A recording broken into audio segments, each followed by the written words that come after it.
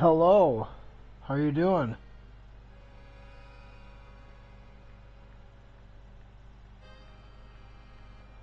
I when I was watching the tape of my I'm good. I got so as I was watching the tape from my Halo run with Zozamish the other day, I noticed that you showed up, but uh I'm in a private chat on those runs because we really have to focus on what we're doing. It's a really hard thing that we do there, so I don't engage with chat on those particular runs. Um, we hit our goal though. We finally got a deathless run. We've been working on that for a while. It's really tough. Uh, but after that run, I spilt water on my Nintendo Switch Pro controller. So it's been sitting in a sealed container with silica packets, and for like the last, I don't know. Yeah, exactly. I didn't want to turn it on. Like, I know it's got power on it. It wasn't really bad, but it was bad enough where I was like, well, there's water inside. Let's uh let's not be hasty here. So now I forget where I was here. I think I have.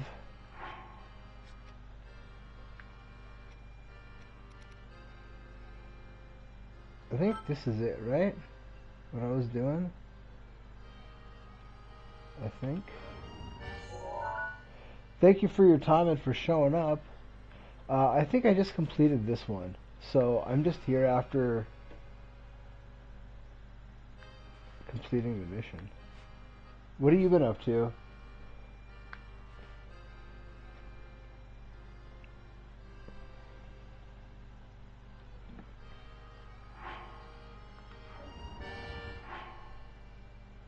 Sure. Gotcha. Oh yeah, I suppose there's the mission thing I haven't been to. Oh, okay, cool, right on. I bet it's beautiful up there this time of year. I don't know if it's all pine trees or what, but if you got deciduous trees, I'm sure they're all changing or getting ready to change. That would be really nice. I don't know where this is. Well, it was cold, but it was fun, sure, sure. Alright, so this is gonna have to be like up in the hills here, I think, right? Let's try... Well, Zora's domain is here.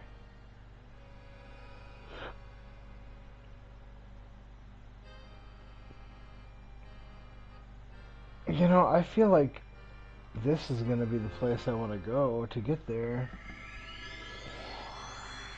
Um, that one where you have to like jump on the lava and stay alive. That was the last one I found. Uh, I just was floating around the volcano and then I spotted that blue ring thing, and then from there it wasn't too difficult to figure out.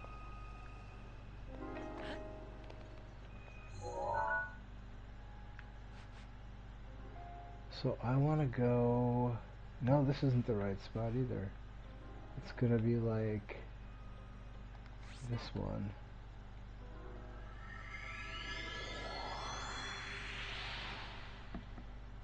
I wasn't too far from it originally, but it's a tough angle. You have to be up higher to see down that pit. And without the map being unlocked, it's a lot more difficult.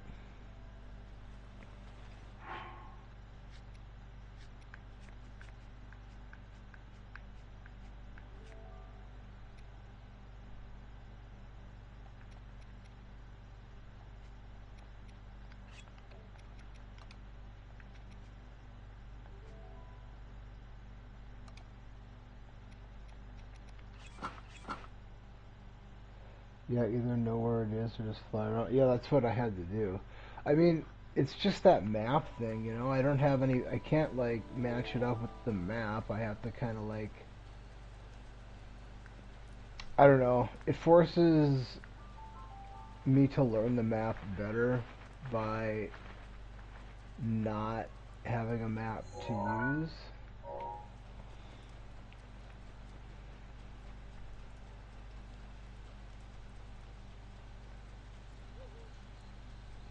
It's kind of like if you use Google Maps to navigate an area and you never learn where you're going, you just follow the app, you never learn, you know?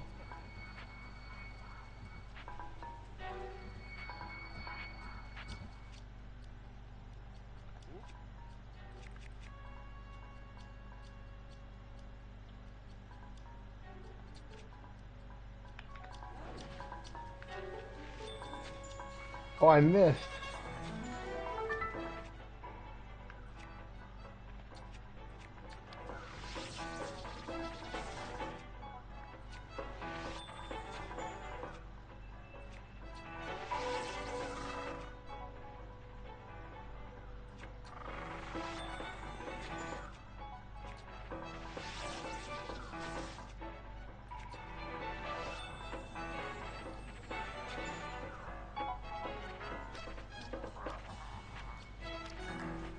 Oh no, that guy will one-shot me. I didn't even know he was there.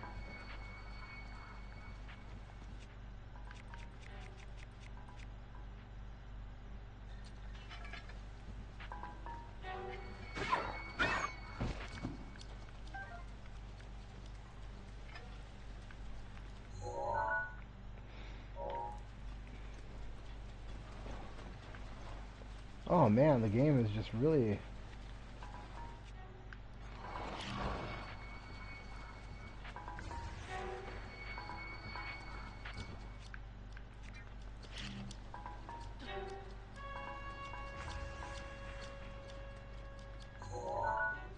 trying to wreck me. So why I have that star on the map is right over here.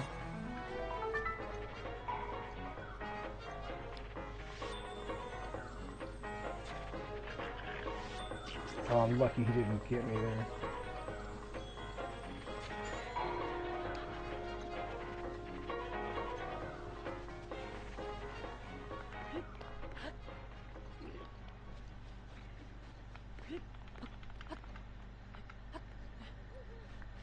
Normally I would be on a horse here, and so that's pretty much it. But the horse would take me to as far as right here, basically. And from here,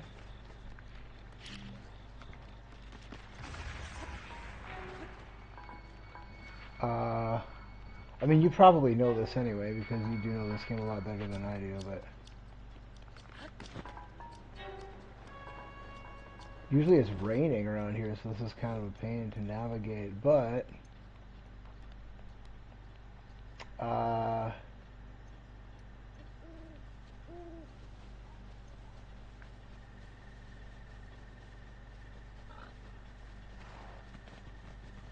this is the back way into Zora's domain.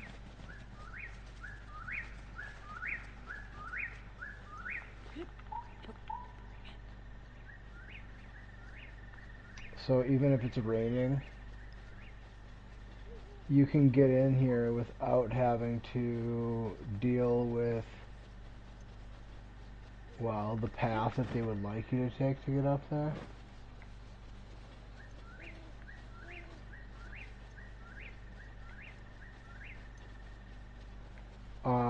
One advantage to, I mean, at least entering the domain down at the bottom is that you'll get a +2 shock resistance potion, which is good early game stuff. Like, if you haven't explored the map very much, you may not be able to make something that good yet.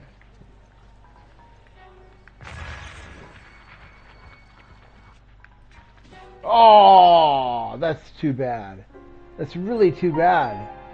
That bomb did not take that archer out. That this is the back way into Zoro's domain. Here, I'll show you. I just kind of fell ass. I mean, I was trying to find a way into Zoro's domain. I was trying to do that, but the way it turned out, it's kind of cool. And it is usually raining here, so this is the way it normally would play out.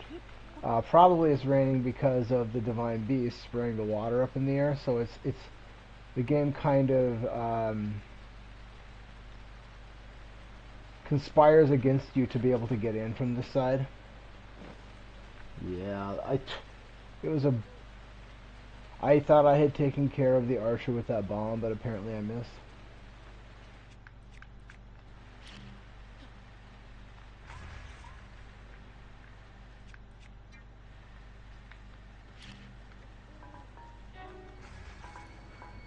Dude, wow. Missing with my bombs tonight.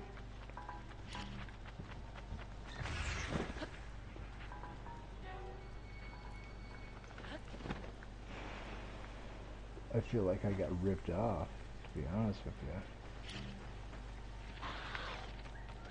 you. He must have run up away from the bomb and then just avoided me.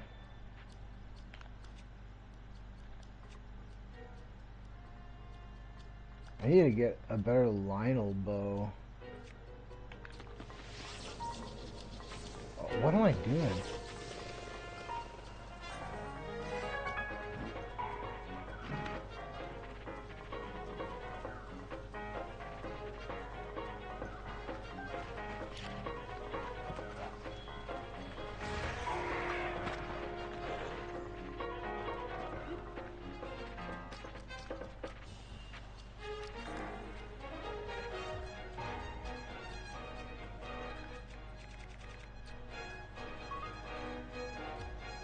So right up here is a guy that spawns with a lightning spear,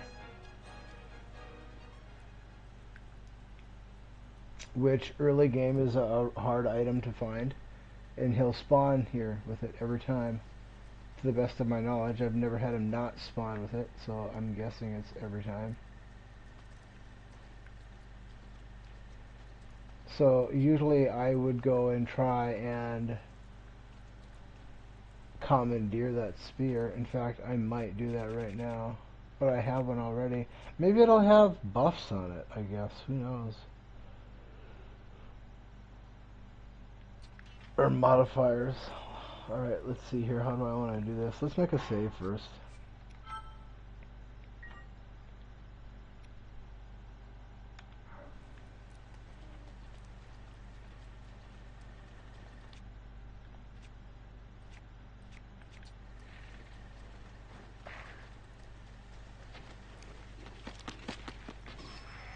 Oh, he ran in front of my shot. Wow, dude, did you see that?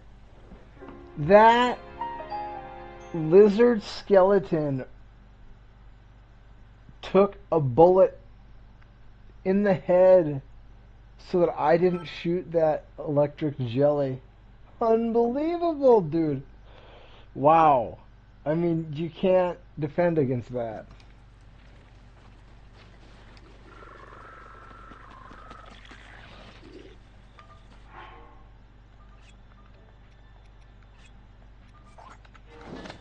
Oh, he picked it up.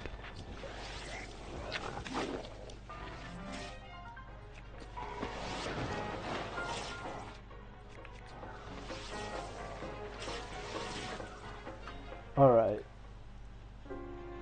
This is like, I feel like I'm getting ripped off here. I just want to see what that spear has on it.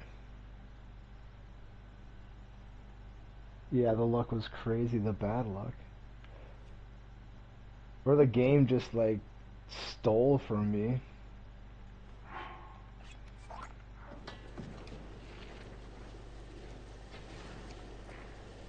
Oh, it didn't even blow up. Oh, Okay, alright, let's take care of the lizard. Well, no, let's just do it the way I would normally do it, which is to shock that guy with the electric jelly and then steal his weapon. And then run away.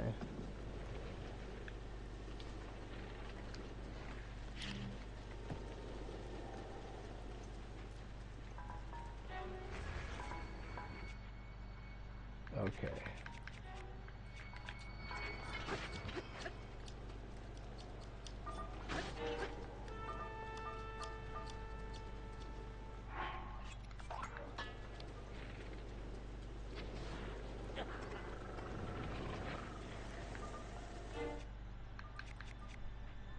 Now I'm getting bad luck.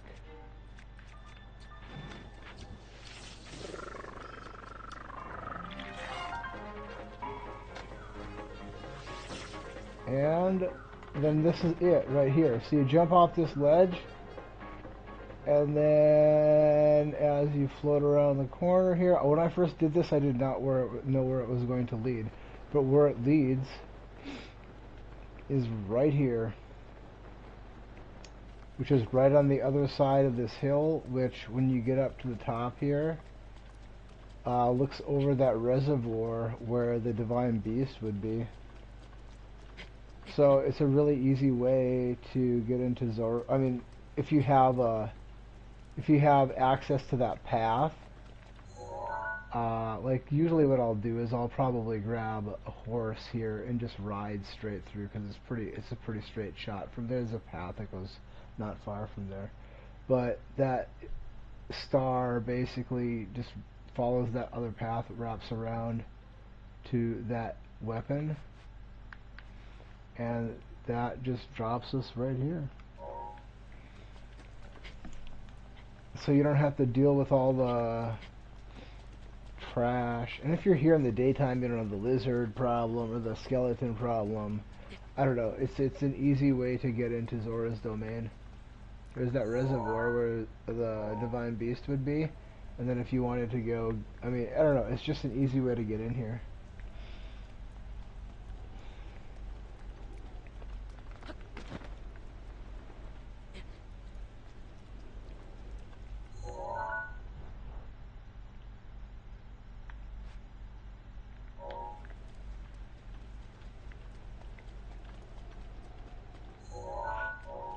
I thought it was. I mean, I didn't know where it was gonna lead when I jumped off the edge. I was just like exploring and was like, well, there's got to be another way in here, you know? Alright, so to my right. So right over here. There it is.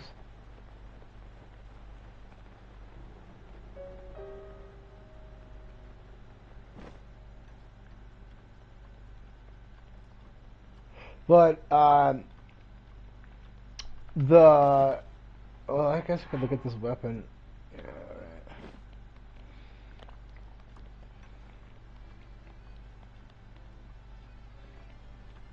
Early game, I like to have a, well, the spear is nice because it has the reach, but, like, I think it's nice to have a, until you get, like, some arrows built up anyway. What is that now? 3,666.67 experience for modifiers on the Thunder Spear. I don't understand what that means.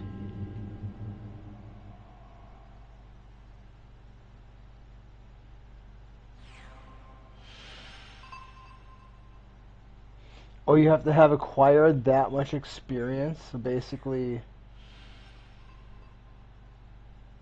once I've acquired that much hidden experience, then modifiers will start to be on the Thunder Spears that I acquire. Gotcha. Is there any way to unlock the... Because I was watching a video the other day about a guy that had, he had made a video about some advanced combat techniques, and, the hit point totals were shown. above the head. That must be like a hack, I'm guessing. Or is there a way to like actually show that?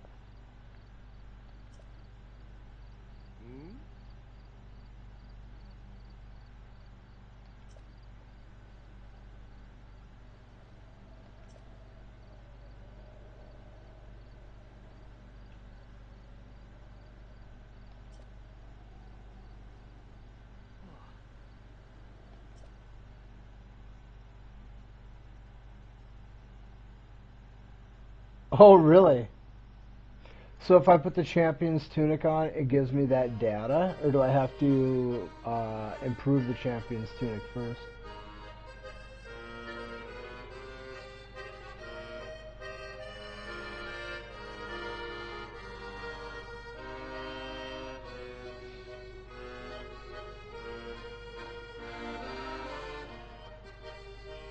Interesting. Do the other pieces have any kind of bonuses to them, or just the tunic?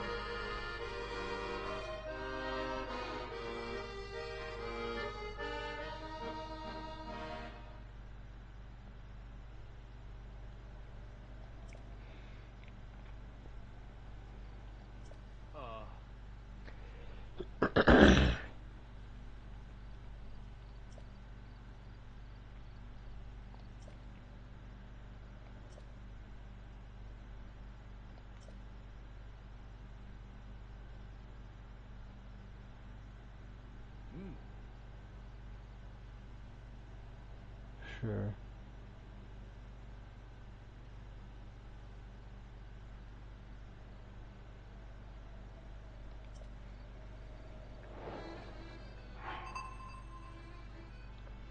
Find what the light's path shows. Conquer the ancient foes. Chase rings of the waterfall. Okay. There's only 3 of them? What the hell? Didn't the other ones have 4?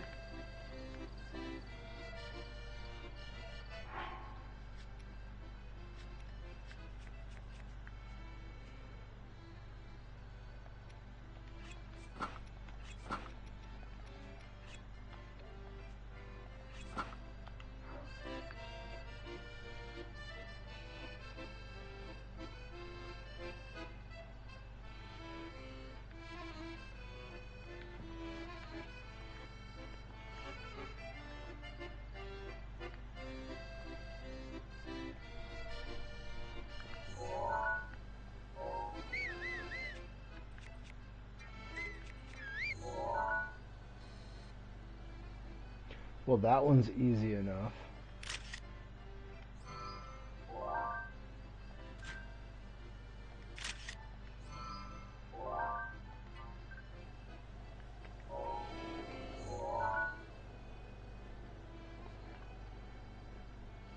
And this one is...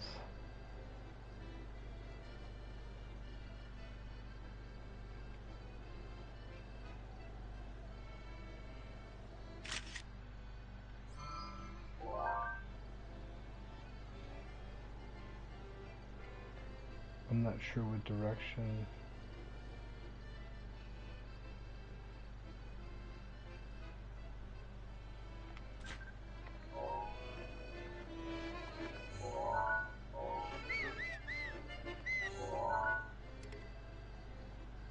It probably...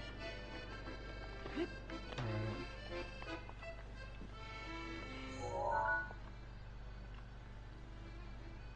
And that one is... Well, there's that dam.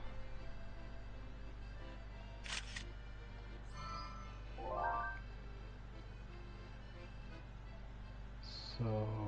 That one, I think I know where that is.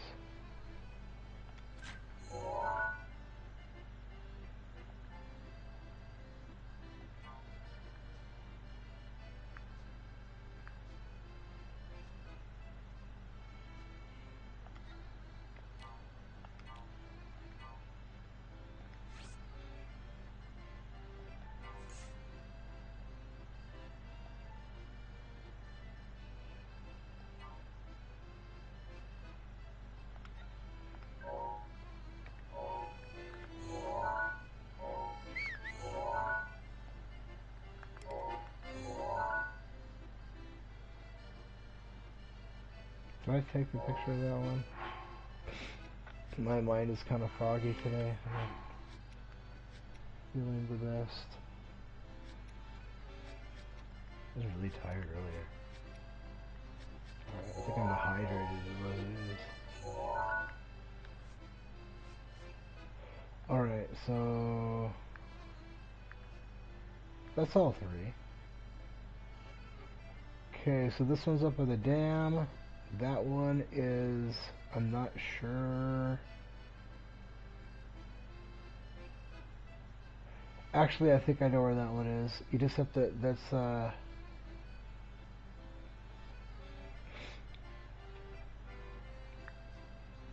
then that one, yeah, these should all be pretty simple. Okay, so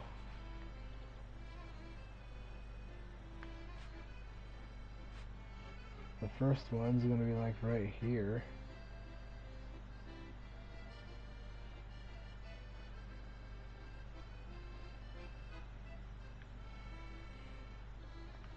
So let's go get that one.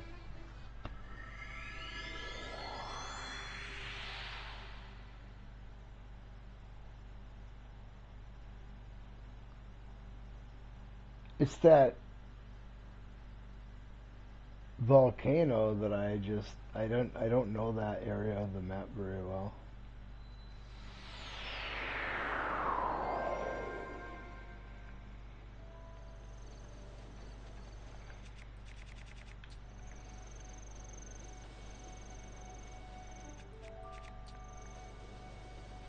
Am I faster?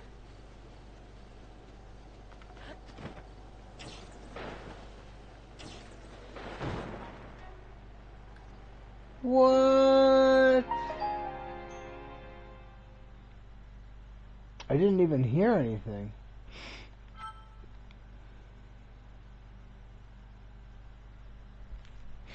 I feel like I'm moving faster. Do the champion's trousers make you faster?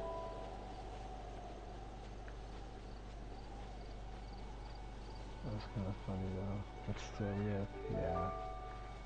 Like, what the hell was that?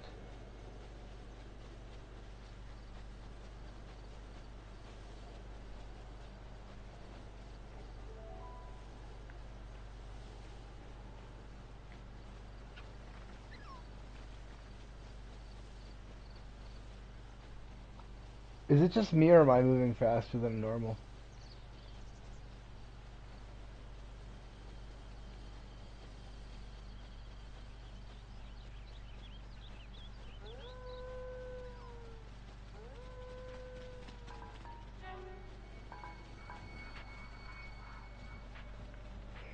Alright, you guys.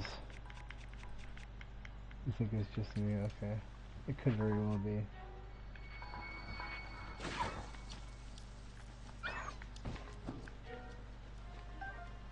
Yeah, that's right, wolves. Take out one and the rest of you scatter.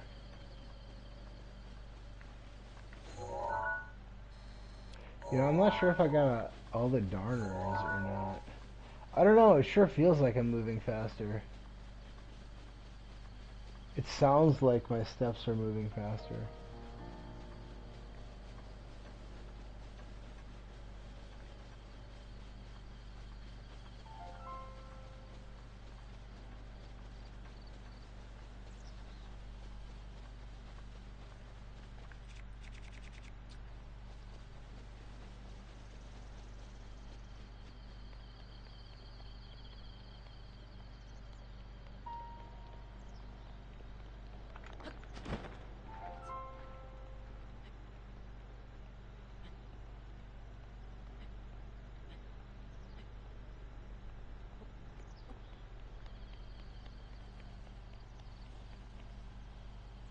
Did I already get the Highland Shield? I'm not sure. I don't have... Is that a piece of... Is that like a shield you can use like gear? Or is it like something different?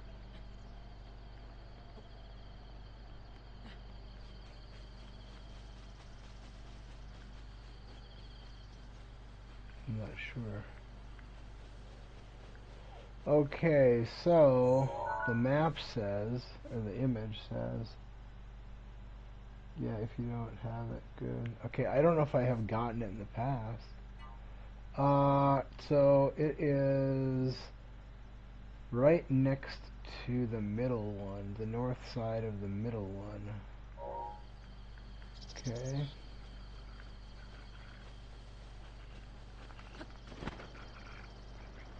Which would be, well, probably where that fire is.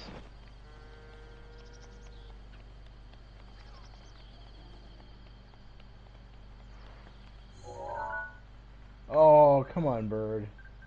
Don't fly away. I might have you, I might not.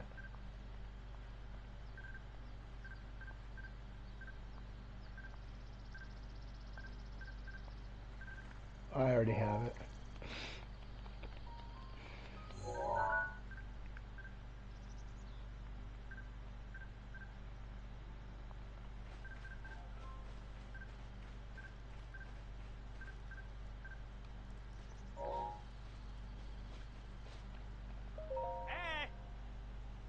It's just a really good shield.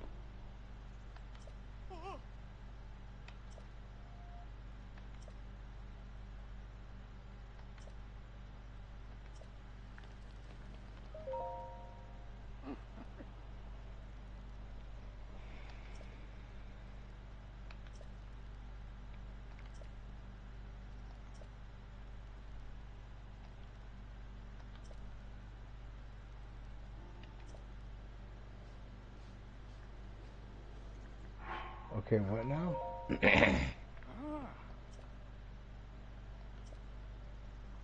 While the morning sun is newly born, follow the path of a light to the trial. Okay. Probably morning is no good. I think I'll probably have to wait. Morning would be too easy. I would be disappointed if I could just wait until morning. I think I'll have to wait until like 3 o'clock in the morning, 4 o'clock in the morning. And it'll show me the path, I'm guessing.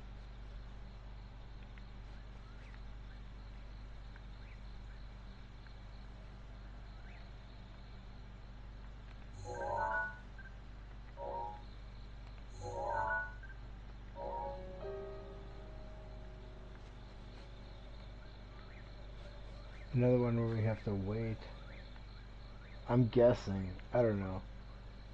I would be surprised if I could just sit there and wait till morning. I mean, I guess I could try it, right? Worst that could happen is 9,400. Where do you find the experience that you have acquired? Is there any way to know that? What's the best way to get experience? Just kill high-level monsters? Yeah, there's no way. 5 a.m. is too early. Oh no! Have a spreadsheet. Oh, you have a spreadsheet.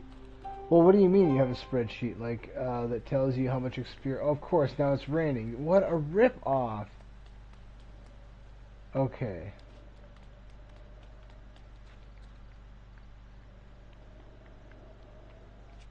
Do I have a fire weapon? I do.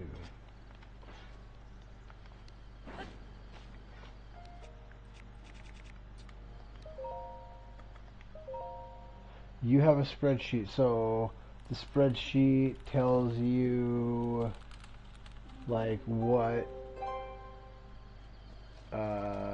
experience each monster gives you. I killed quite a few white Lionels. I would think those guys give you some experience at least. Or the ones that have the good Savage Blade. One thing I do need to do is I need to practice fighting the Lionels that have that heavy weapon. Of all the experience that's required for getting modifiers on weapons. Oh, sure, okay.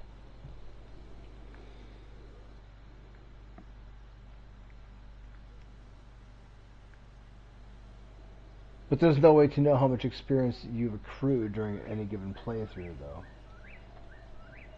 Unless you're, like, keeping track.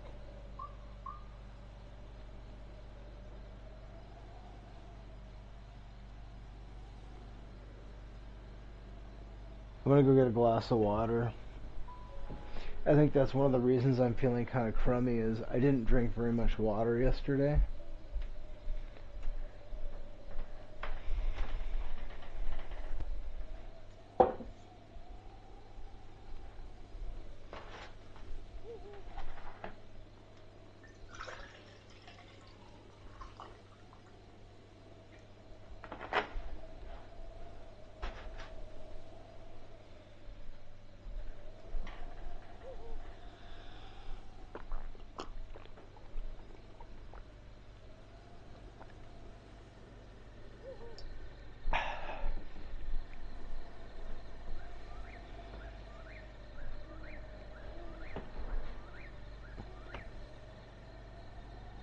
No, you can just go to the weapons and see if they have a modifier. Only the first 10 of any given enemy will give you eco, though, that kill you.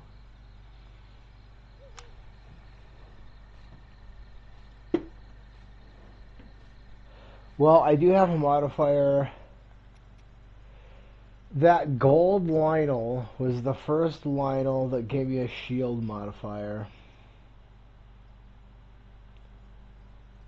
Only the first 10 of any given enemy will give you experience, though, that you kill.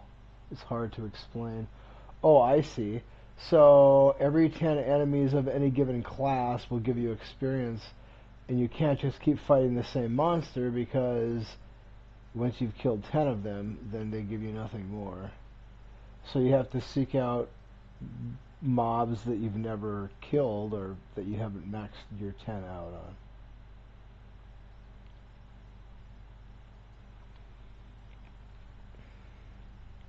So there's a maximum amount of experience that you can gain. If you kill 10 of any given monster, then you max out the amount of experience that can be acquired from that monster class, I suppose. And then once you kill so many monsters of any class, sure, right. But if you advance without killing certain classes, do you then miss out on the experience that could have been gained? So you can like screw yourself out of potential experience because the game levels with you, but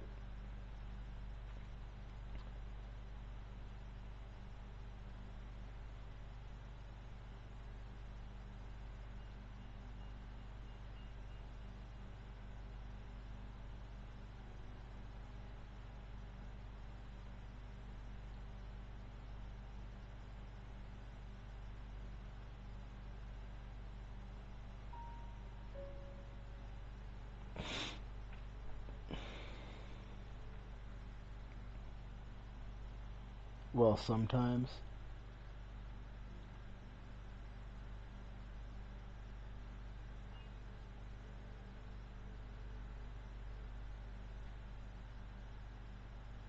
There are a number of things that I haven't. I should get out of that menu. I need to wait for the time to pass. It's not going to pass if I'm in the menu.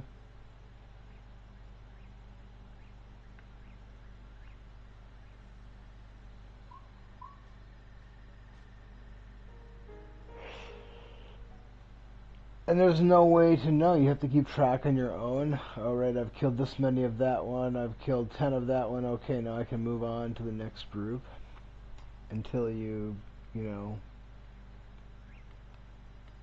And I suppose there's a hierarchy too, because you want to start off with the lowest level monsters. Once you've got 10 of the lowest level ones, then it doesn't matter if they stop spawning. So long as you've gained the experience you can get from that mob, I suppose.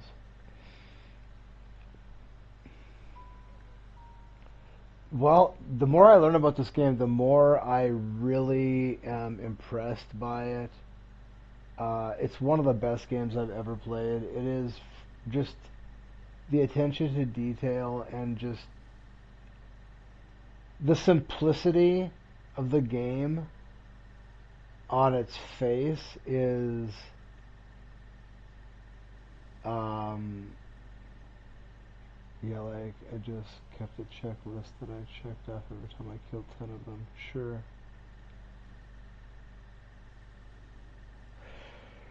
So I suppose to 100% this game, you would have to effectively acquire the maximum amount of potential experience that could theoretically be gained. Is that true?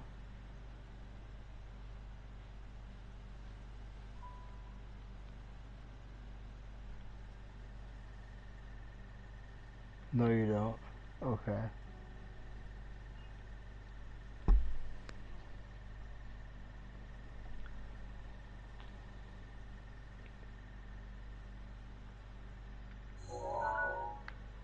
Alright, it shouldn't take much longer here. Maybe another 3 minutes. I should get some sort of a light.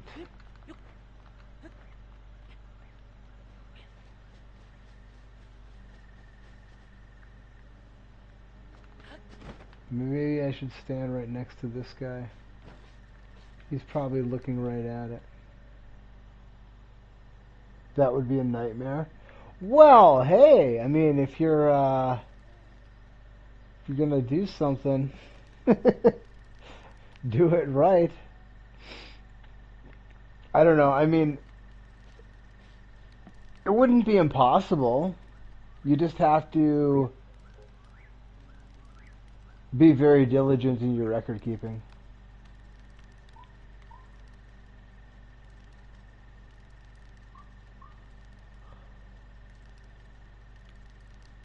I did uh, something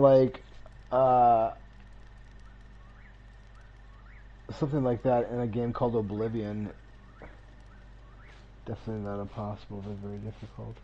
Uh, the game levels with you, just like this. Um, but the information is more available to you. Like, there's a level. You're in level 1, you're in level 5, you're in level 10. But the level that you're in is dictated by it's kind of complicated in Oblivion specifically, but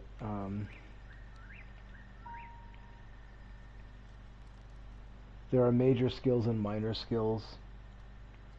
You can level up minor skills all you want, then it won't impact your level, your character's level.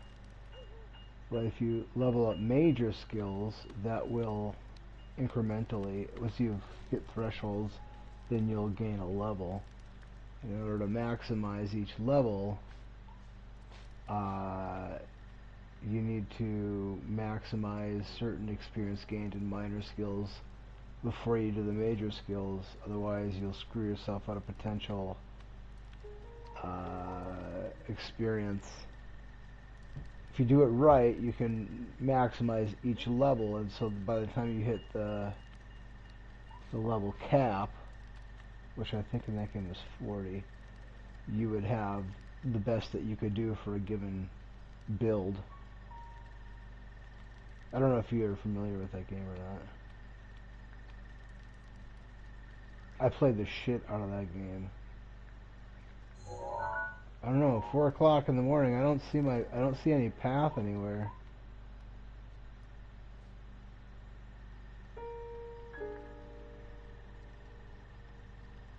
Never played it, but I trust you. That's a really, I mean, I don't know, depending on what kind of games a person likes, that's a good one. You ever play Skyrim? That's like the next installment in that Elder Scrolls franchise. Skyrim was a pretty popular game.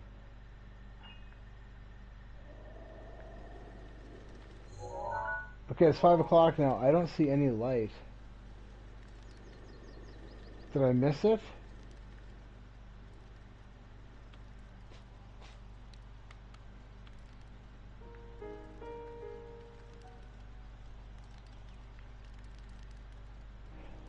You can tell me if I missed it. I won't be mad.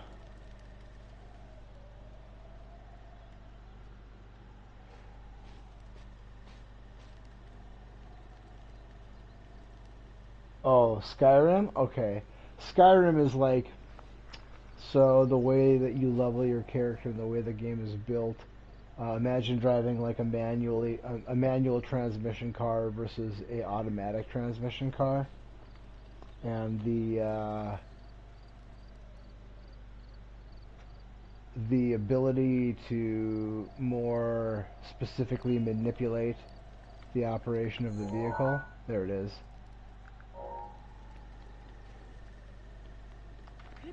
With a manual transmission versus a automatic transmission. Oh, is it gone now?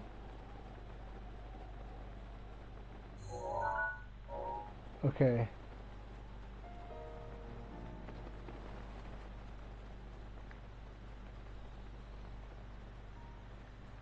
Alright, I will...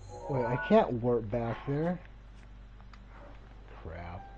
I guess what I can do is this.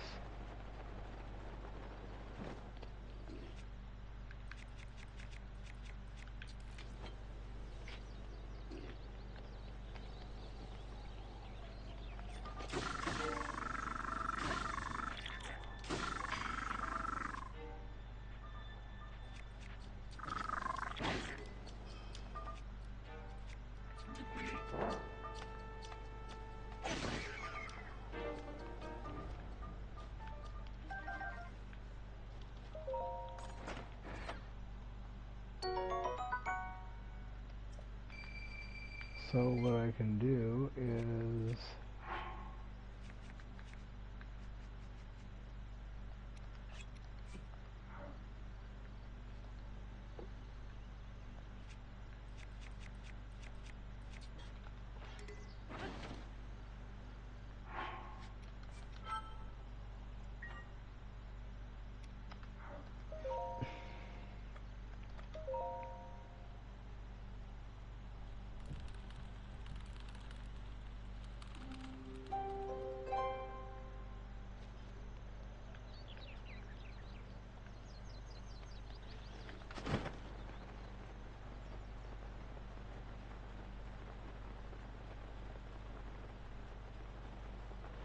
I think ultimately Oblivion's probably a better...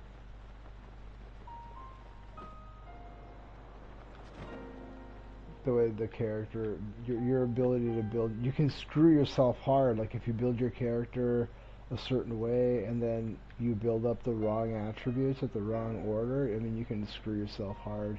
You can be a level 20 character that has like no battle skills.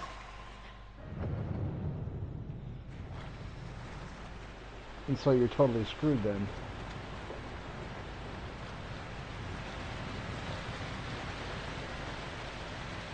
Whereas they kind of took that out in Skyrim. You can't really wreck yourself that way. Which, it's like, well, whatever, man. Oh, man, I don't have any stamina stuff. Well, now that the shrine is open, I can warp out of here. And then just fly back down there.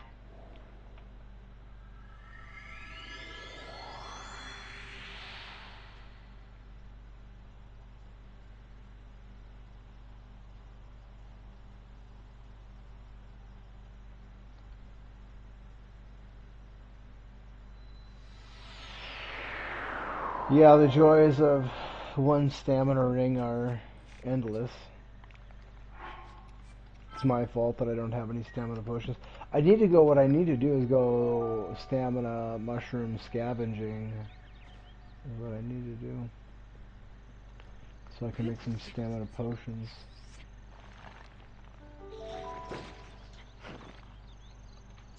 Yeah, it's It's just something I've grown used to, but I usually have stamina potions.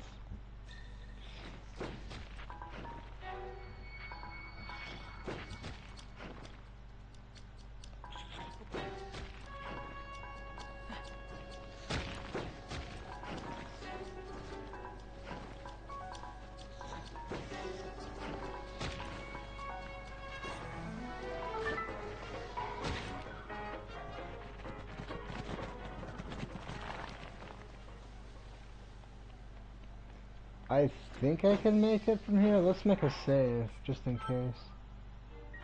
Endurance carrots are better for stamina. Well, they would make my ring...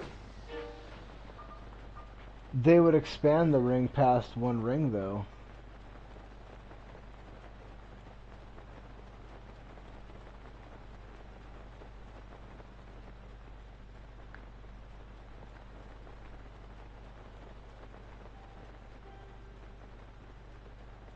What is that?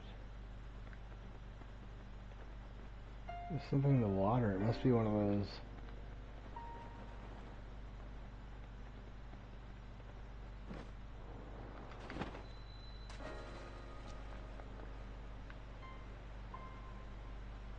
That's a fish. Is that a unique fish?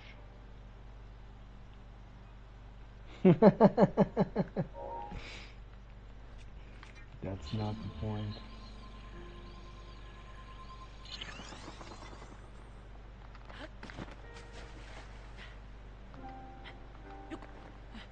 What was that fish? Haha. I'm surprised I don't have a picture of one of those yet.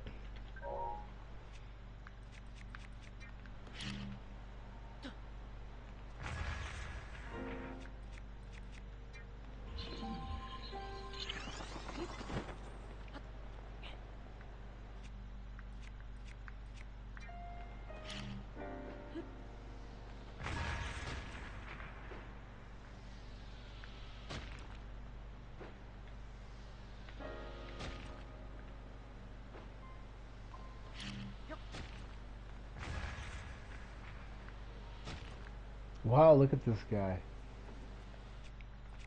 The range on him.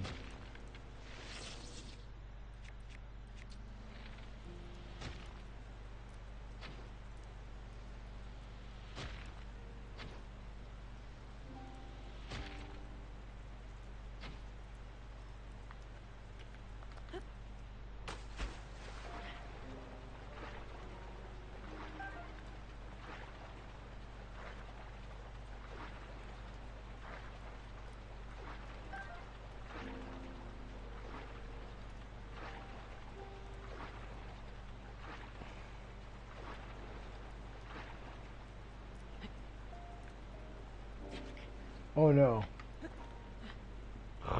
Man. Uh-oh. What a bunch of trash. Oh man. Well, I still got my fish. I just feel like I kind of got ripped off though.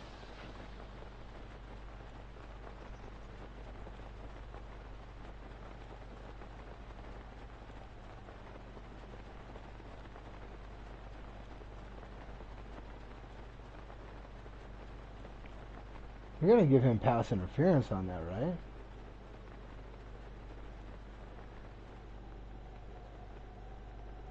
What? They didn't call that pass interference? Holy shit, dude! That's like the... Unbelievable. Unfreaking believable, dude. The Kansas City Chiefs, dude, they get away with murder.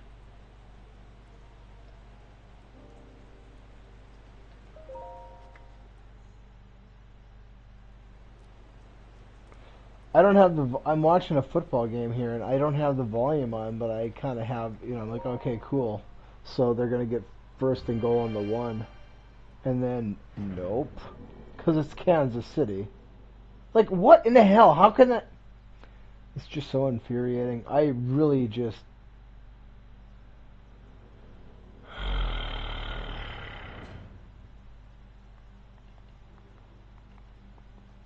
Well, I tell you what, if you were to go put on a Kansas City Chiefs uniform, you might.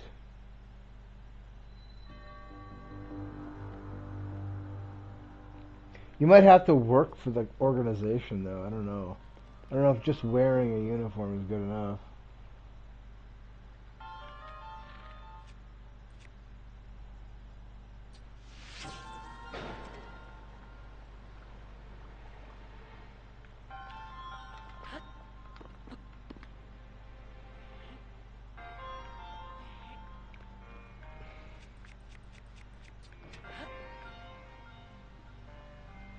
It's a good thing I had this fire weapon.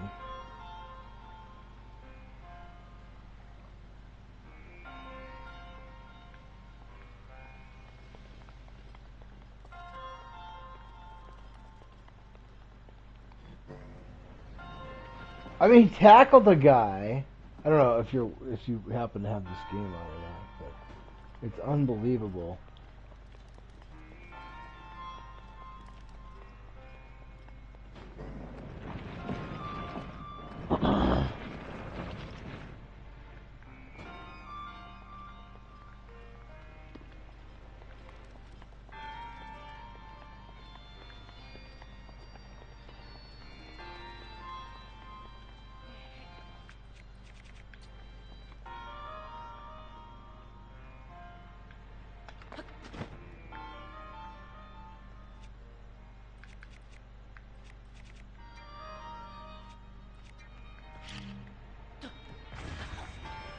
Oh, that didn't work.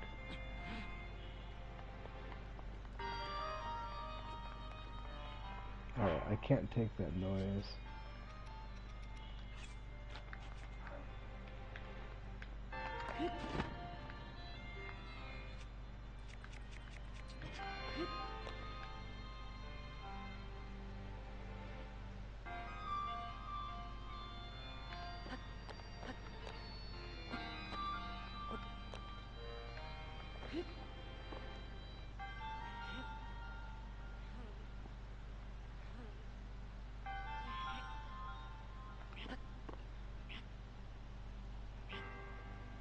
It is 22-17. Although Atlanta should have the ball on the 1-yard line. What happened there? There must have been a turnover or what? What happened? Oh, it's that late in the game too. I didn't realize it was that late in the game. And they still didn't call that penalty?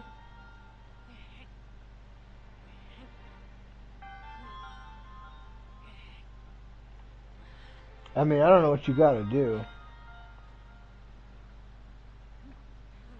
And then they wonder, calls like that, and they wonder why people keep saying that the NFL rigs games for freaking Patrick Mahomes. And it's like every game they get away with this crap. It's terrible. I've never seen a team. People will say that Tom Brady got away with stuff and the New England Patriots got away with stuff. I don't know. I think they were just... The only play I can think of that was really a big deal was a playoff game where the Patriots, and this was early in Tom Brady's career, he'd never won a Super Bowl yet, so it's not like they were the darling of the NFL, but they were playing the Raiders, and there was a call on a play called the Tuck rule that they actually changed the rule afterwards because what happened in that game. And I don't even dispute. So, like, they called the play correctly based on the rule at the time. It's just that it was a bad rule. Come on.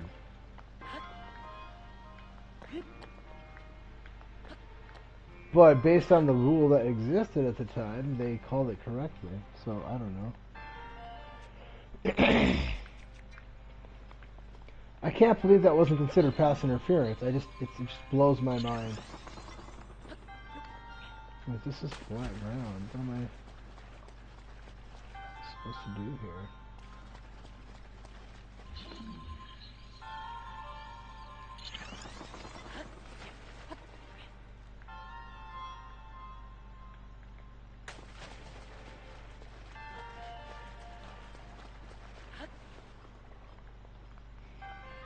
I wonder if it's possible to push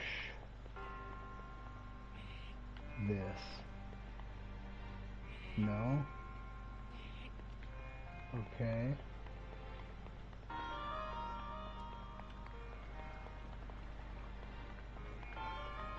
Well, they give you fire here for a reason.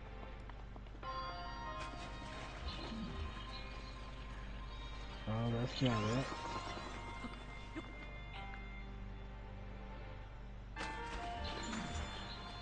Yeah, I don't watch much American football, sure. Well, you know, I don't watch much Canadian football, so I can totally appreciate that.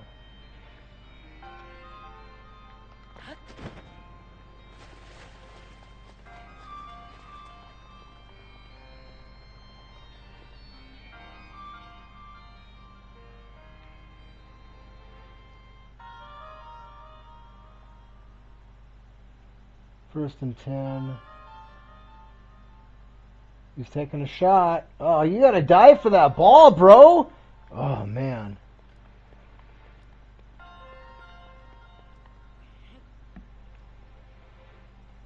What, Canadian football?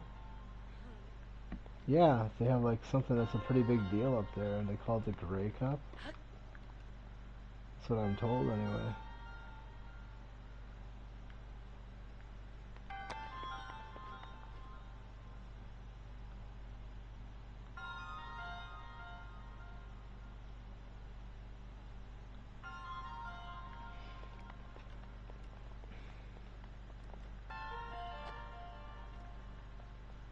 I'm confused about what I'm supposed to do here. I can't really move these things. They're not magnetic.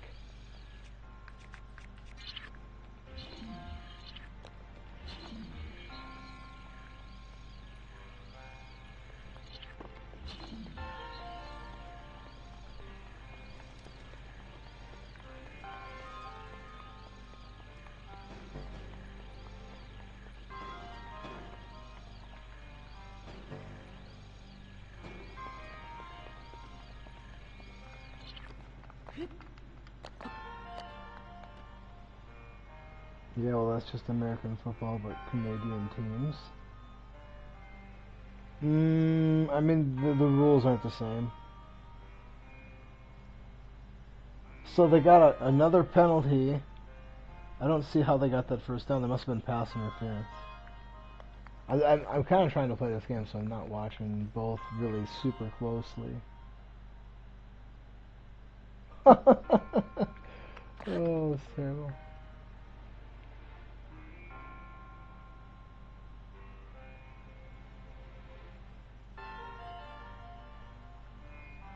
I mean, the rules are similar, yes. But I believe the field is different dimensions. There's quite a few different rules. I mean, even the college game versus the NFL game, the rules are different in the United States, but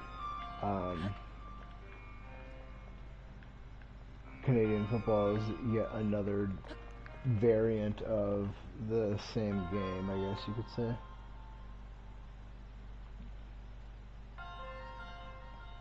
There you go.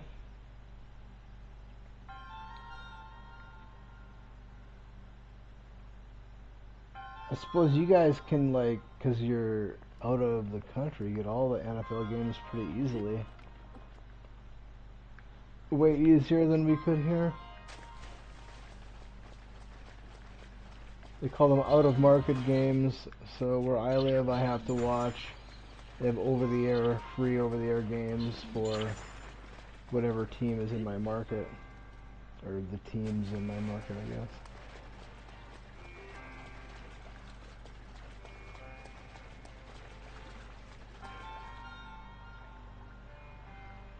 Well, they're running the ball because they want to take the time off. They don't want to give Kansas City the ball back. They're going to have to score a touchdown here to win, though. A touchdown wins the game. If they do score a touchdown, they'll go for 2. They have nothing to lose. Well, yeah, they have nothing to lose. They're going for 2. So they will go for 2 if they get it. Well, what in the heck? There's got to be something up above then, right? No?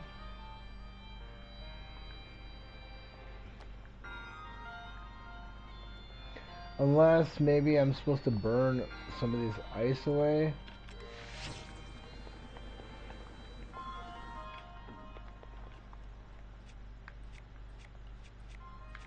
Maybe there's something hidden inside there.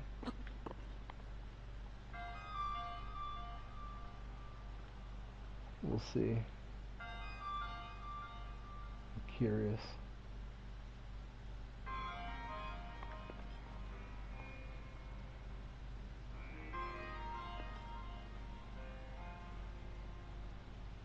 We got 4th and inches here. This is the game.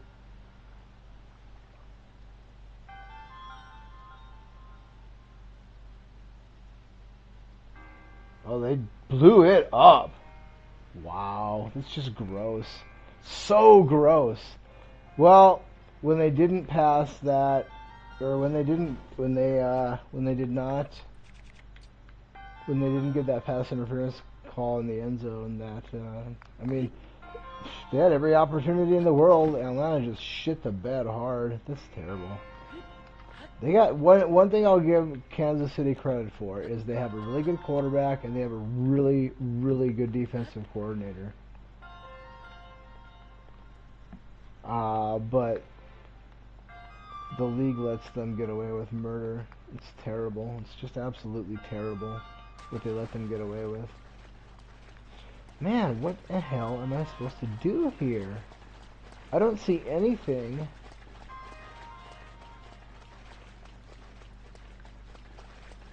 At all. Let's see here. This is a water mission, so it's got to be something with water, right? I would think.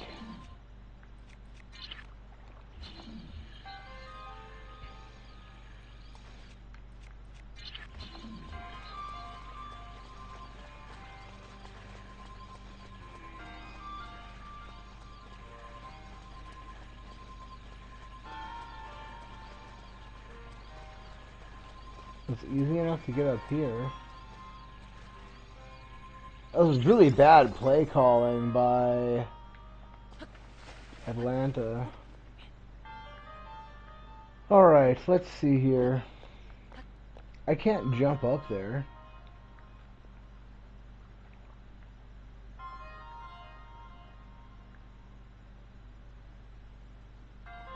There's a fence which would lead me to believe I'm not supposed to be up there.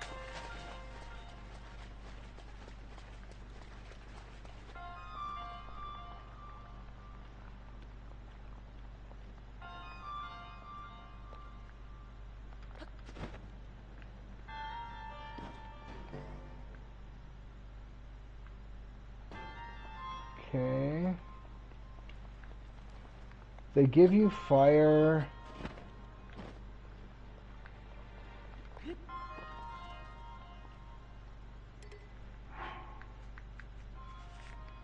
And a torch, which to me indicates that they're expecting you to melt stuff.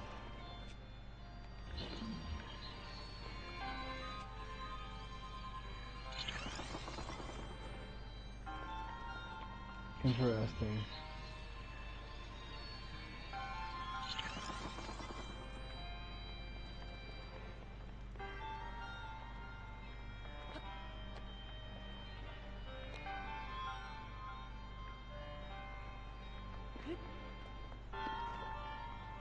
I haven't did this shrine in so long. Man, what a bunch of garbage.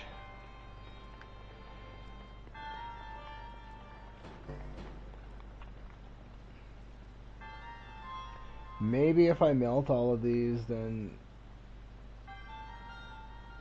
one of them will contain an item.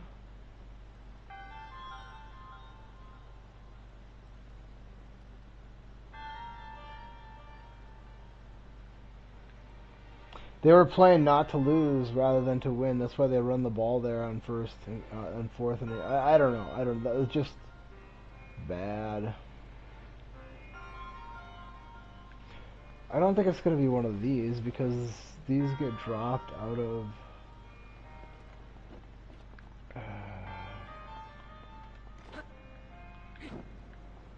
I can't imagine that this is any better than my sword that I dropped over there.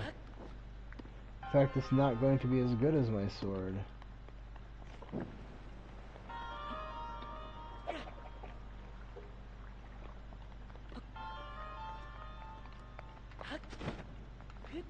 Because I can sheathe and unsheathe my sword.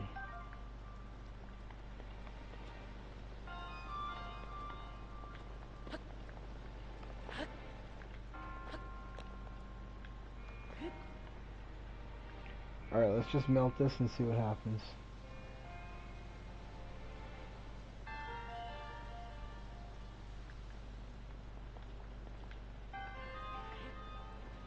Okay, so once it gets down to a certain size, you can push it.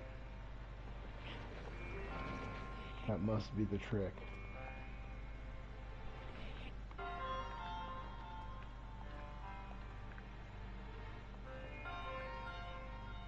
I don't know how they didn't call pass interference on that.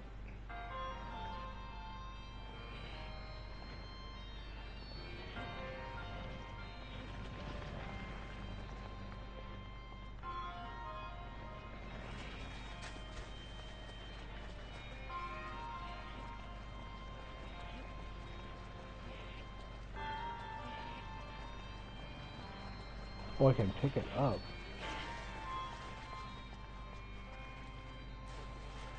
Okay.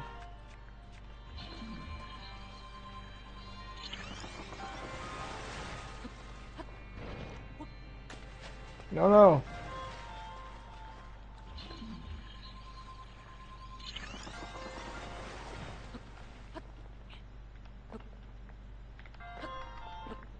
There we go.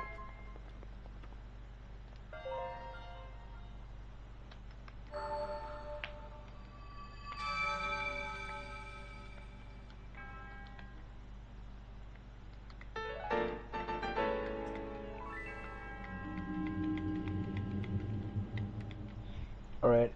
I gotta use the restroom real quick. I'll be right back.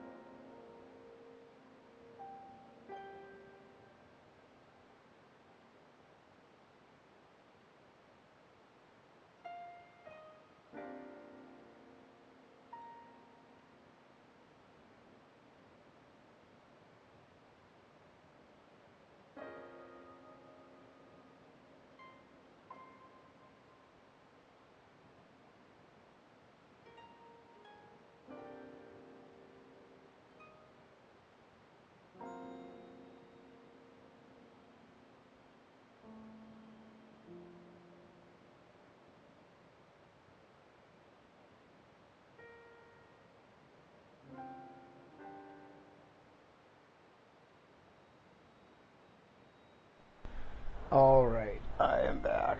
1/3 complete, correct. What is this? This looks like something.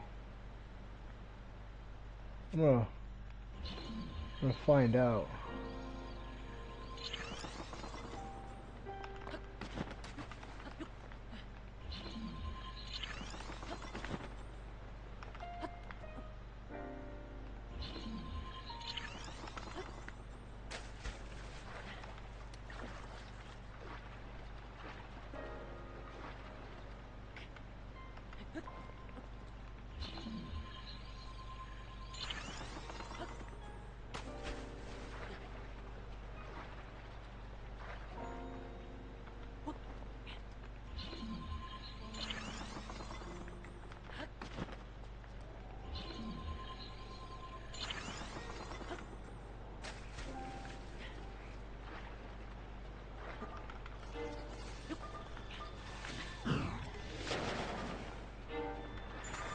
Uh-oh, I'm screwed. Alright, enough of this. I can come back here later. Alright, the other ones were...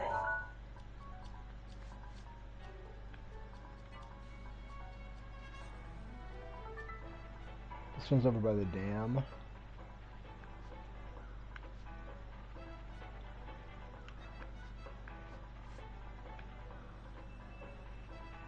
So...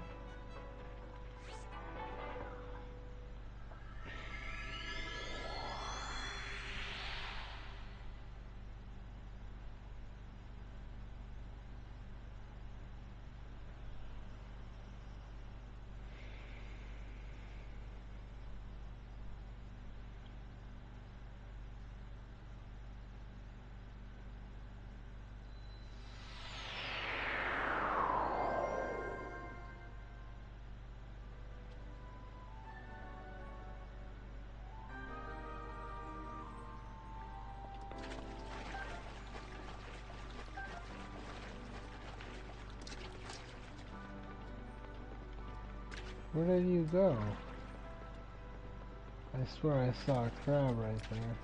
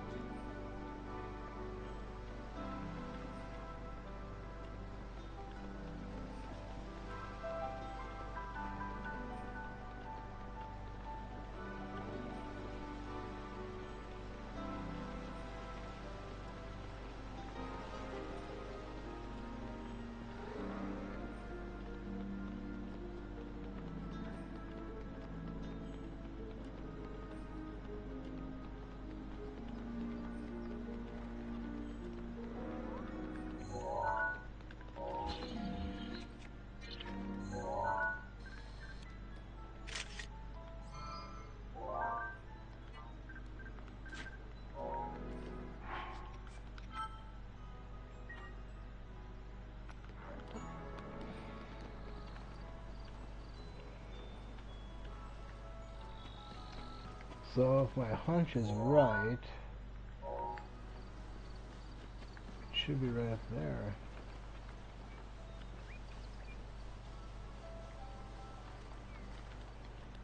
I think. I'm not 100% sure,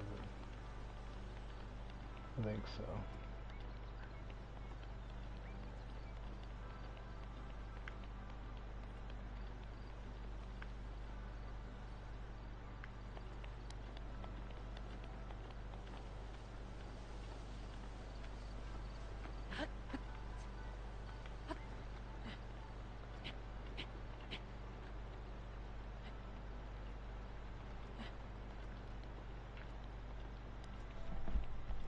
So you say American football as in someone who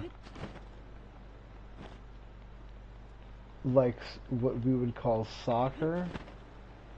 That's typically how it works.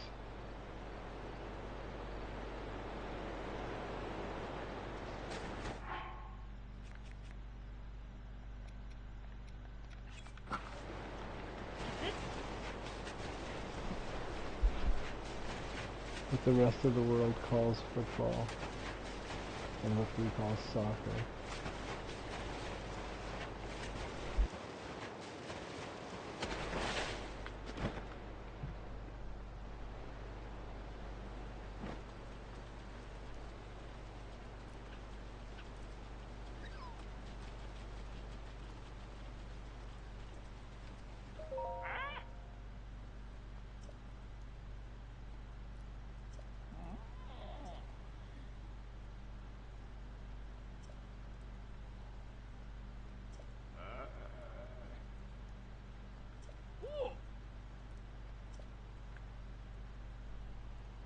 It's very popular worldwide.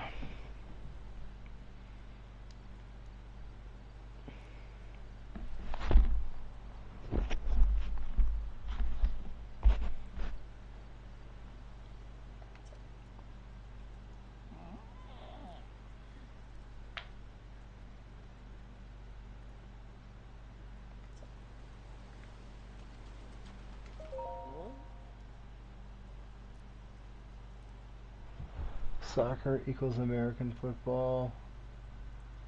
American football not equal to football. Yeah, they're not the same, that's for sure. They're very different.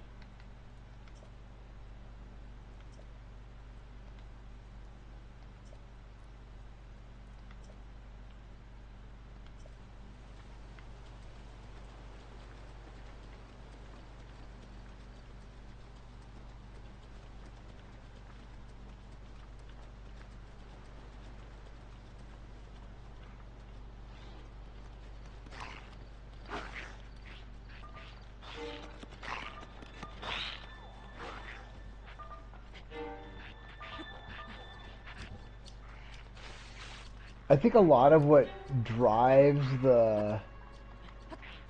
um, the fan bases in, let's just call it soccer so it's not confusing. Um, Nationalistic pride, because like in the United States and American football, right? Uh, they're part of the fan base thing is geographic, right? Where you have cities or states or regions that kind of largely follow a given team, whereas in the rest of the world, it's oftentimes nations playing against nations. And so I think it's just a different kind of connection that the fans have. You're not just rooting for your team, you're rooting for your country to beat the other country's team.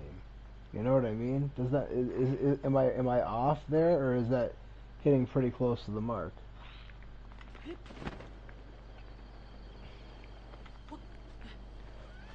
Whereas in the United States and NFL football, um, while we may have regional fan bases, it's still all Americans, right? For the most part.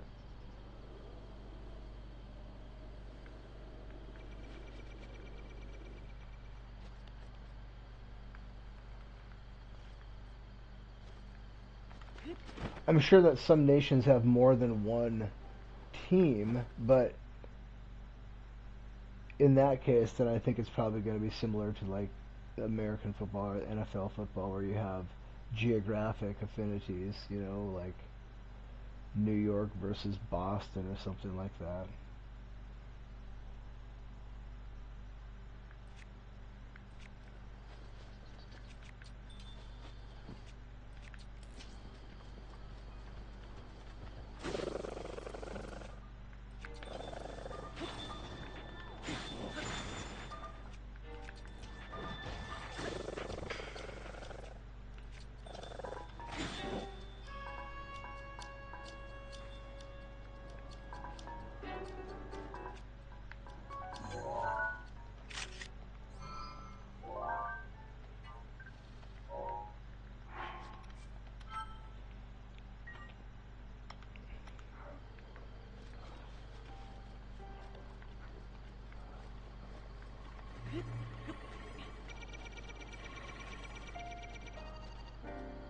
Why is it not playing the music of the... Alright, am I not in the right spot here? Let's take a look at that picture thing again. So, there are all those mounds and stuff. Where's the circle? There it is, okay. So, the circle is kind of in the middle. Let's see, where am I?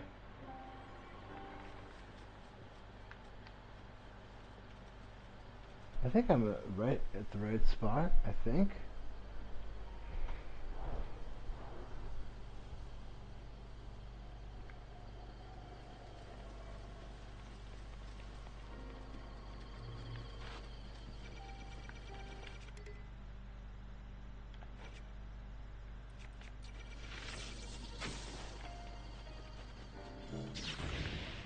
Oh, I totally screwed the pooch there. No, give me a minute. I think I'm in. I think I am on the right uh, path here.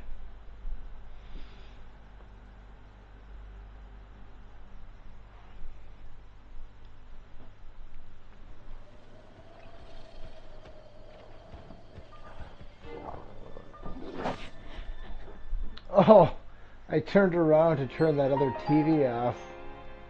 I didn't realize my spawn was going to be right there.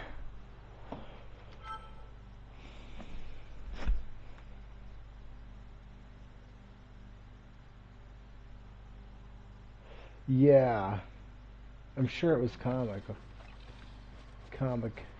gold.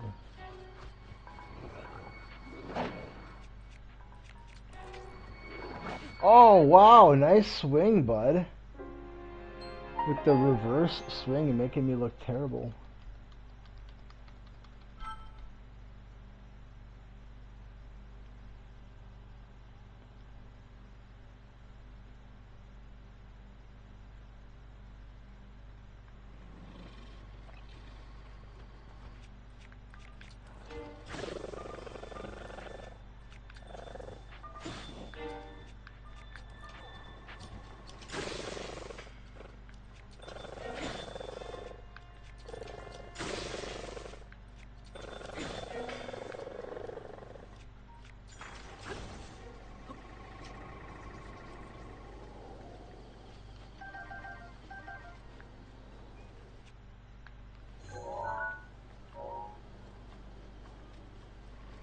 So I think it's in that little valley there.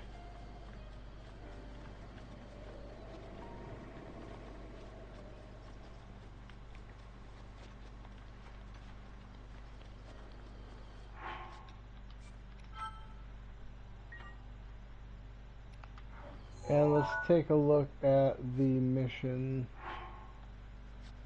It says, find the light that, find what the light's path shows. Okay, we got that one. Conquer the ancient foes. Chase rings of the waterfall. So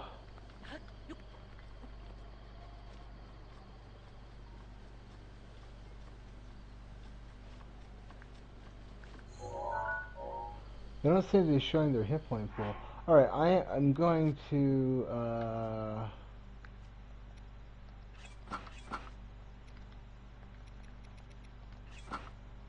do this.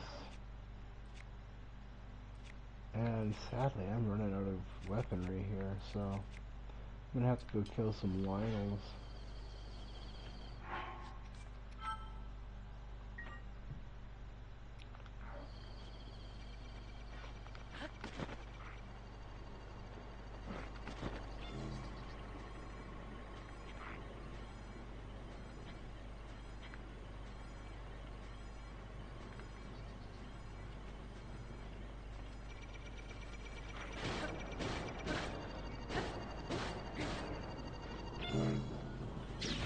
Oh, really?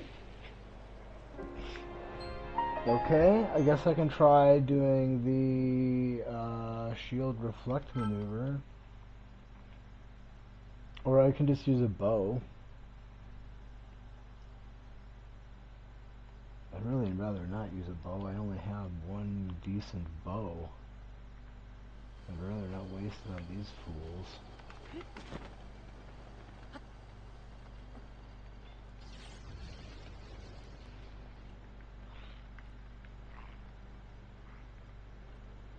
Okay.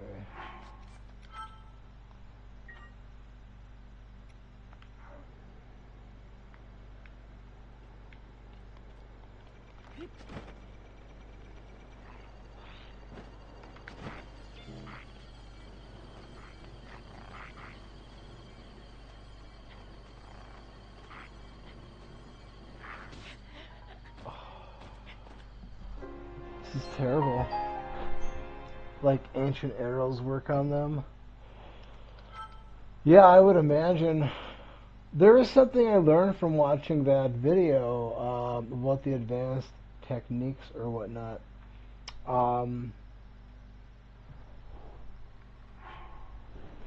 ancient bow will shoot through a shield. Did not know that. So with that in mind, at some point I should go visit Robbie and go make some ancient gear, like an ancient bow or something. I don't think I've ever had an ancient bow. I never really did much with that side quest with him before. I mean, I made a couple items, but I didn't do a whole lot.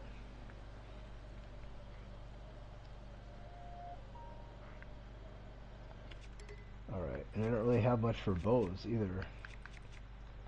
I'm really in a bad way with the bow situation. It is a good bow.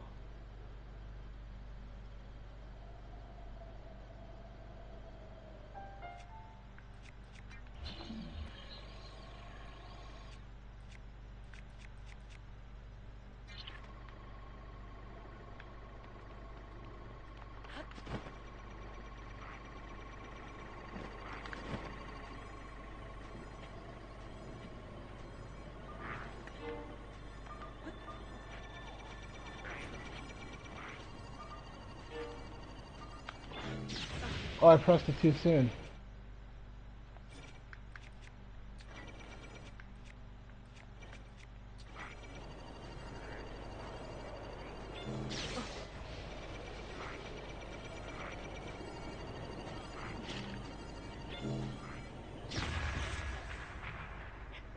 I wonder if I hadn't had the bomb there. There's got to be a better way to do this than what I'm trying to do here.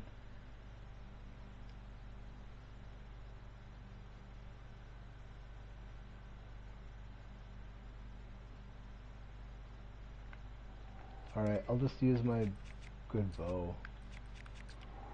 I hate to do it.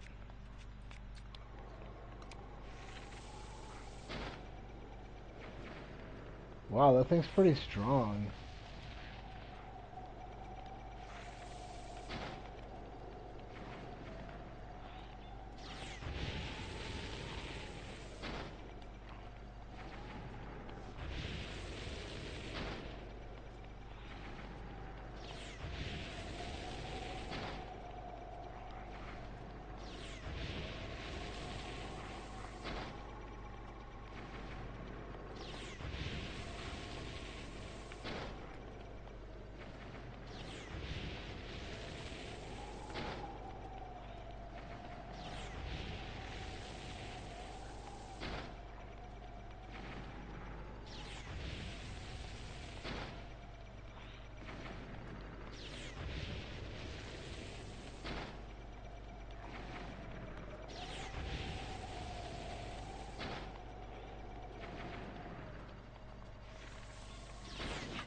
Oh, that's so terrible.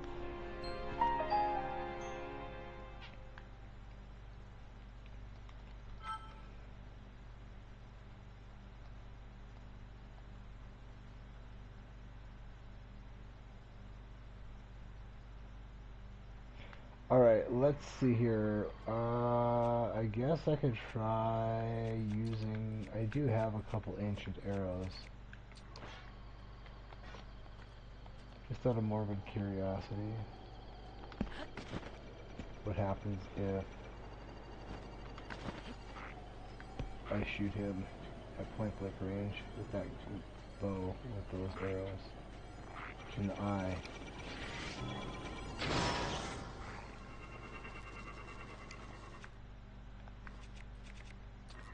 Pretty good.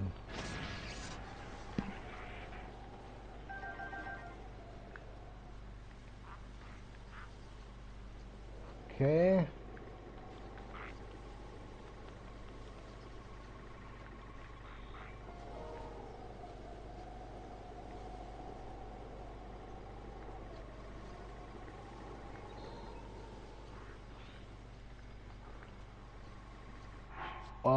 Did I not take a picture? Yeah, I did take a picture of him.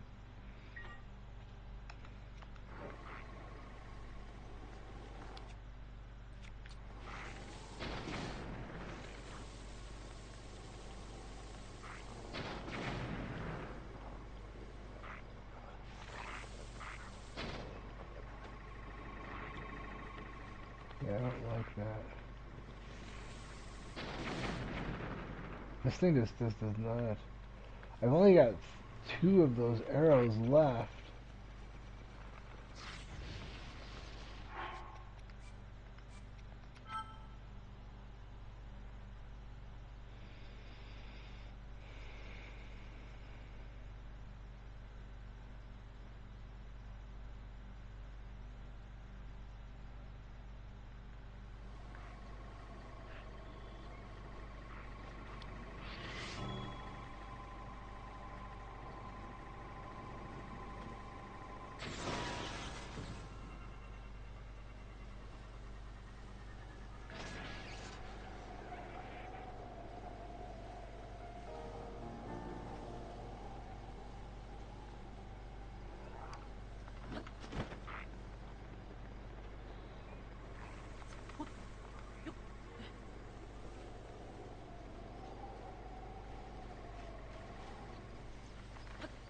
We've got 1 ancient arrow left.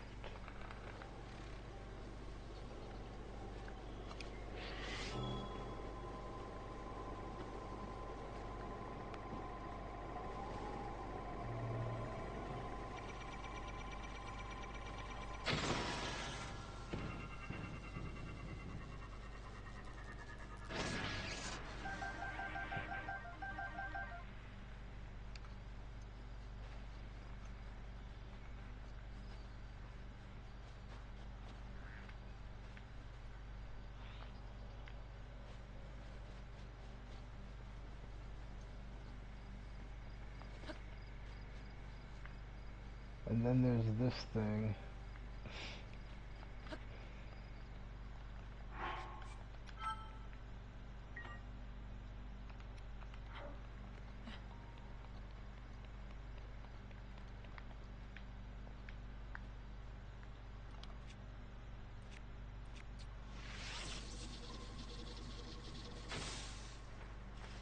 Garbage.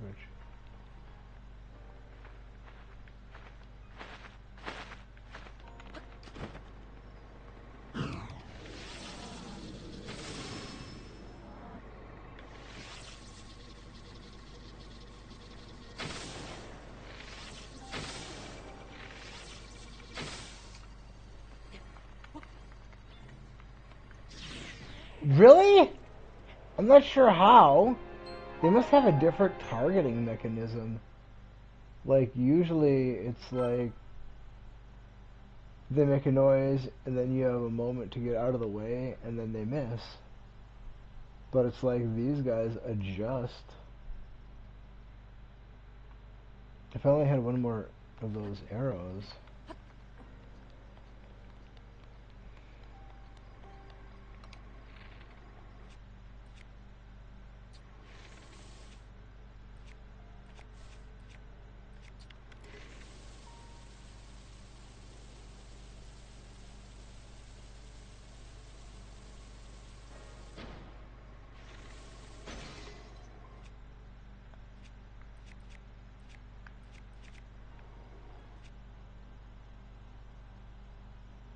Well, I was close, yes.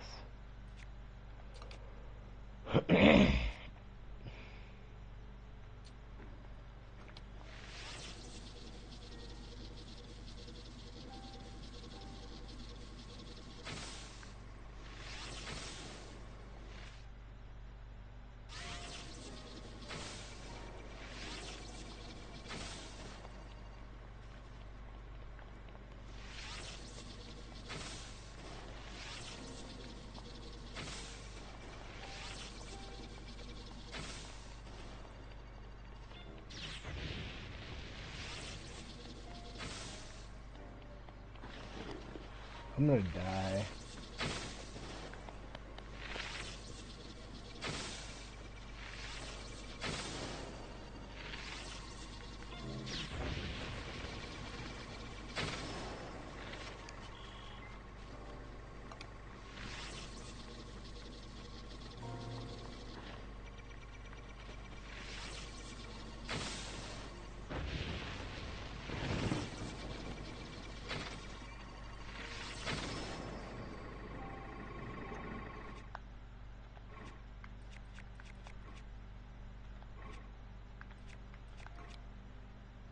hate to lose this bow.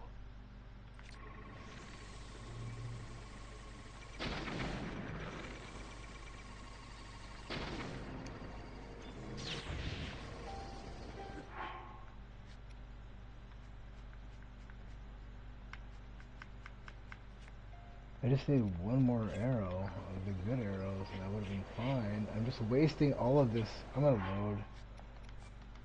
I don't want to waste all of this good bow.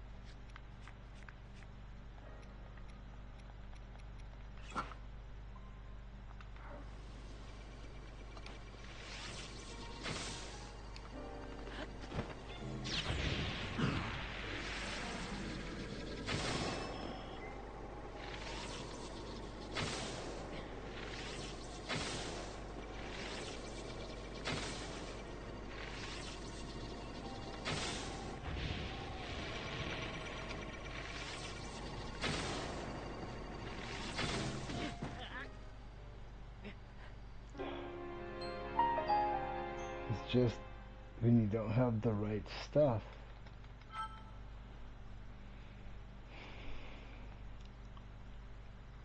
I don't know where I even got those 3 ancient arrows, but it would have been nice if I had 4.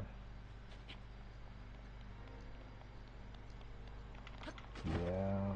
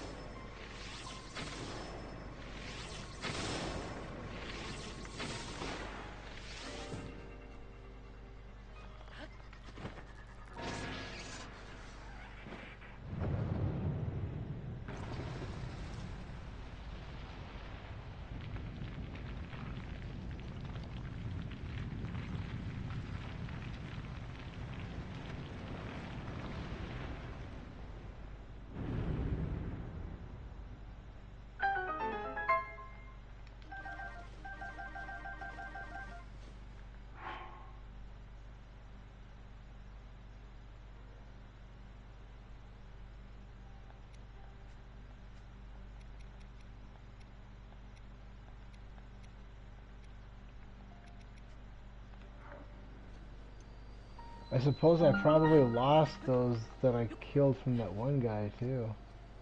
So I didn't go pick them up, and after I died, they're probably gone. Guaranteed they're gone.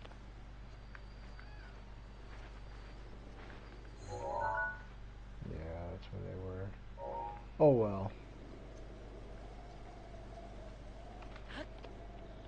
Those are some high level ones too. But I can go kill those stalkers. They would have plenty.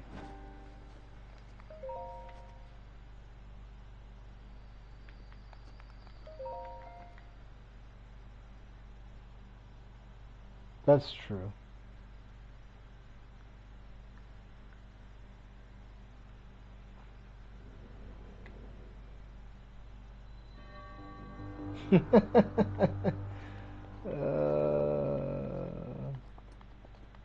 I try to not have to do that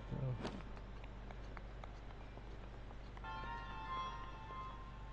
Okay. One of these then, huh?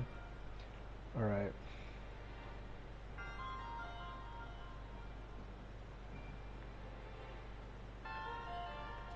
Hmm.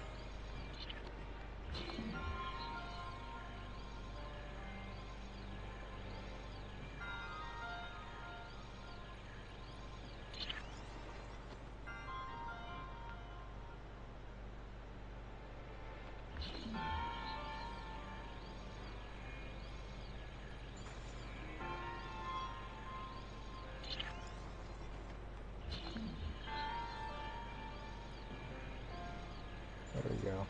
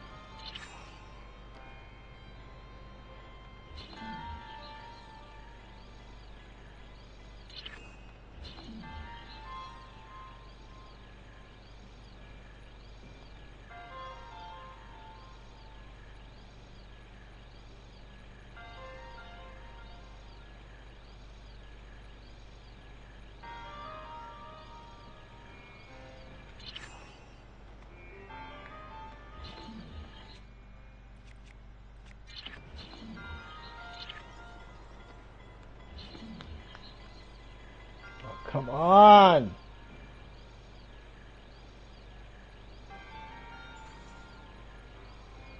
So much trash.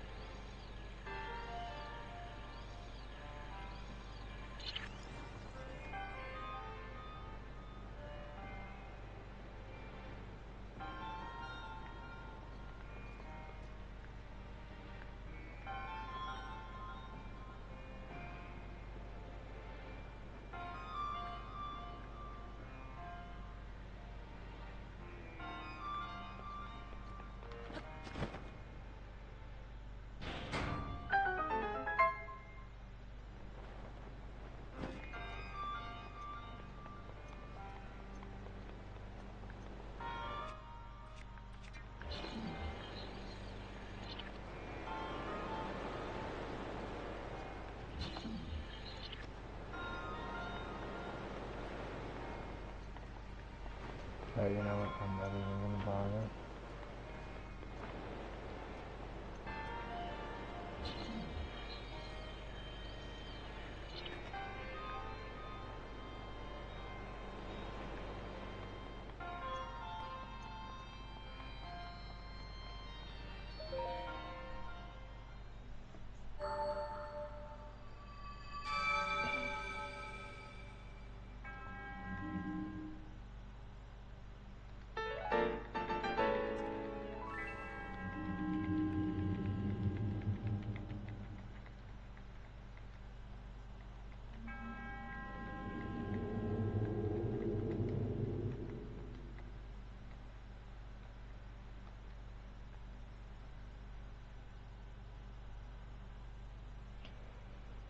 Yeah, I'm curious to see what the last one turns out to be.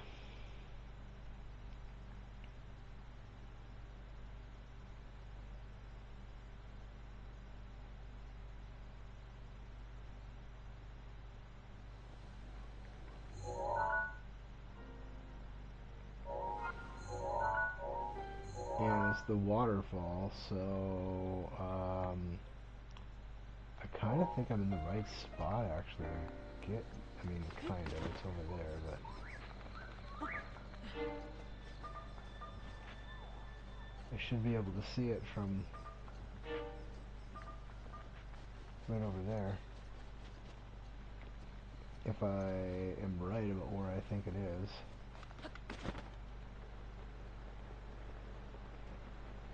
Which I feel reasonably confident that I know where it's at.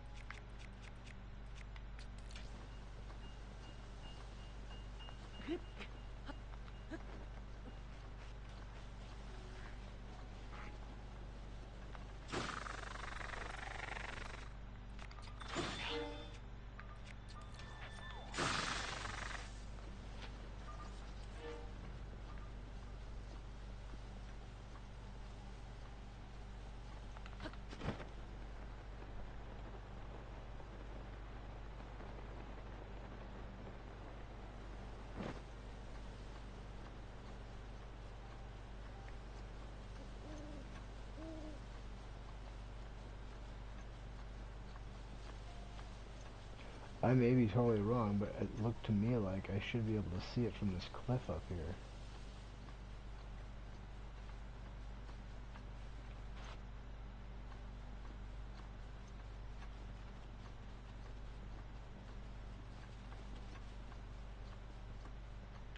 Am I missing my turn, or what?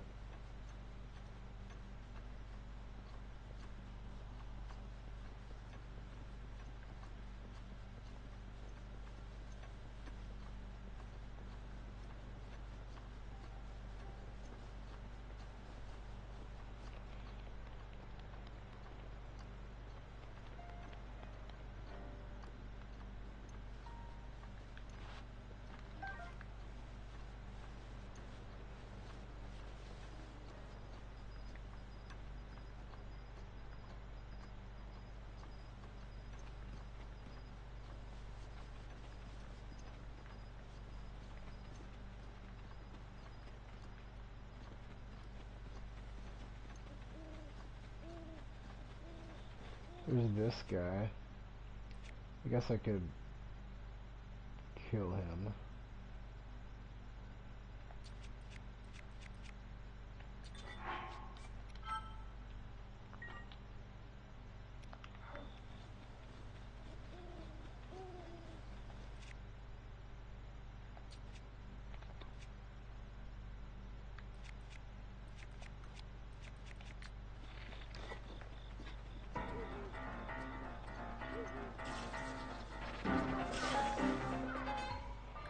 what I want it to do.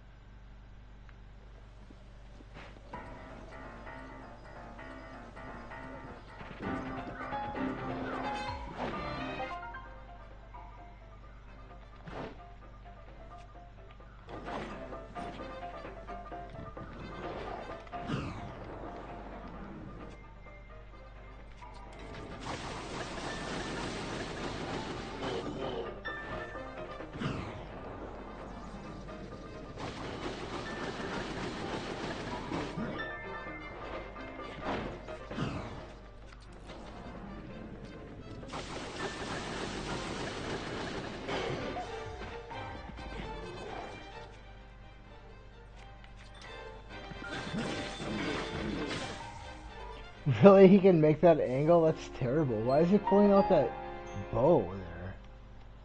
I'm not even gonna bother with this guy. I mean, I don't know. Like, why is he pulling out a bow there? I know this guy has a different timing on some stuff than I usually fight.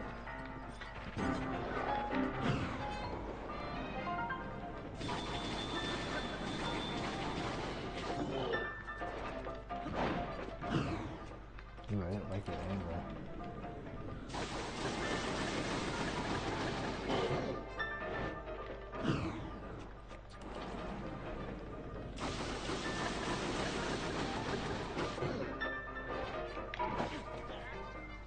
Terrible!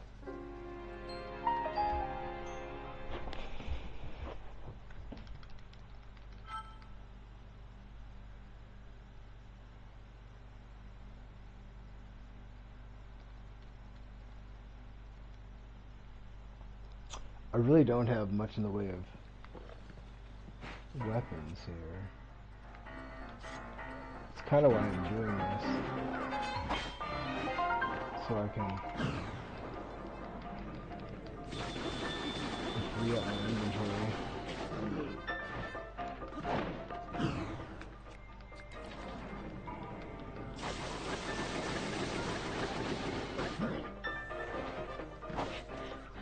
Garbage!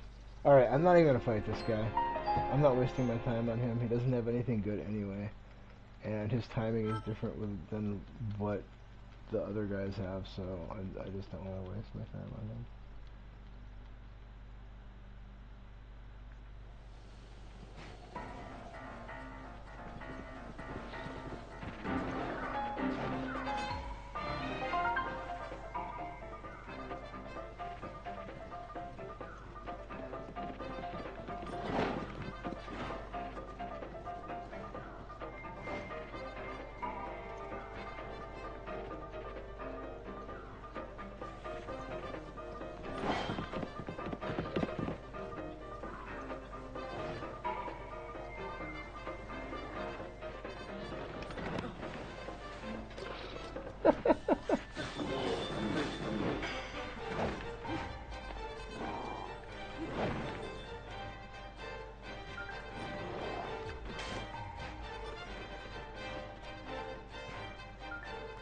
Yeah, go back the other way, buddy.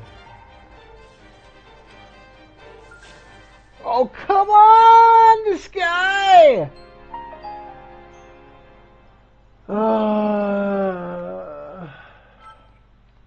Yeah, but my save is there, so it's like... You are right, though. He's got nothing to offer.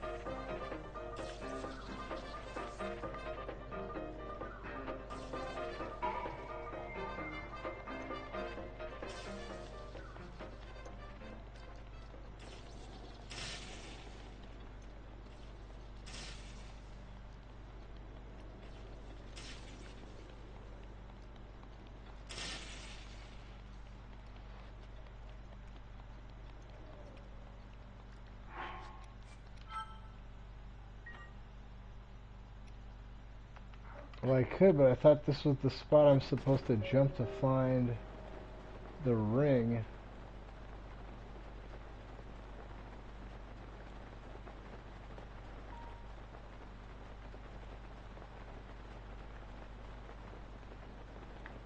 Because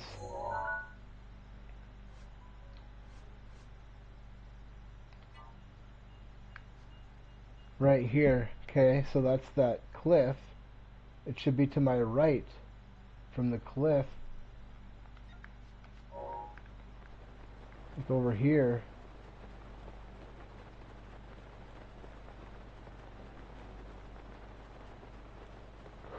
Somewhere over here.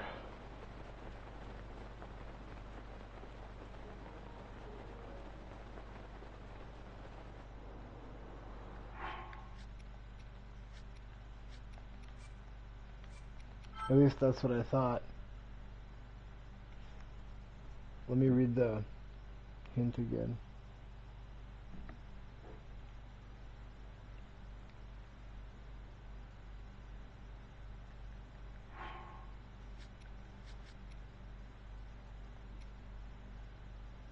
Chase the rings of the waterfall. So, and then you look at the map and it says it's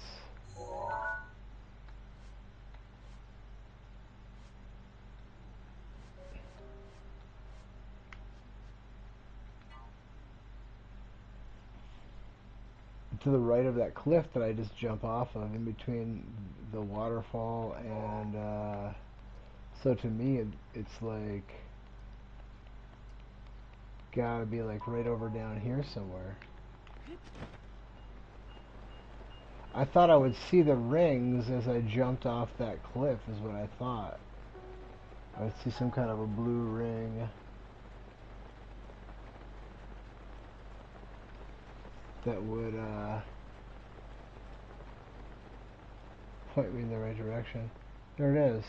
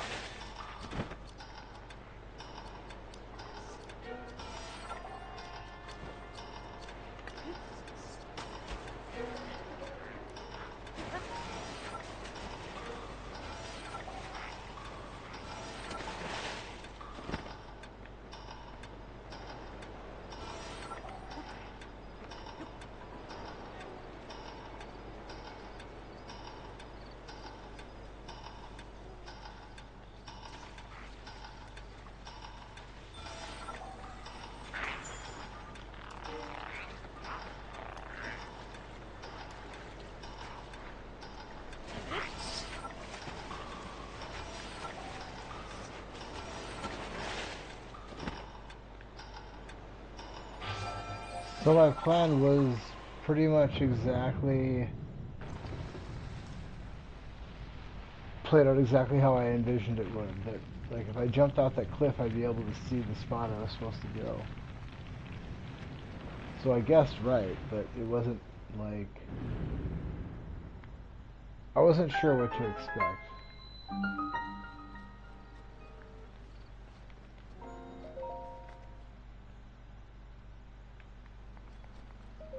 But they showed that cliff on the map sample, so I was like, well, then that's got to be something that will lead the way.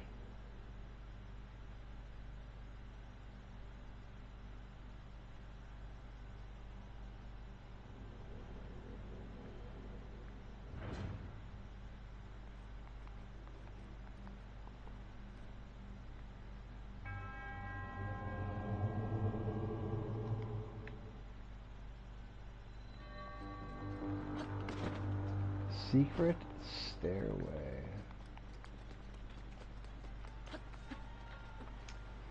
All right.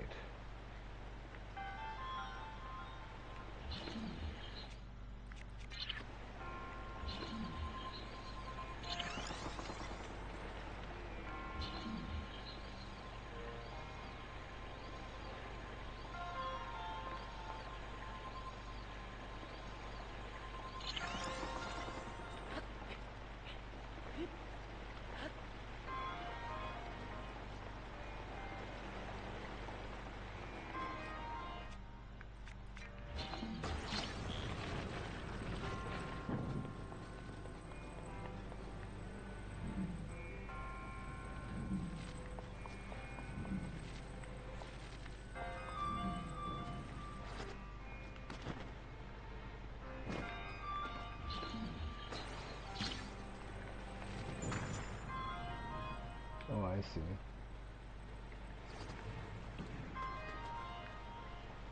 Okay.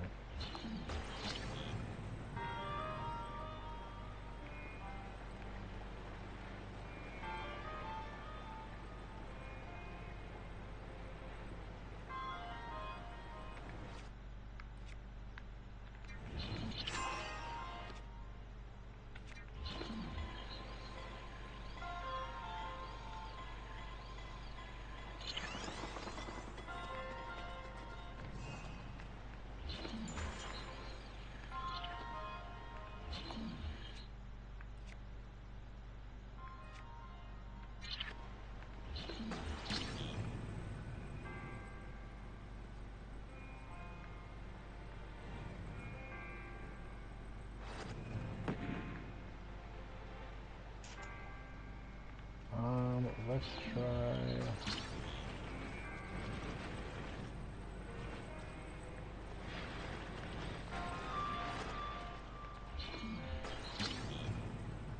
Why is the title always? I'm not sure yet.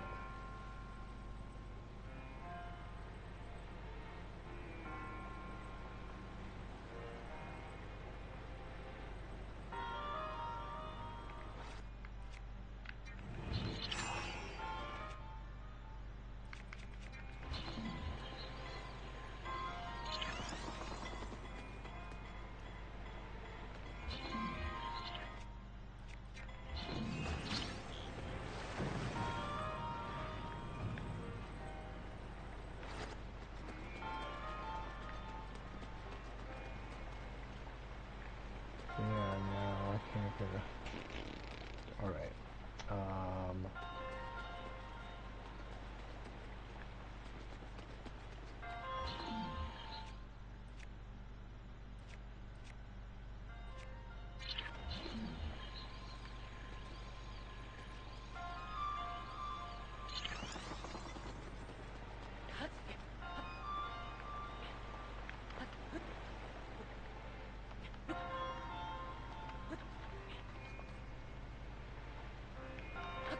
Oh no! I looked off screen for a minute, thought I was lined up and I was not lined up.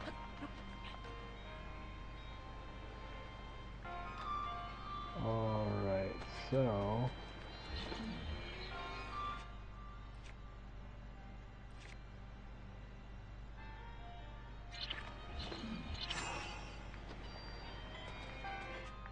Oh, that's not right.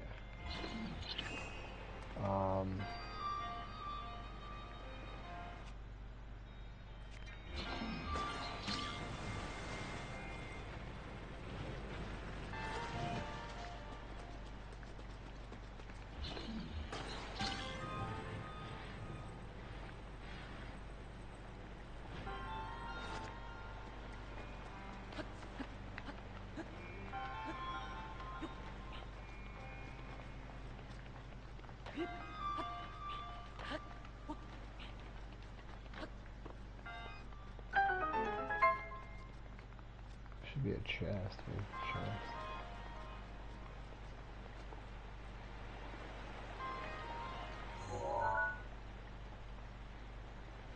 I don't know how you're supposed to get up there.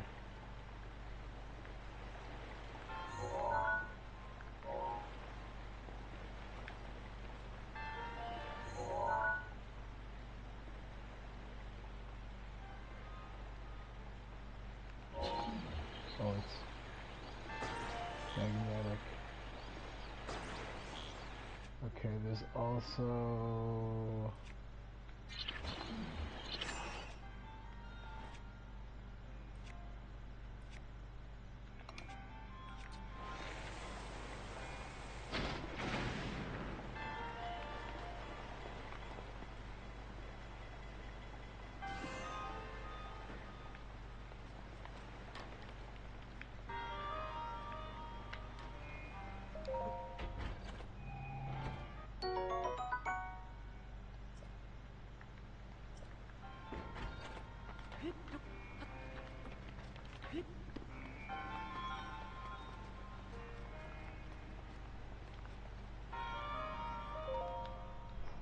I think that's it.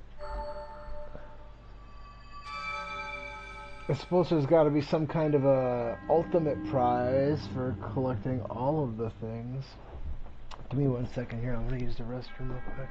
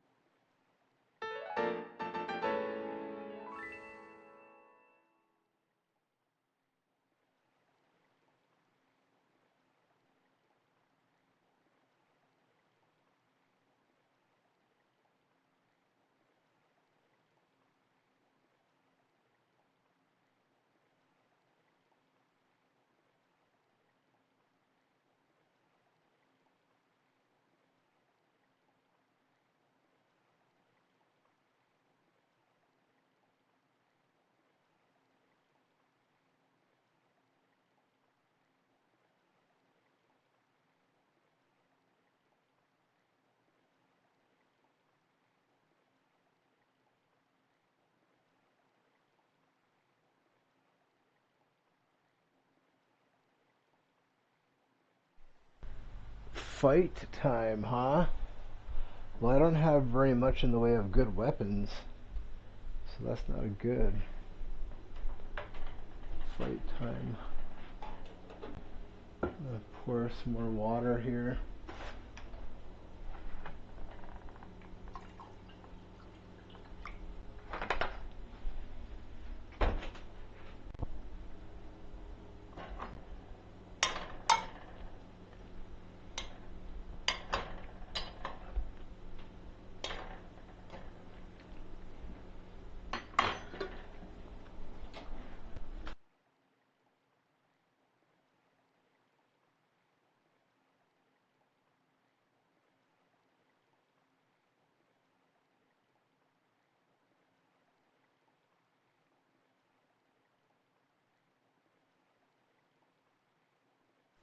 The memory fight thing, you know what I mean? The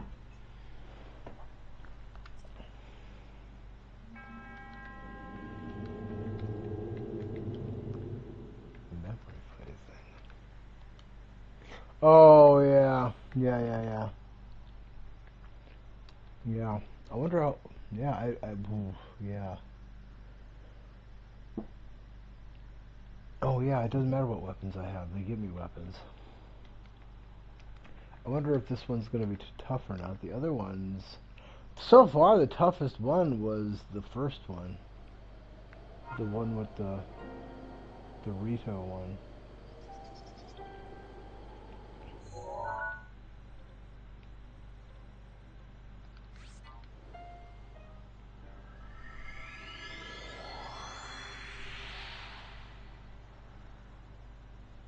Yeah.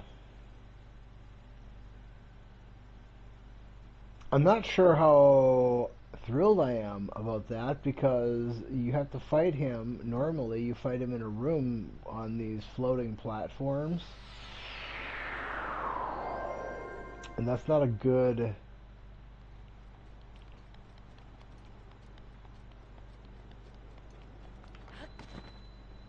That's not a good arena.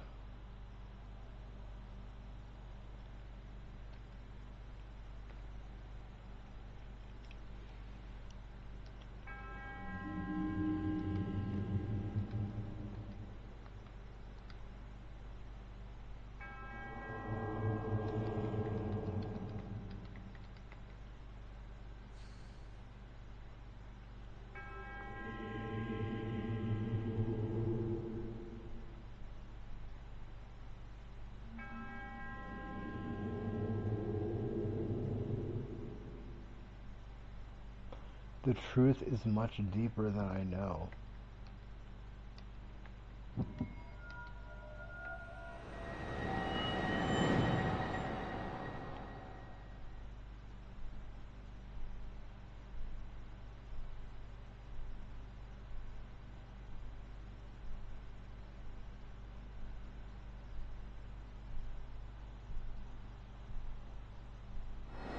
That's what he says. The truth is much deeper than you know. That's what the I don't know if it's a riddle. It's just what he says.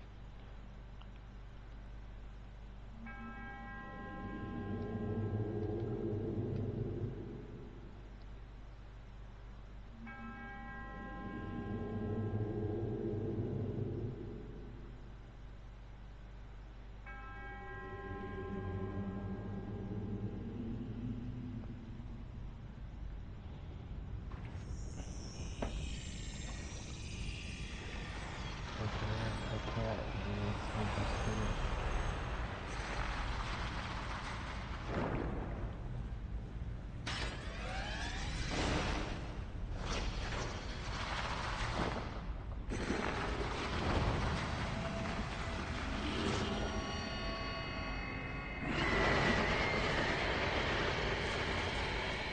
Alright, let's see what they give me here.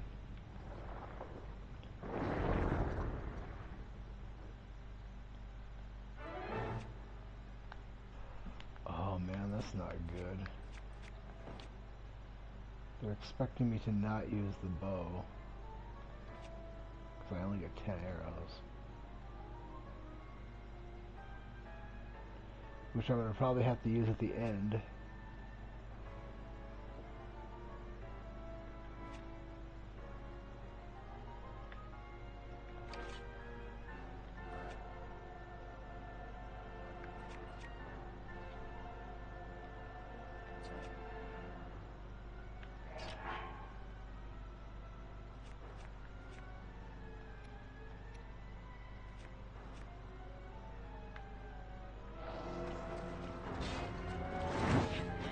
Wow, he's got some reach. I wonder if I can perfect dodge that.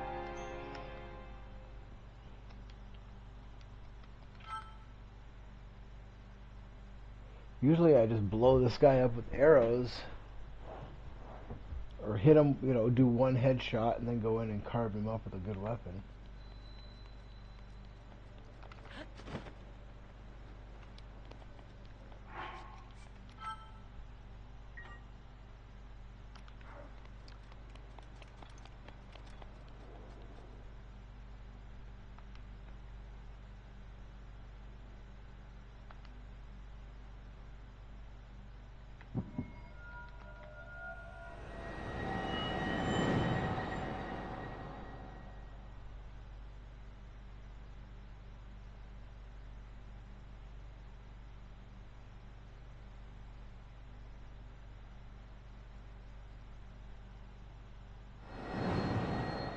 Yeah, the perfect dodge window is so big, you can do it like 3 times in the same swing. Okay.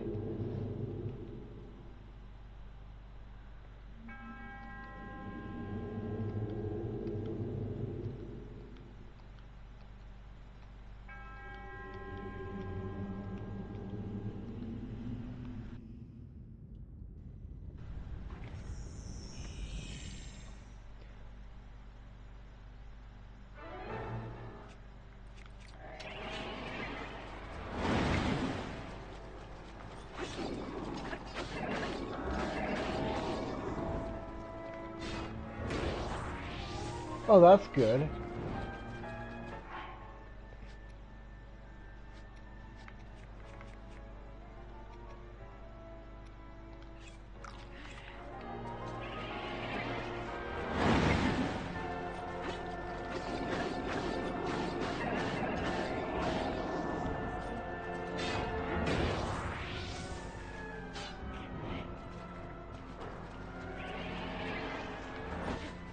Come on. It's just the loading it takes so long. This is going to be a really lame one.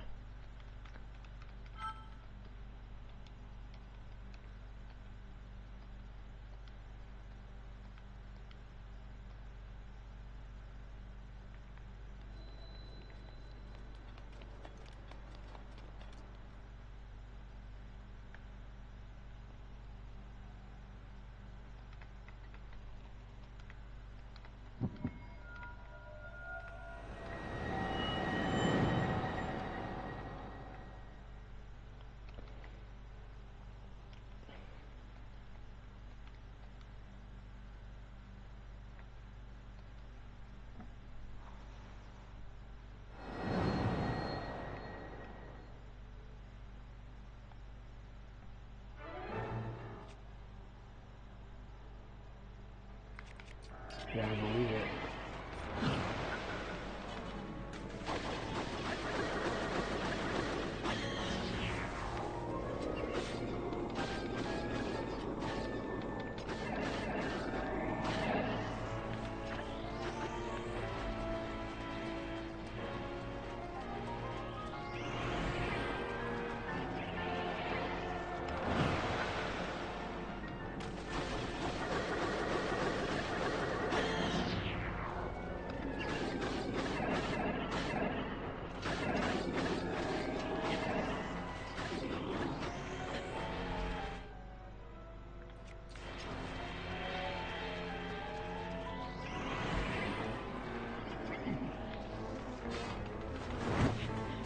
Oh, what is that side jump shit?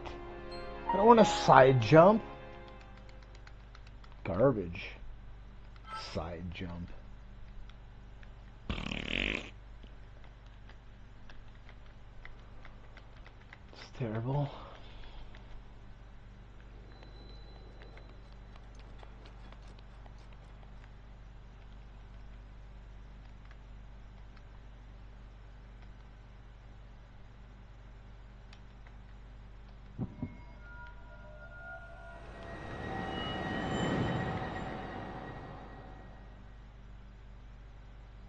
The second phase is going to be a problem, I think, because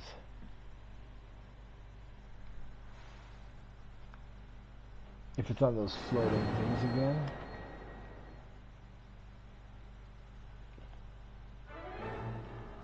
Yeah, I was thinking that for sure.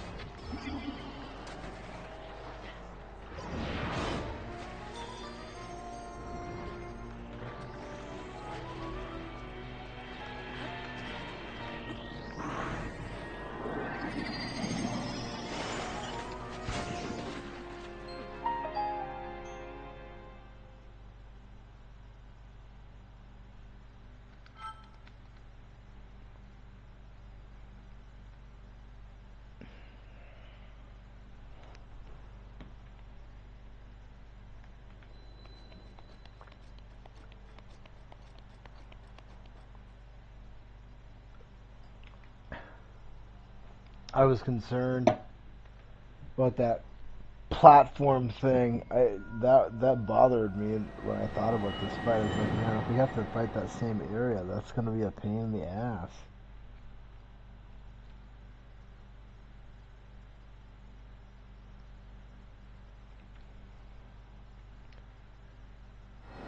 I suppose I have to get 3 headshots to knock him down onto the platform. At which point, Urbosa's Fury, I can probably smoke him.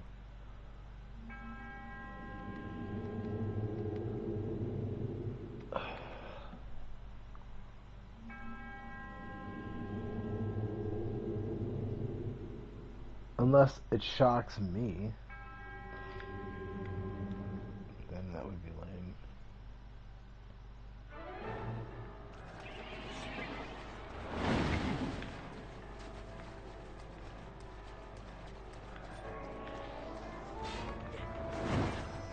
Oh, come on!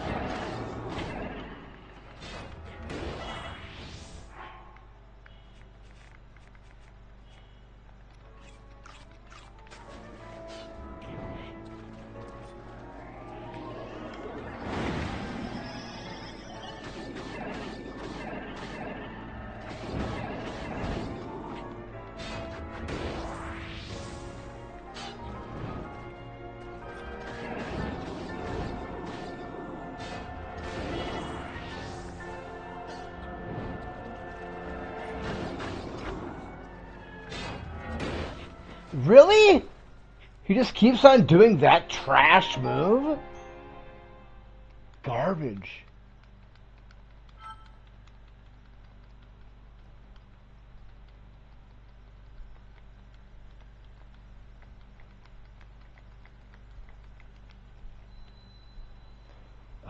Every other time he would mix it up. He would do that move and then he would do a different move. And I was just staying close because that's the best. I don't know, maybe I don't have to be that close. I guess I can flurry in there from a distance. It's probably best that I don't.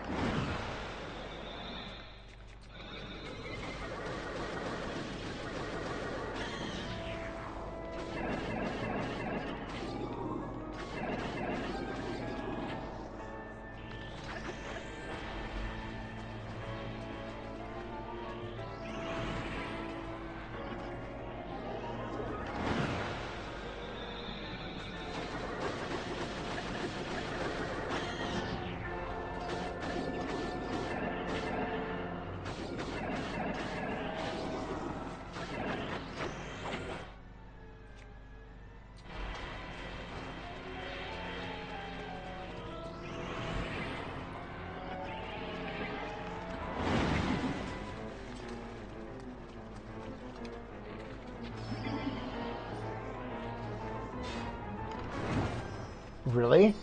Okay. Apparently...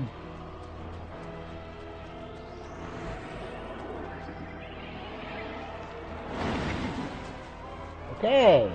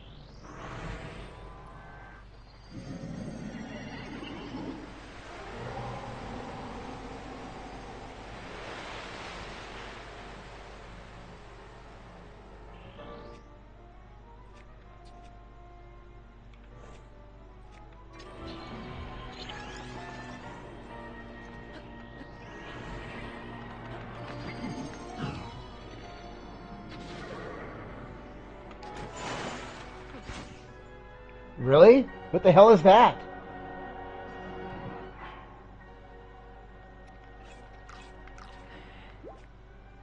Ran out of stamina.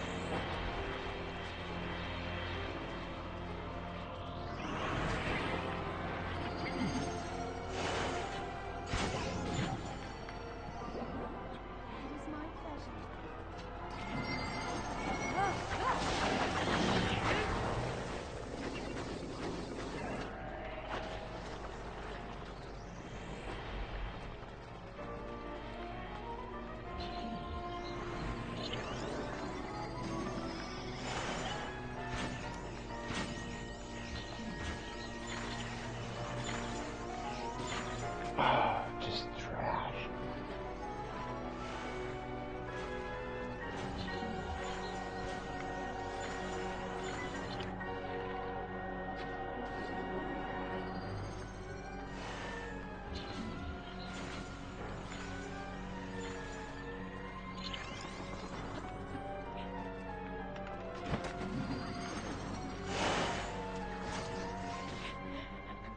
Wow, this is brutal.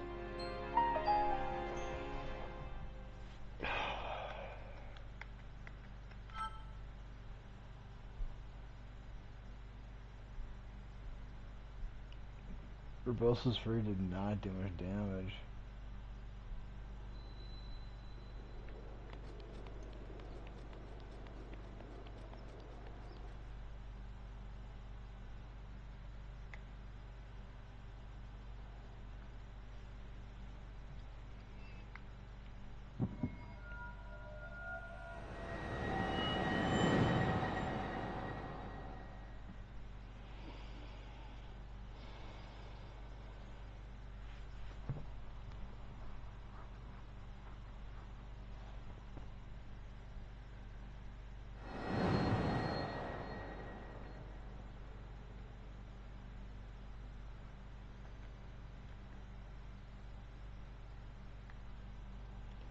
I believe it.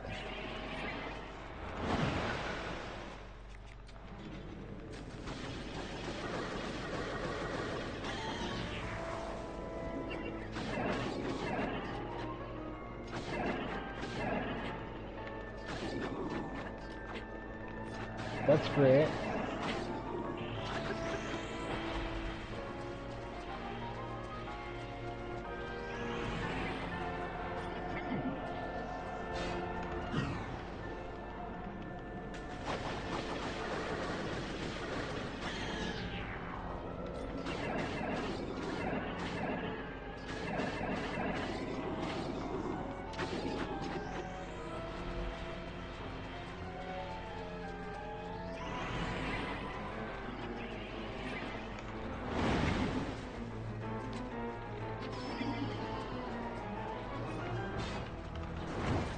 Dude!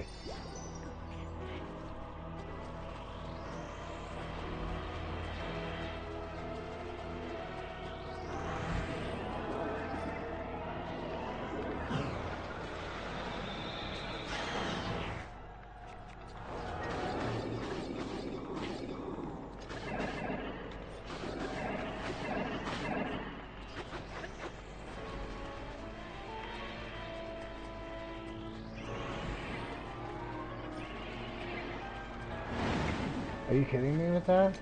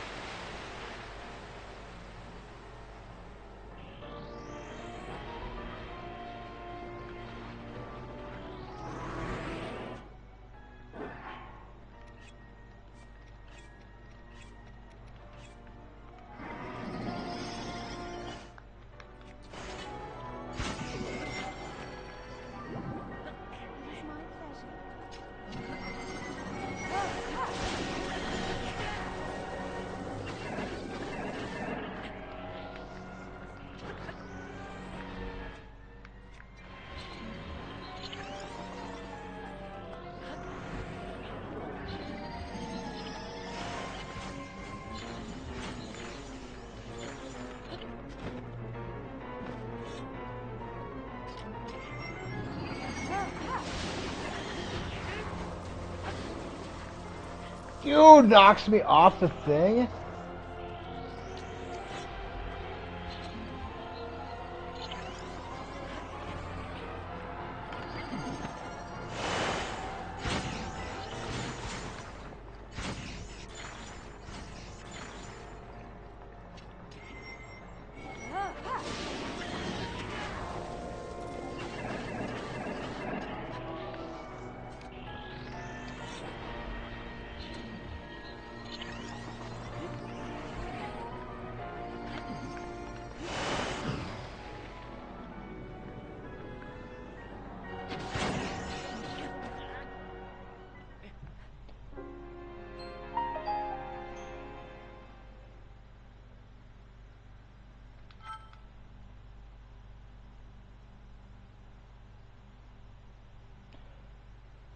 I think if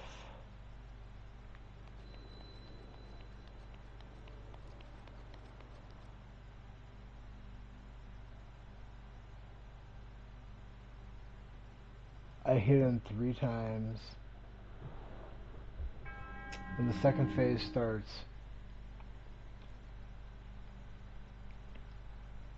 it'd be helpful if I had more stamina. Because I could knock him down, I believe, with 3 headshots with the bow. Would probably knock him down to the floor, which would give me another avenue to hurt him.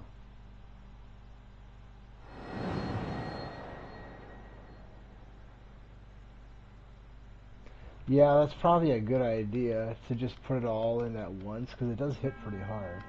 I might be able to kill him in one. Maybe. We can try that.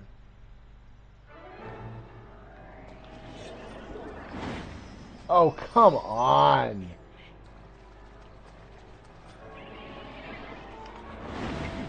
Wow.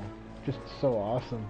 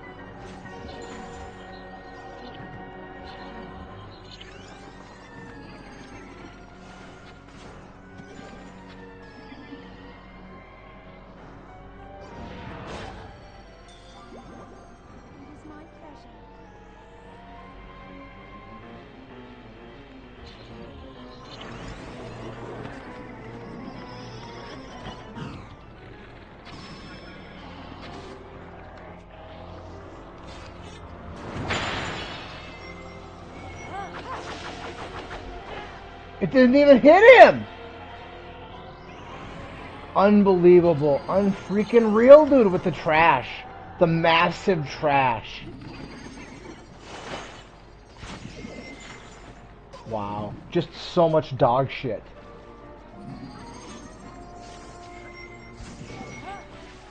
Okay.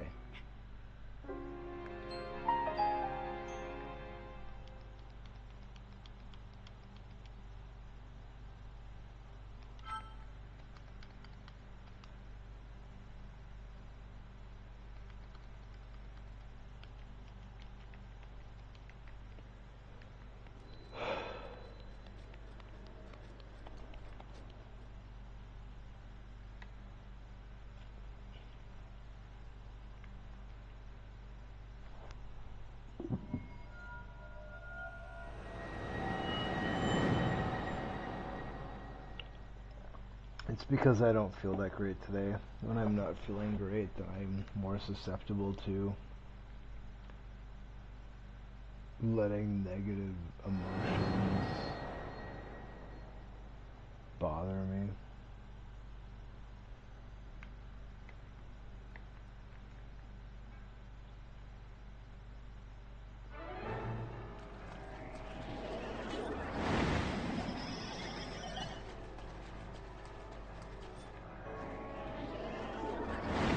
Oh, come on.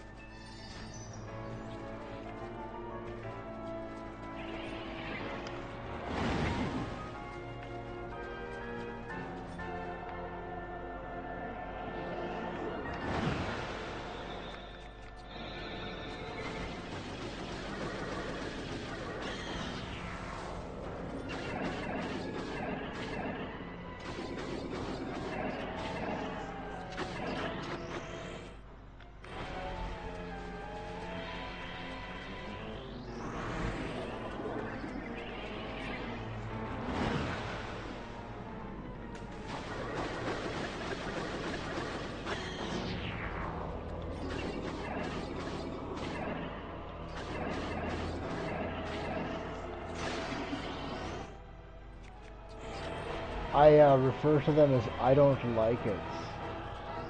It's an I don't like it. So I don't like it are something I don't like, right? If it's one or two, then it's usually not really a big deal. Now, if I'm not feeling well or something, then I'm more susceptible to it. But I don't like it's a stack and they have a cooldown.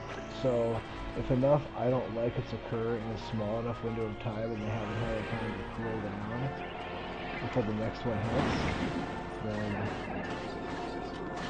I can get ornery sometimes. But like I said, if I'm not feeling the best, then I'm more susceptible to it.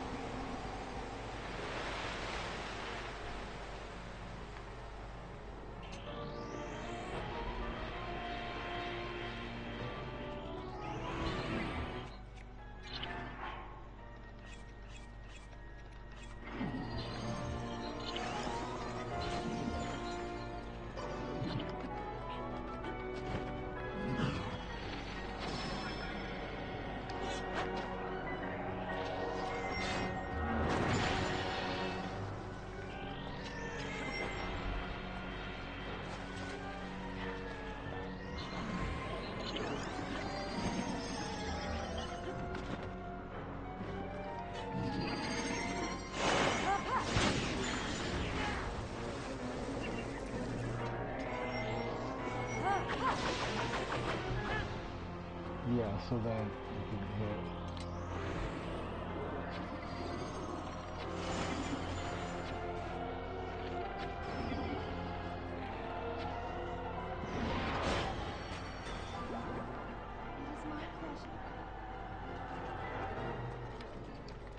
Oh crap.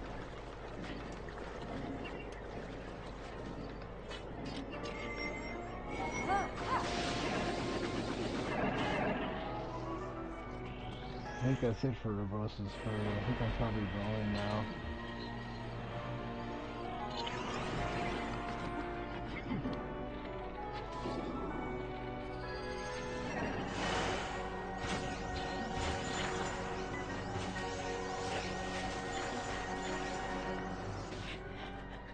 Yep.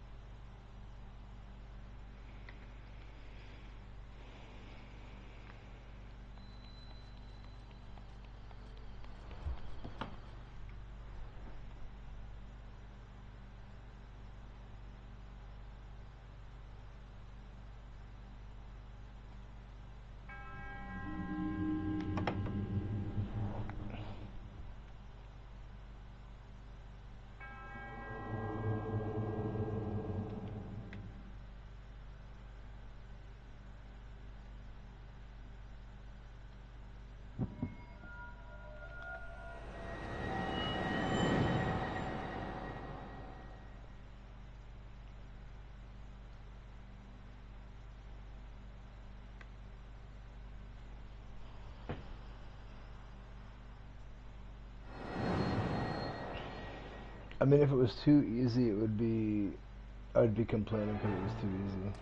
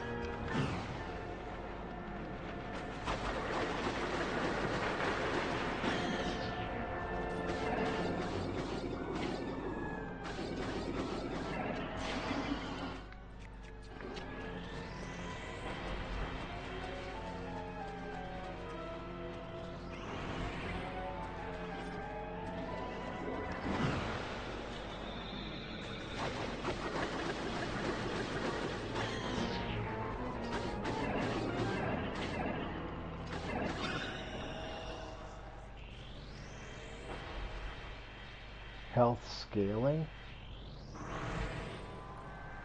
I'm not sure what you mean.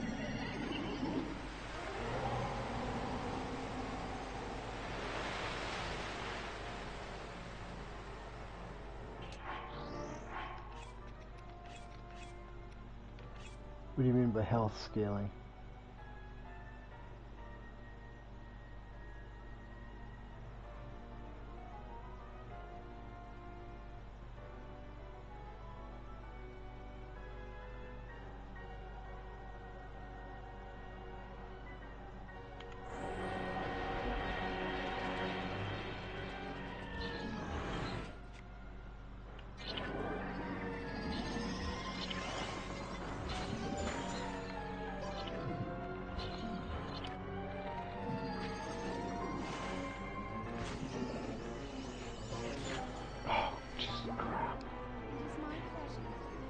Oh, really?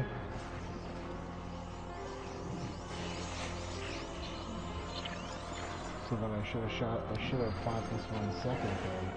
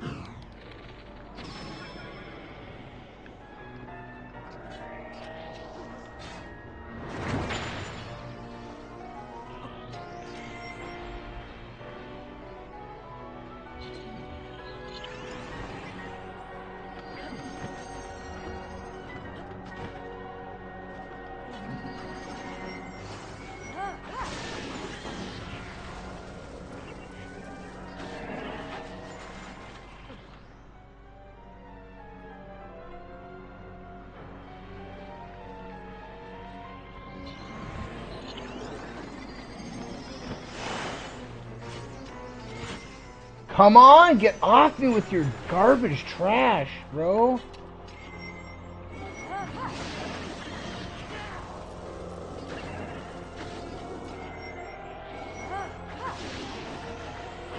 See, that doesn't work.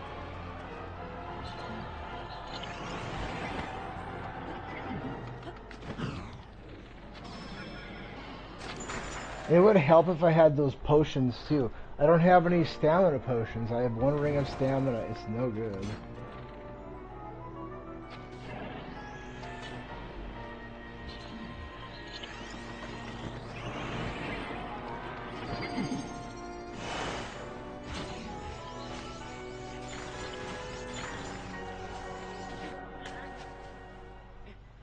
If I had more stamina, I could do bullet time and get headshots and knock him down with that. In fact, I'm gonna go do that. This is a hard enough fight as it is.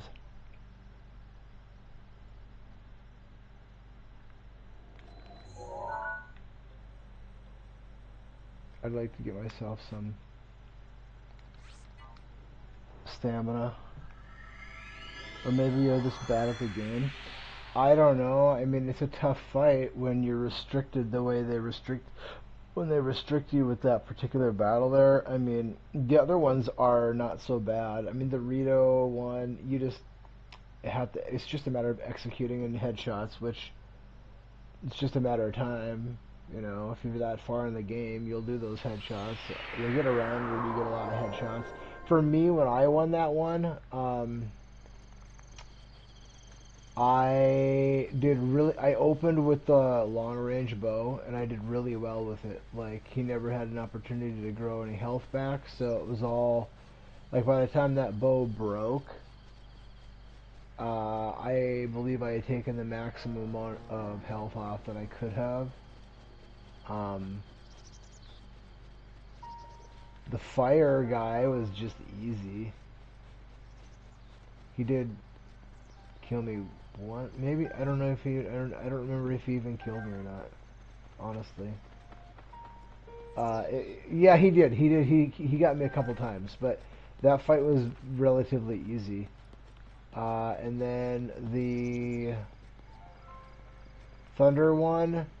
I don't know. Maybe a few attempts. Nothing really. Not very many. Not as many as it took me to beat the Rito one, the Wind one. This one, though, the environment is the problem. The environment is brutal. Uh, the thing is hanging from the ceiling, and you can't just run up and attack it. You have to deal with water that you have to swim through, or, you know, the environment is absolutely terrible. So that's the real problem, is the environment. Um, if it was just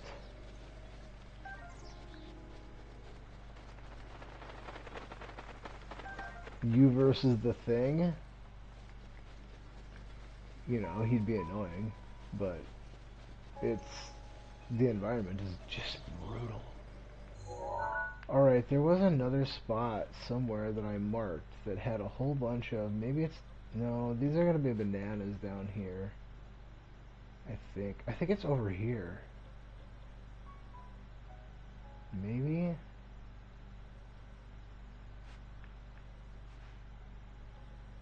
There, maybe it's right here. Of course, there's nothing right by it. It's terrible. Actually, this is elevated. I could probably fly down there from here.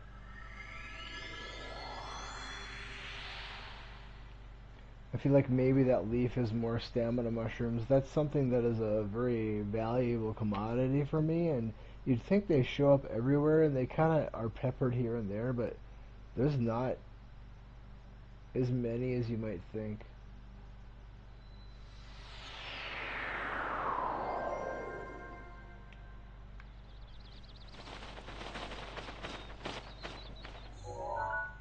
Yeah, I think it's right down here.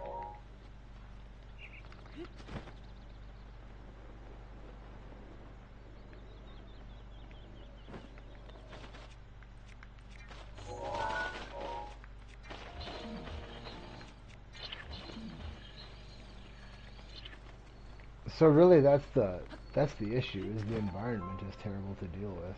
And outside of that, it's really, I mean, it's no more annoying than the other ones, I don't think.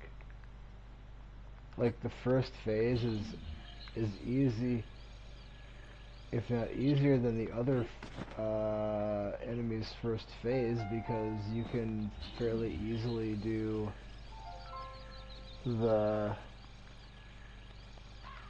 um, the flurry attacks. It's pretty easy to do the flurry attacks on the first phase.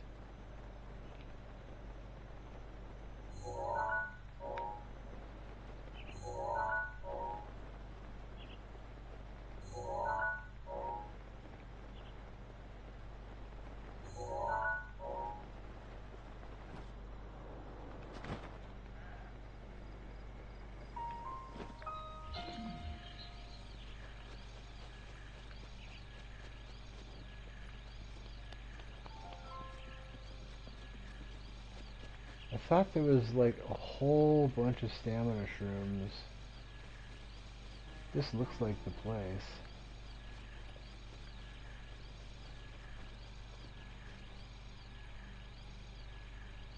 Yeah, but after you just fall into the water after the first phase. Yeah, the second phase is absolutely terrible. The environment changes, and it's just absolutely brutal. In the other fights, the environment doesn't change. They shift what they do. They change a little bit. Oh, a hearty truffle is not what I'm looking for here. I'm looking for stamina shrooms. Maybe this isn't the spot. Oh, yep, there's one. Okay, so as soon as I find... I thought there was a whole bunch of them around here somewhere. That's why I marked that leaf. I wouldn't have marked the leaf there if there was only like one or two. There was like a whole bunch, like maybe a dozen around here.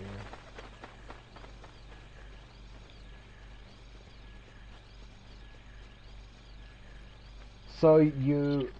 On top of it, then they gain their health back. So you can't go attacking because the environment prohibits you from getting, very much movement in the area.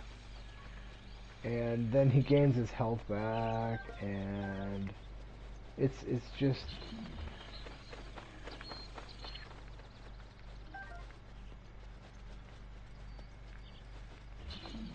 it's tough. If I would have known, well, and then you mentioned the health scaling. If that's the case, then I would not have left him for last. I would have done, I guess, if that's the case, I would have done Urbosa first. Oh, actually, that doesn't even matter because it's just a cooldown that's impacted, not the strength of the attack, I don't think. So I would have done the water one first if they do if there is the health scaling deal. Then I would definitely have done him first.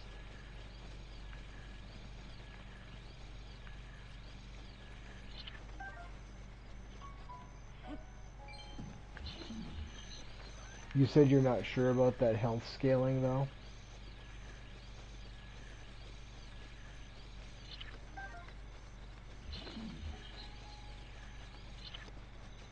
I mean, it's too late now. There's nothing I can do about it. It's just, I gotta deal with whatever I gotta deal with. It'll help to have some stamina potions, though. I only have 10 shots with that bow, but if the game is consistent, 3 headshots, or 3 crits, will knock him down. And if that's the case, that's huge. Because I can basically fly in, knock the dude down before I land. As soon as he's on the ground, do a Brosa's Fury on him while he's on the ground so that I can get maximum damage from that attack. And that should be solid damage. And then do it twice or maybe 3 times, and that should take him. I did a small Google, and from what I found, there is health scaling. That's just really crappy then. So I'm fighting the worst one last.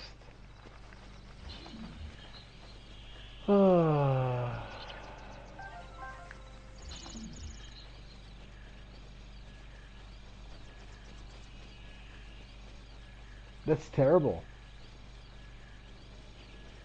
Why would, I mean,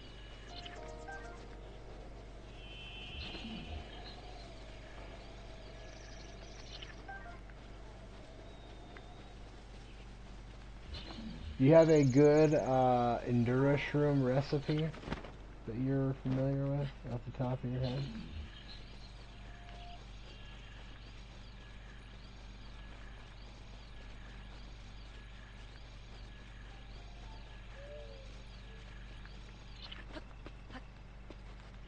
Alright, let's see what I got here. I got 14. Can make a few potions with that. I'd like to get one more. I can make one more potion. I have one more Endura Stamina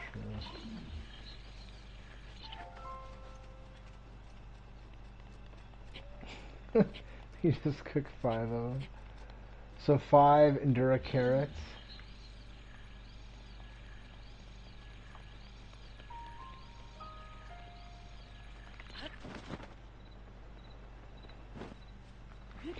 Isn't there another item that has like the same effect as that? 2 full rings.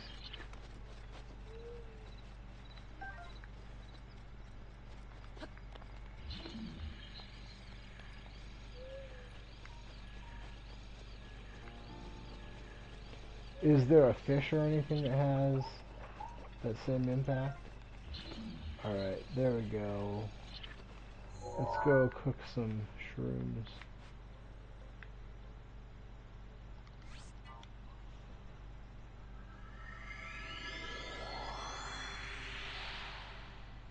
Stamina fish, maybe.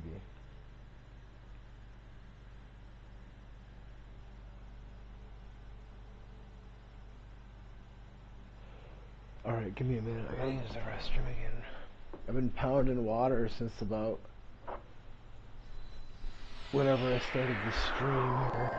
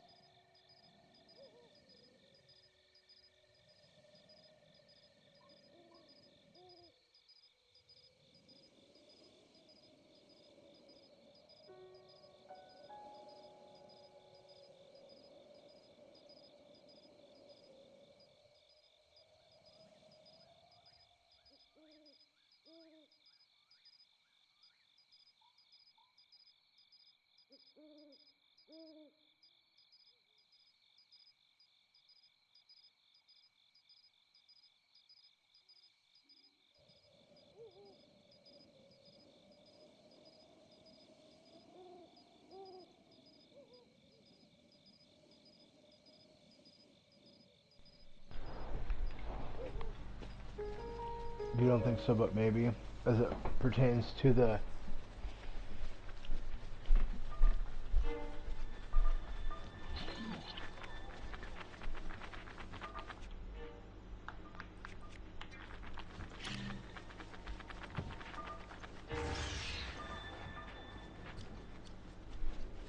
Endura enhancing ingredients.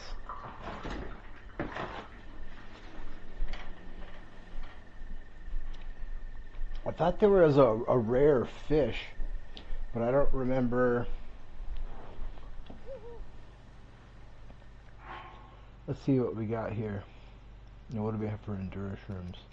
22 of those. And then it's hardy salmon, not stamina salmon.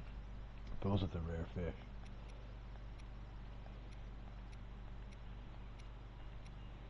Stamina bass. Lots of stamina. Okay. But not extend your stamina.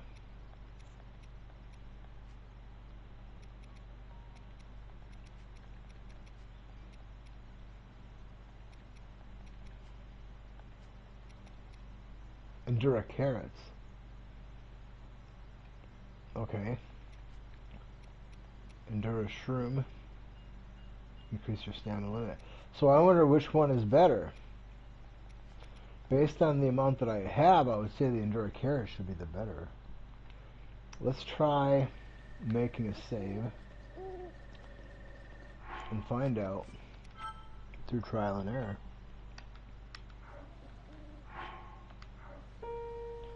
So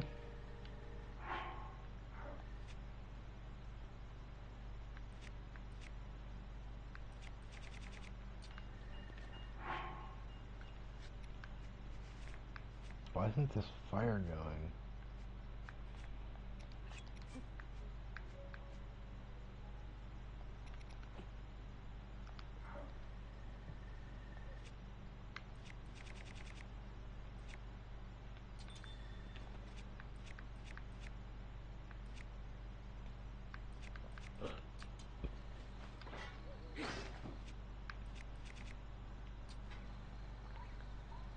Carrot is level 2, shrooms is level 1. Okay. So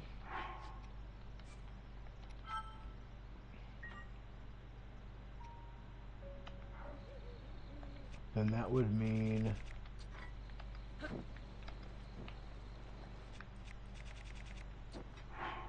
okay, so save.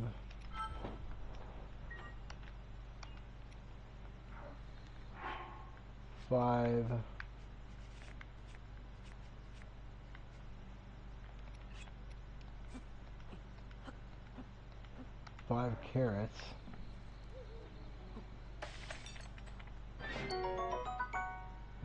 15 like lots of hearts and 2 full rings.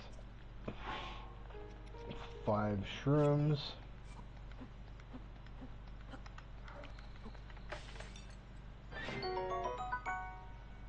A partial ring. And what if you go 1, 2, 3, and 1, 2? 1 full ring. And then what if you go... Well, we don't have many more, so let's load.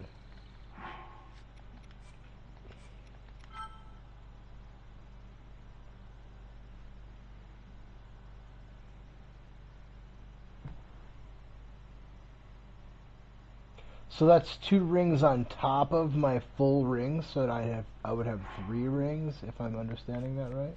If I ate that food.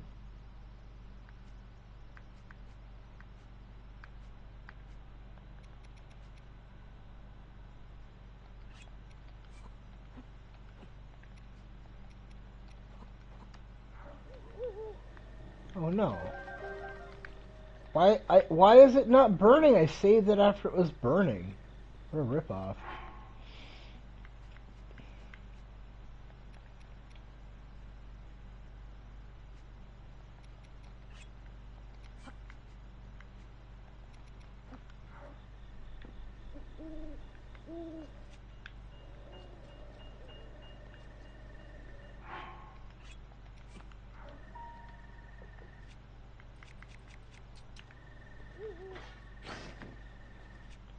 Okay.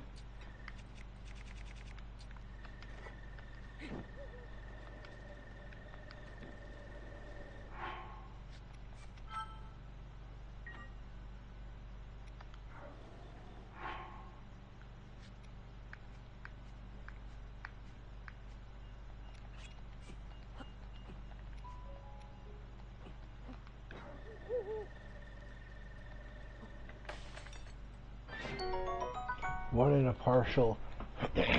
So let's do this.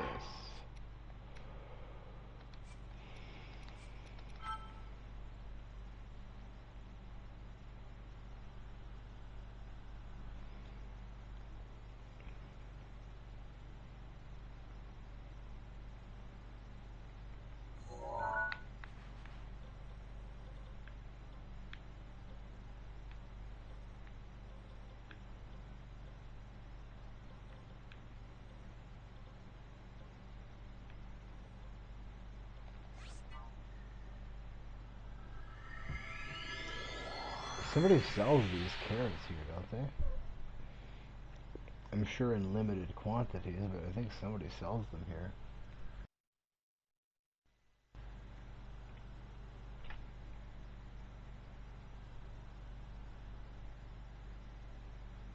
That's something I could have been doing, is stockpiling these. Throughout the course of the game, every time there's a blood mood, come back to town and buy more Endura carrots.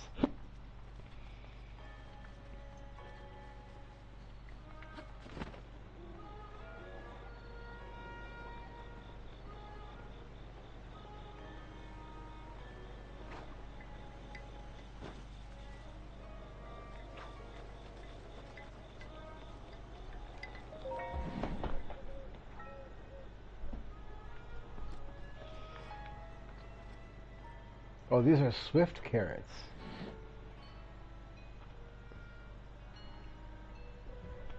Where do you get Endura carrots?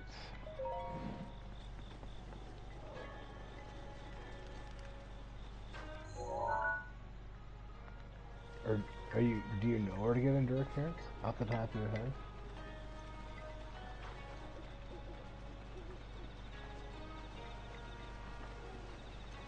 You know, I think there are some up in the... Knock it off. Deagles, no, don't be scratching. No scratching. You be a good kitty. Just because you woke up from your nap doesn't mean you get to be a butthead. You don't think you can buy them?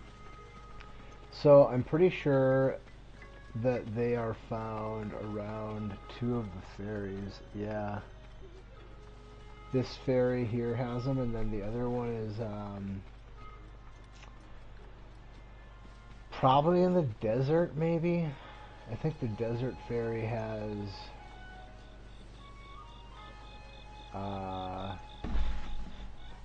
status effect plants.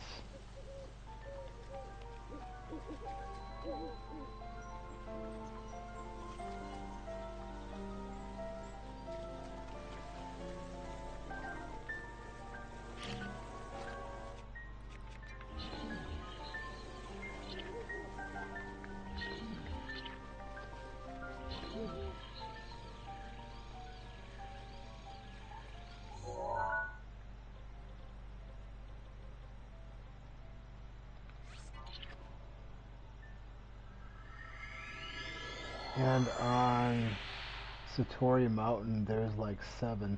Where is Satori Mountain? Oh, but I can't take potions in there. This doesn't do me any good. What am I doing?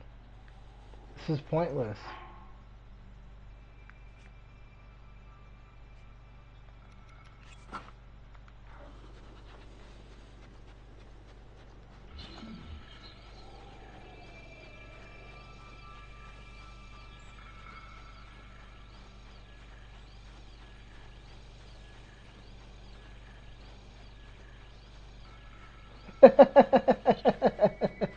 It's true.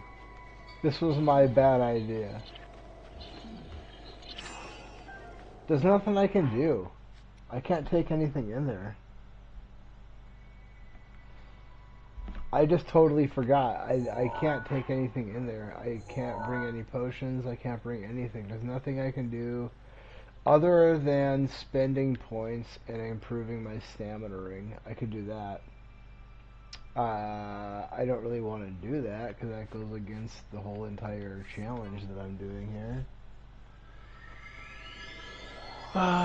So, D goes no. D goes, oh, we'll get the water bottle if you don't stop it.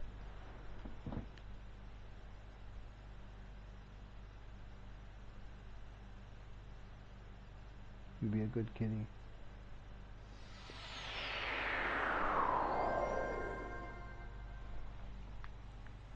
Water bottles are a wonderful training tool for a cat. Yeah, my cat.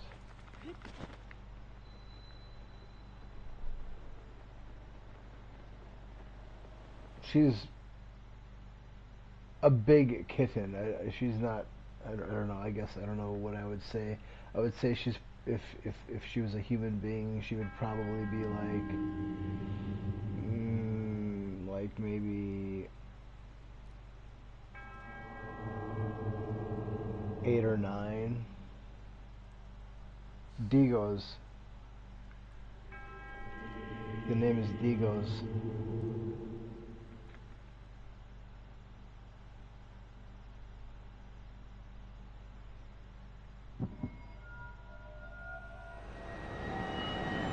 Very close, yeah, with an E at the end.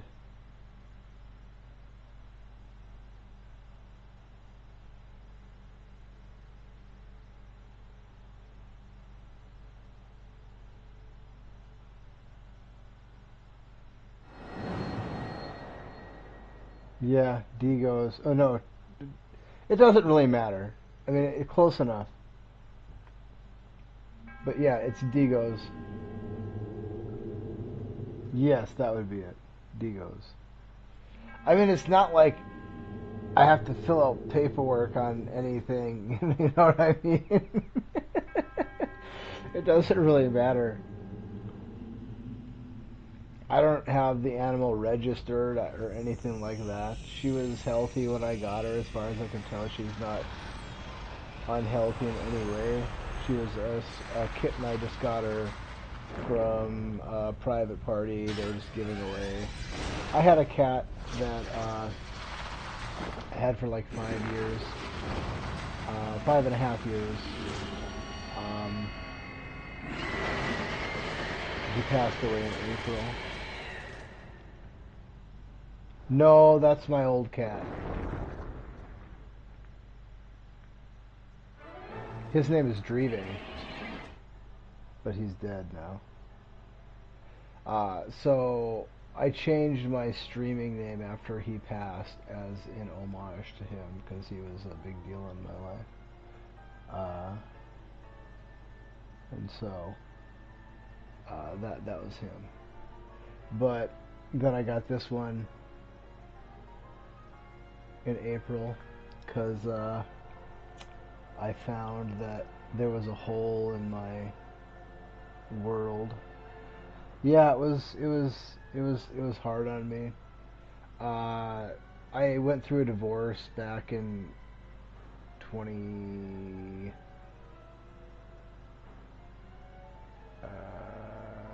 Well, I guess the divorce went final in 2018, but or no, 2017.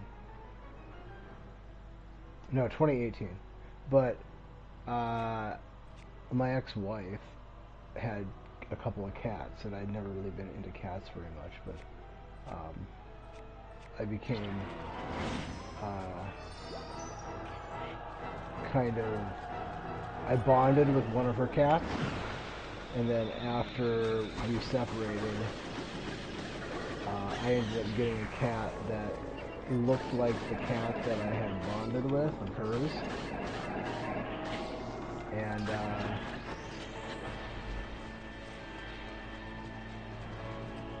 I got him. I used to install DirecTV, and I got him on a job on a farm somewhere, and I brought him home, and he had like I guess he had a bunch of worms, and he had a bunch of stuff that wasn't good with him, and I got all that taken care of. But when I took him into the vet for the worms, they informed me that he had feline leukemia, and they told me that cats that are diagnosed with that illness don't last, they don't even make it 3 years.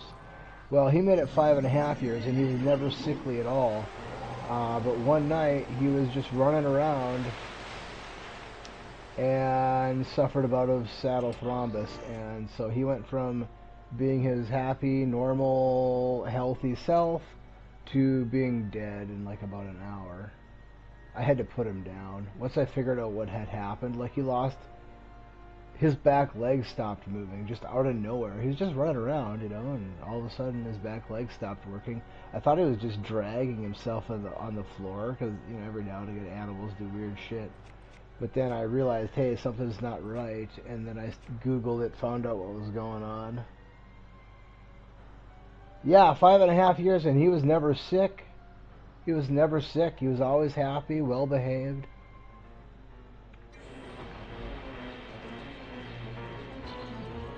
He was really, really amazing cat.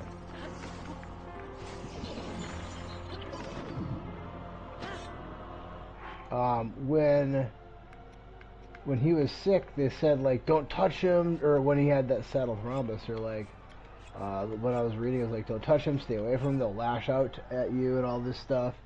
And one of the things that I always did to calm him down if he was ever worried, I was just hold him and hold his face next to my face, and he would just totally go like, almost like, just, I don't know, like he would almost like freeze, you know what I mean? Like, it was very calming to him. I did that to him while he was going through that, and he never lashed out at me at all.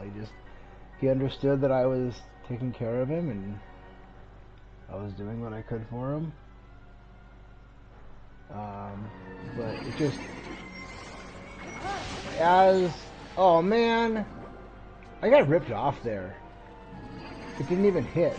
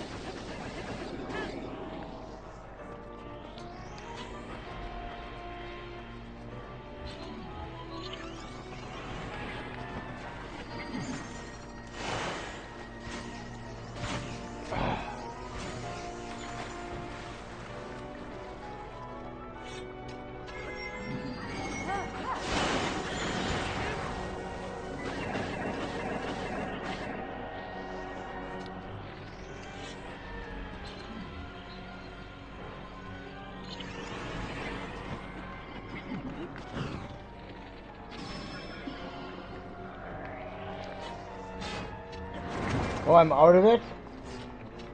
That sucks. There's nothing I can do now. I'm screwed, I think.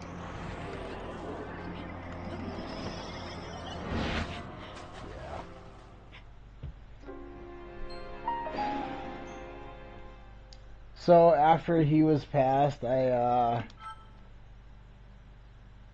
wanted to get one that was, you know, like basically somebody was giving it away. I didn't want to pay for it. It just felt like dirty. It's like you're buying, like, I don't know. I just wanted, somebody had something had an animal they wanted to give a good home to, and I found this one and went and picked her up. I haven't taken her to the bed or anything like that. She stays inside. She was pretty little when I got her. She's happy. It took her a little while. She was worried when she first got here. She didn't like it for like the first few hours or the first half a day, but once she realized this was her place and it was better than where she came from, then she was cool. And she's been pretty good. But all the training was lost, you know? All the training just totally gone.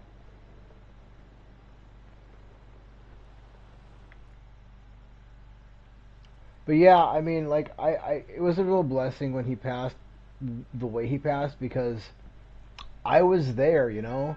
I had been out of state for a few days for a funeral a few months earlier. You know, I could have come home and he could have been dead when I got home.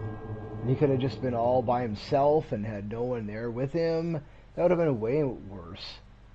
But, you know, like, it could have happened at any time, but I was just not home. You know, or I could have woken up one morning and found him. Like, that would have been terrible. So, I don't know. Looking back on it, if I had to pick a way, even though it sucked going through it for both of us, it was the best way.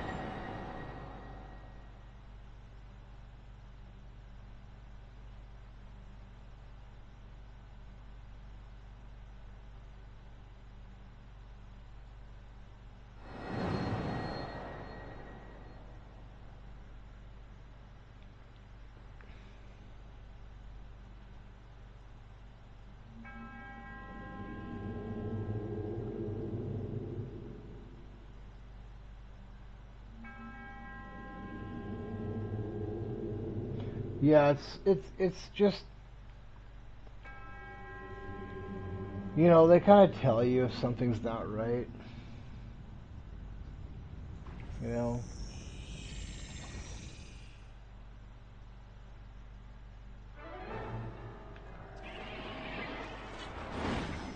why am I letting him just ruin me on my open every time?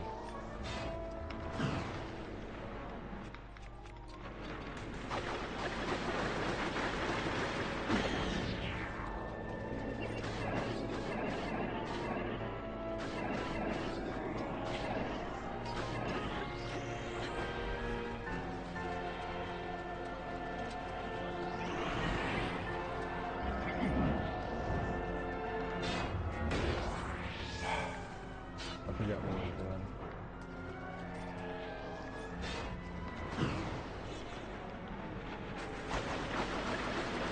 She's healthy and happy. That's good. This one is happy. Uh, she's more energetic for sure. Looking back on it, I don't know. I can see that things, looking back at dreeveh's last year or so, you know, things were, he was a lot less energetic. I just thought he was older, you know, and more mellow, but I think it was, I don't know, he didn't want to die, I'll tell you that. I can tell, he did not want to die. He tried to not die.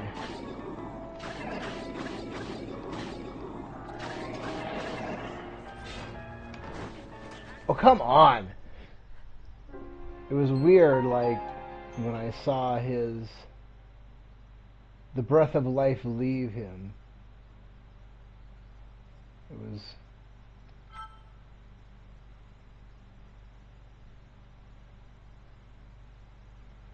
I don't know. I hope our spirits can be reunited someday.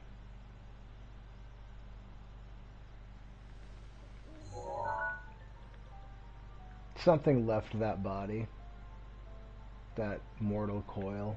I saw it leave. Whatever it is, you know, I don't know. I don't know if there are animals in an afterlife. I believe in an afterlife. I don't know if there are animals there. I don't know how that stuff works. I've never been there before. But definitely something left that mortal coil, and I saw it happen when he died.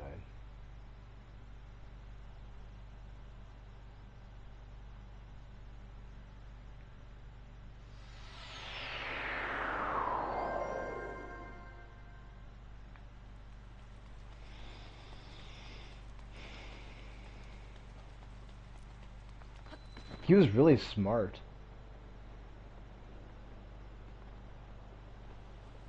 Yeah, it's true. It was nice that I was with him. This other one that I got, I don't know, I think she's not so bright. I mean, I'm not saying she's really stupid, but she's not as bright as the other one is. But, you know, she is sensitive to me. If I get upset, she will come up and like rub her face on me to calm me down. And so she does. She reads me, I guess you could say.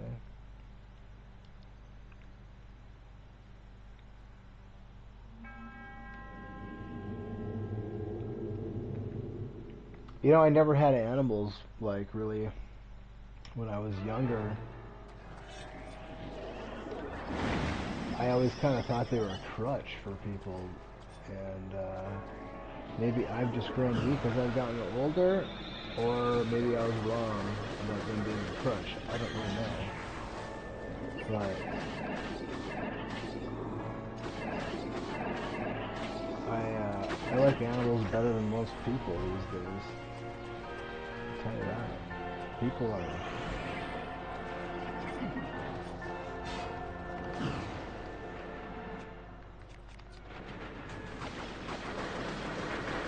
Not everybody.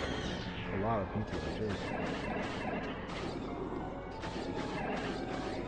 Animals aren't mean unless you're mean to them. You could probably say that about most people, but... You had a dog when you were growing up on the farm?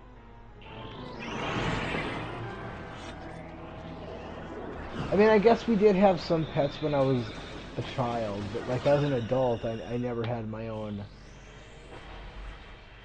pet until I was married, and then I kind of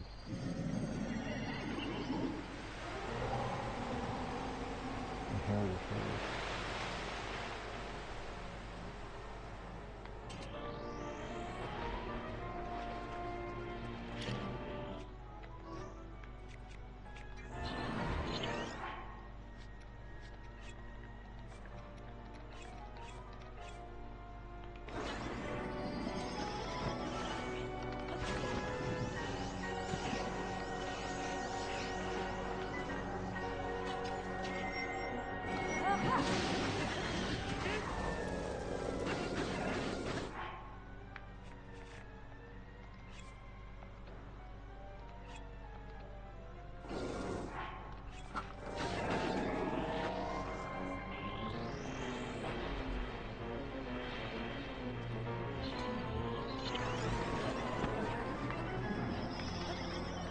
Oh no, I messed up.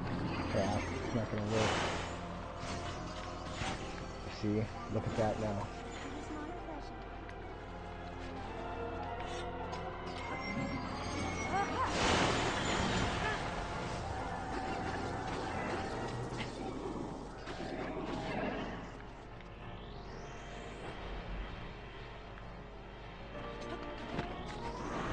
Crap.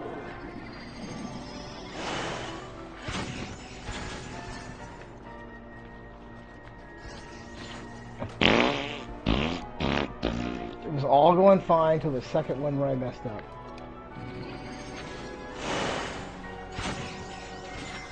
See, now it's all screwed. You don't have any time. You can't make an error. You can probably make an error, but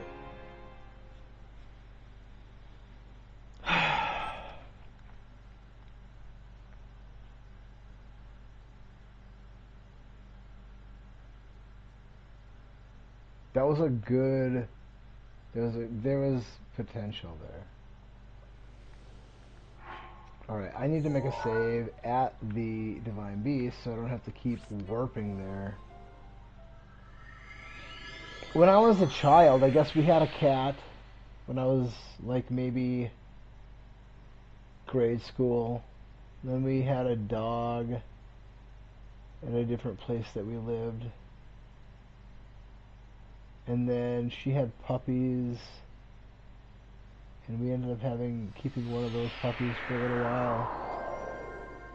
I was grade school, for sure. That was like, I was pretty little. I don't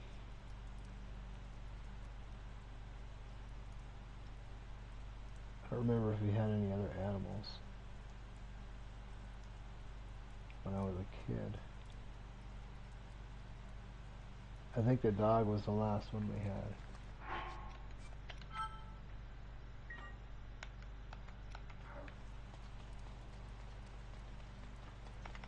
We had a black lab, and then she had puppies. She must have got out one time and got puppies.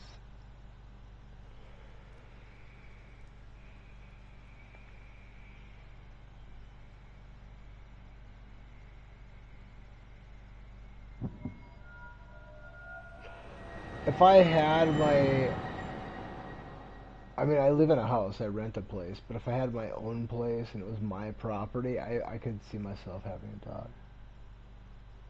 Maybe not like a really big dog, but like maybe like a lab would be like the biggest I'd want. I don't know what, I'm not really sure. Maybe like a healer? I don't know. Jack Russell. I always thought Jack Russells were cool, but I don't know. Something to alert me of the presence of other people on my property. You know, kind of a thing, I guess. Nothing else.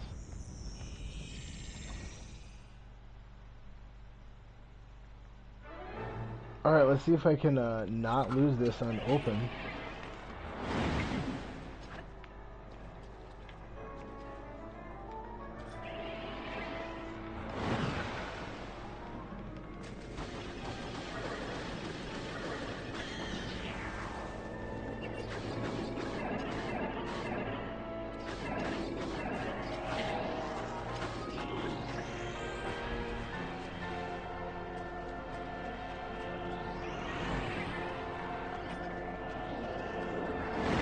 Oh, that's terrible.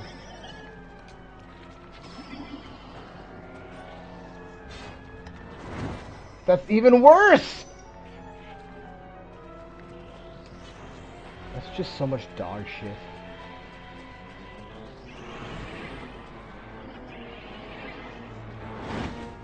Just so bad I can't even, like 3 times in a row, just get totally ruined.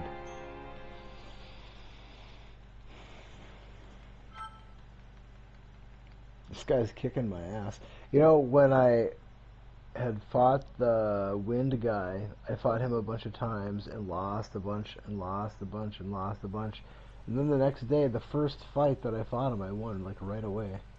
I don't know if that ever happens to you, but that's something that is, I guess you could say a common occurrence with me. From having a hard time with a fight, I turn it off, then the next day, it's like, I just crush it. I don't know why that is. I mean, it doesn't happen every time. Sometimes.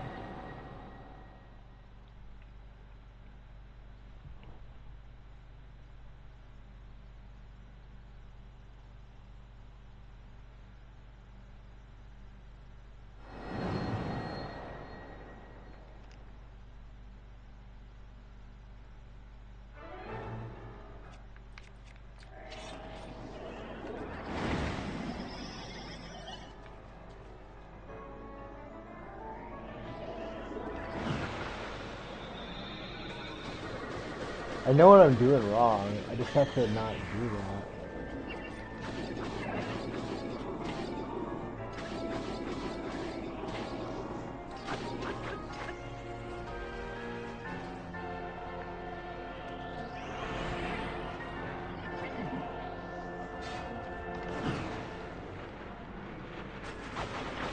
It's the same thing as fighting Calamity Ganon. You can't try to anticipate the move. You have to react to the move. If I anticipate, sure, I can get lucky every now and again.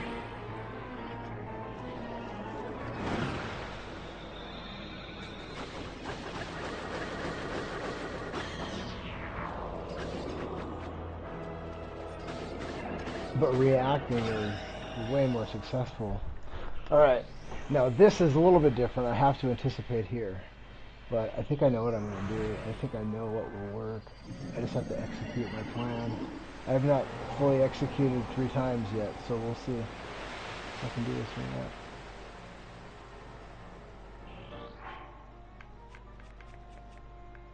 Oh, what is this? Hasty elixir? Boy. Alright. Oh, and then full recovery. Well, let's eat the hasty elixir for one. And let's turn these on.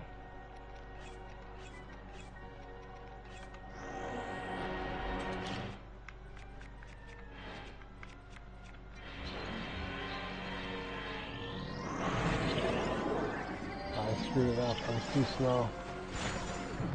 I'm probably not going to make this happen now. Oh.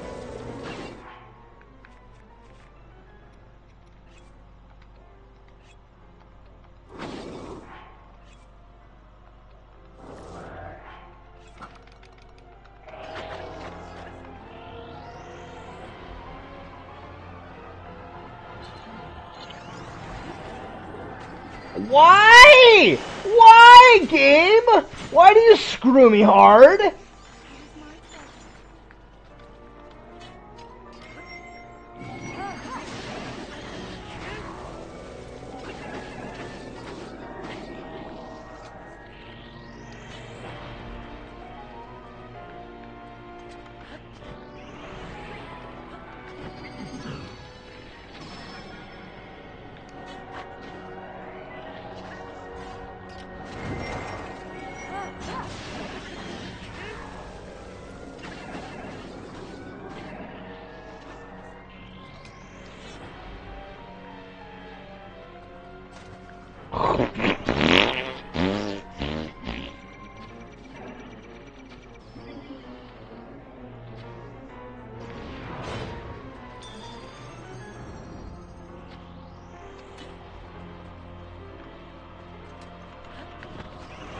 Dude, unbelievable. Unbelievable! Okay, we'll do it again. We'll try it one more time. All I gotta do is just not get screwed, and it'll work.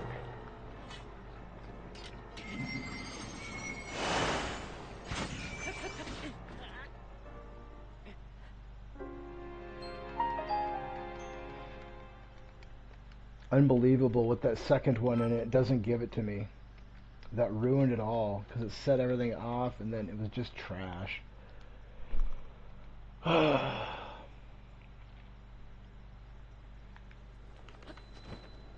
It's so frustrating. Because I didn't see that I did anything wrong. It just didn't give me the grab. It was like it was raining or something, and I slipped right off the thing.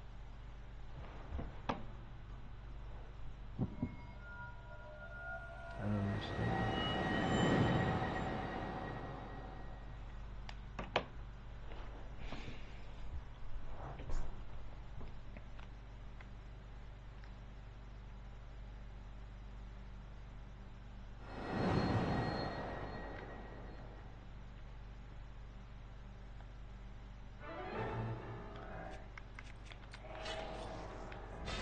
Why, you're opening with this? I don't think he's ever opened... Well, maybe the first fight. Maybe the first fight he opened with that.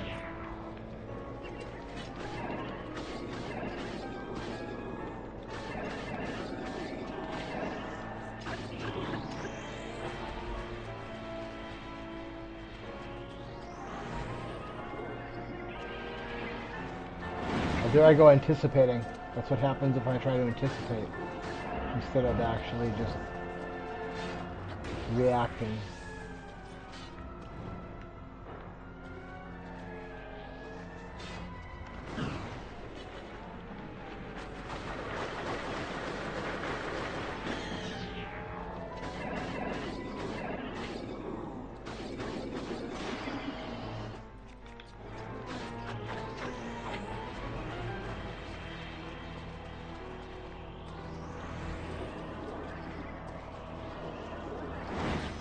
Dude, unbelievable there. I got ripped off. I totally did it right.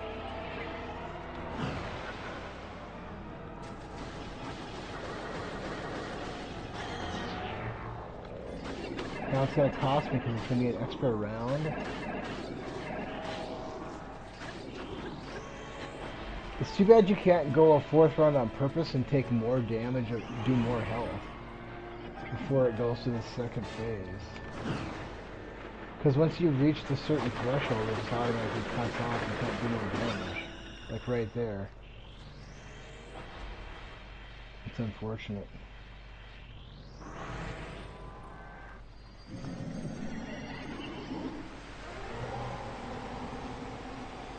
Alright, let's see.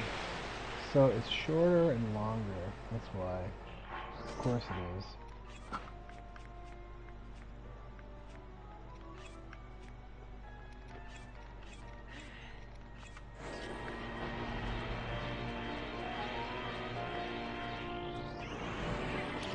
No.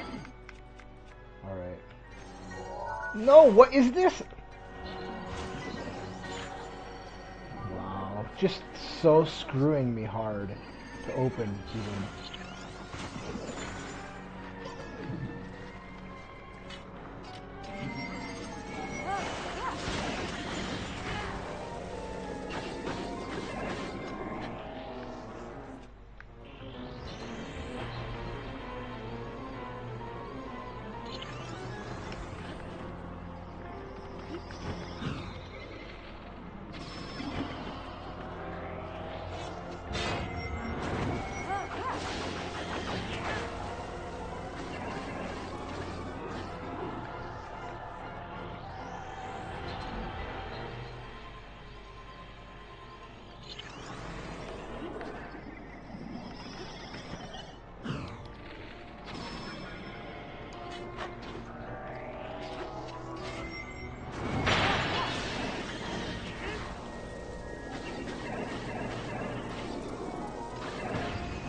There we go.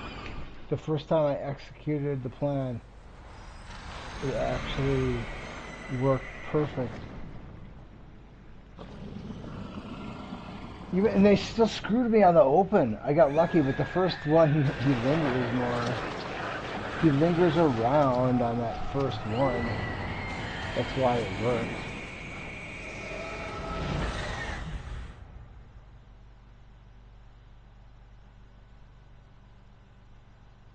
How do you fight him?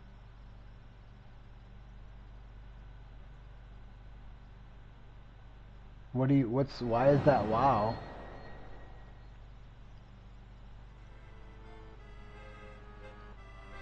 I'm just curious.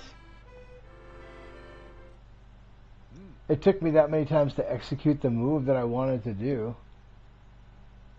And it helped that I had that speed potion I didn't know I had. Thank you, but like seriously though, how do you usually do it?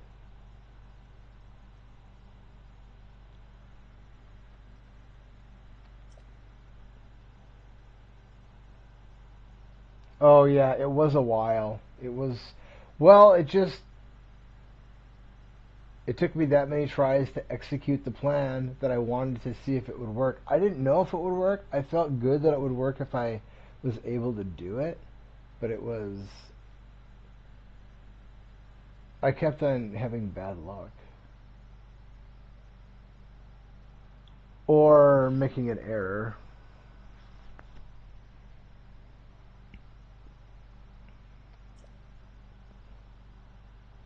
It was a while, though. You're right. I was getting kind of embarrassed. I don't know how long. Probably an hour I fought that guy. But I did leave and go collect some items, and then came back.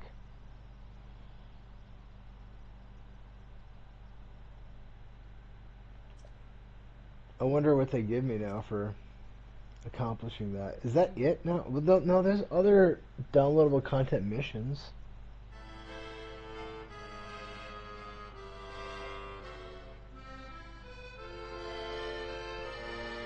How long did it take you to beat him, and then the first time, and then what is the strat that you use? If you don't mind me asking.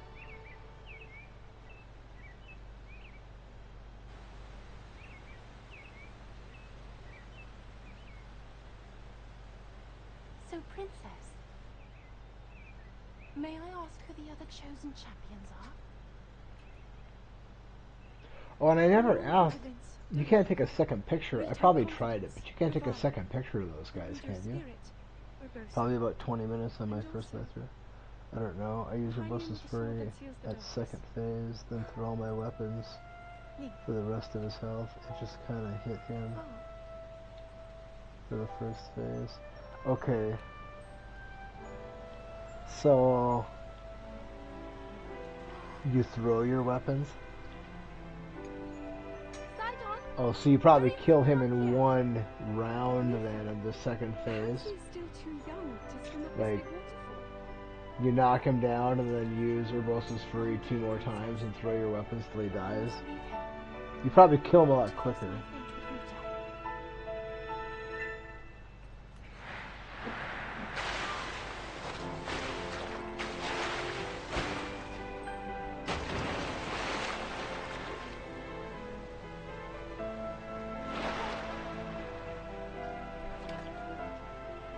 Join me.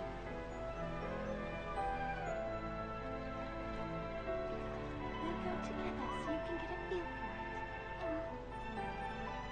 Let's go.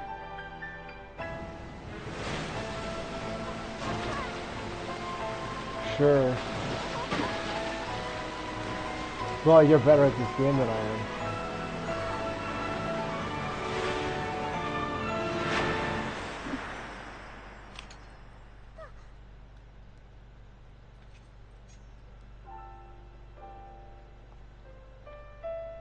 Sweet Sidon. I play should Halo fate very ever part aggressively. us, I'm counting on you to protect our beloved home from harm. Understood? Well, Halo Infinite. I'm not as good at the other Halos as I am at Halo Infinite. I believe in you. Now, shall we try one more time?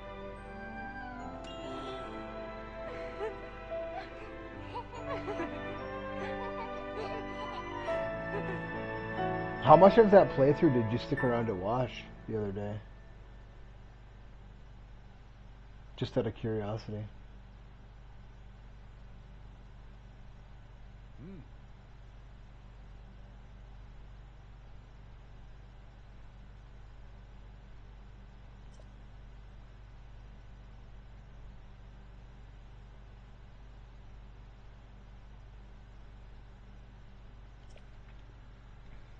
Well, I've never seen you play this game, so I mean, I'm sure I could learn a lot of techniques and stuff. Oh, really? Okay. So, did you see us finish the game off then? Like you saw like the last hour of the run?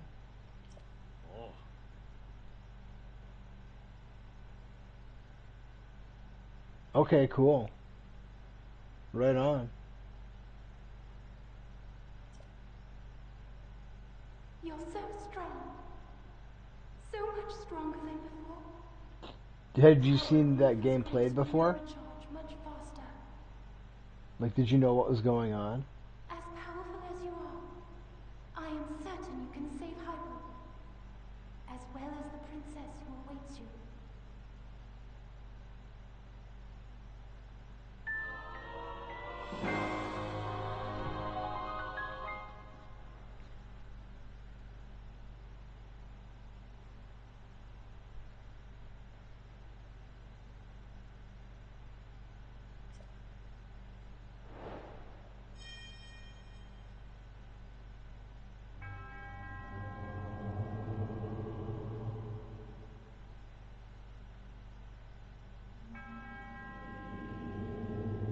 Do you stream Breath of the Wild ever?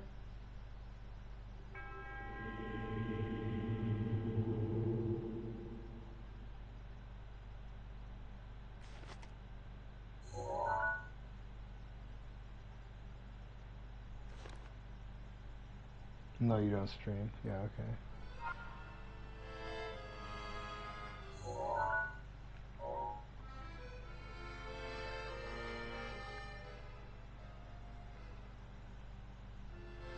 I don't have a stream set up. Dude, honestly, I never streamed before a couple of years ago, and honestly, I've spent like maybe $100. I bought a capture card for like 20 bucks off of eBay, and that's what I'm using for the Switch. But if I'm on Xbox, I just stream straight from the machine. My computer is not good enough to do anything other than basically be a pass-through.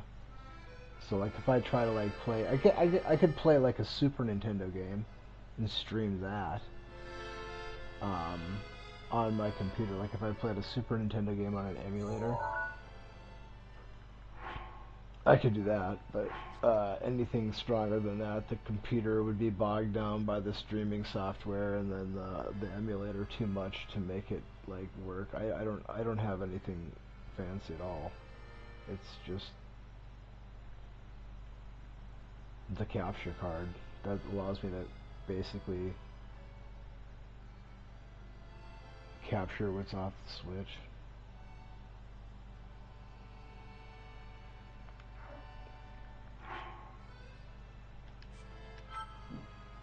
I do like this song.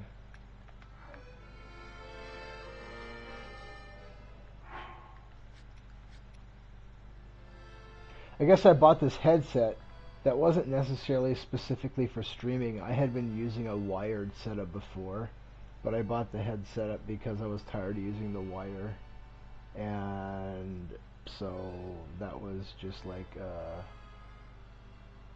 something I probably would have bought whether I was streaming or not. It just was.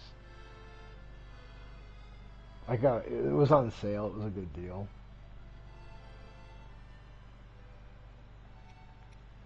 Alright, so I have to go back to the Shrine of Resurrection? Okay. Well, I kind of had it on the background while I played this game, but I didn't really know what was happening when I did watch. Oh, sure, right. Yeah, okay.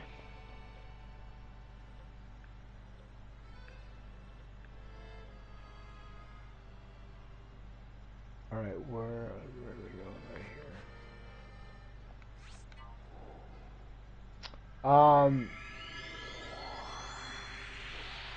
here? Zozamesh and I have been playing that game. Well, we've been playing Halo for a long time, but that specific game, we started playing that.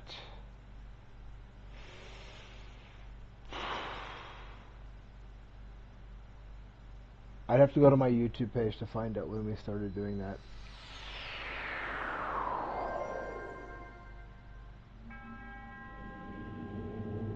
Once we got pretty decent at the game, we had a target time of a sub 3 hour run that we wanted to. That was our goal. And it took us probably a year from when we started to get kind of good at that game to when we went sub 3 hour time. We were close a bunch of times, but then we hit I think we've had 3, maybe 4 sub 3 hour times. And then we wanted to do a deathless run, and we've been working on that for maybe 3 or 4 months, that deathless run. But it's different because we'll be more safe in spots.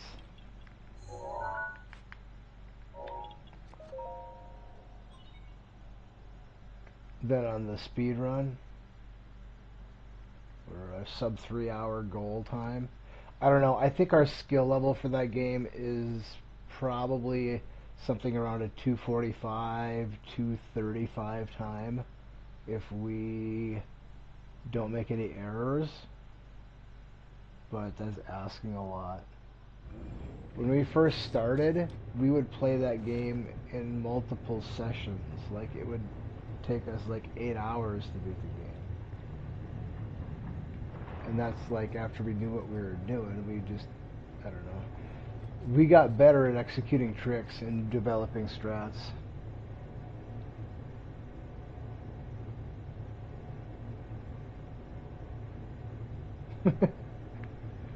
Fair enough. What is this? Okay.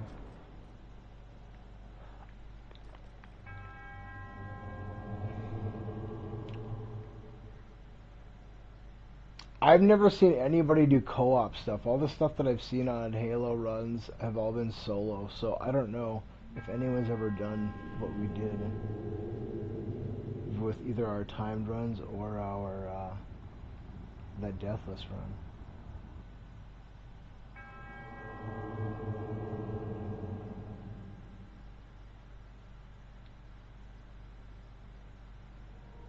But it's a lot of fun and it's rewarding. Because that shit's... It's really easy to die, man. It's so easy to die in that game. It's very easy to die.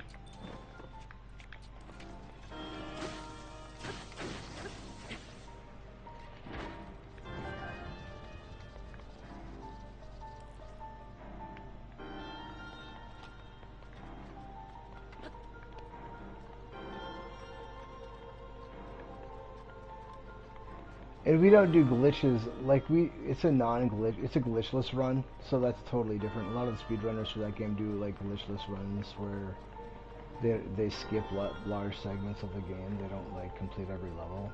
I don't know. We're just doing our own thing. We're not trying to compete with anybody or like, you know, compare our stuff to other people's stuff. It's just our thing, you know, if that makes any sense.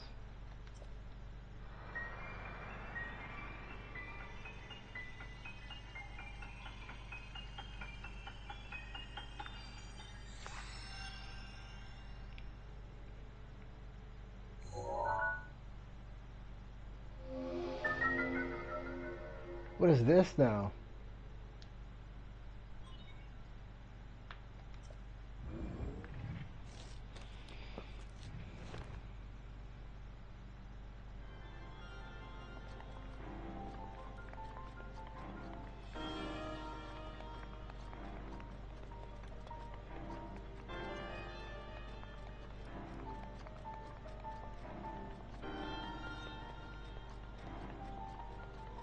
You know, I'm impressed with the downloadable content that they have put into this game, you know?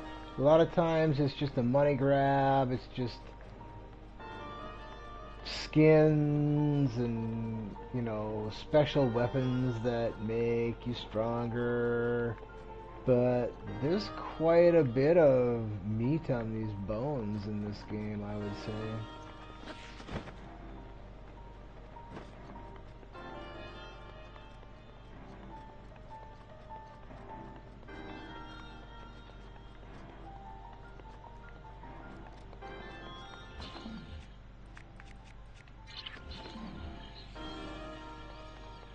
I agree, it is pretty good. This game is really good. Like,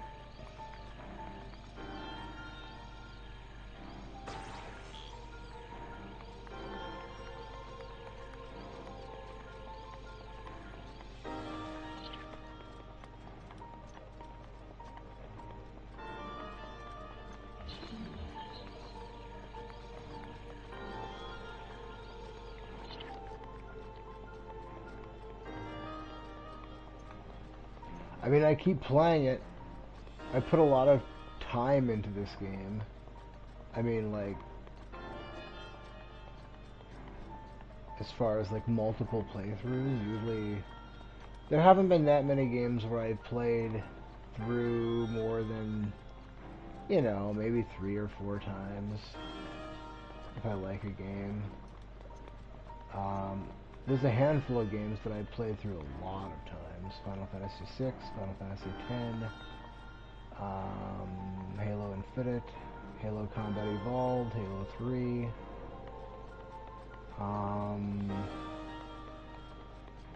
GoldenEye 007, although I haven't played that game in a very long time. I played that a lot when it first dropped, like back on N64 back in the 90s. I played that game.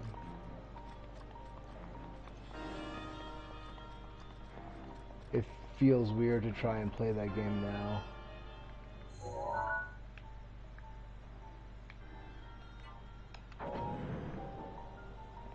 just the controller is so... I don't know. I guess I could try playing it on Xbox. They did remake it. It might be easier to manipulate the controls on a modern controller if they did it well.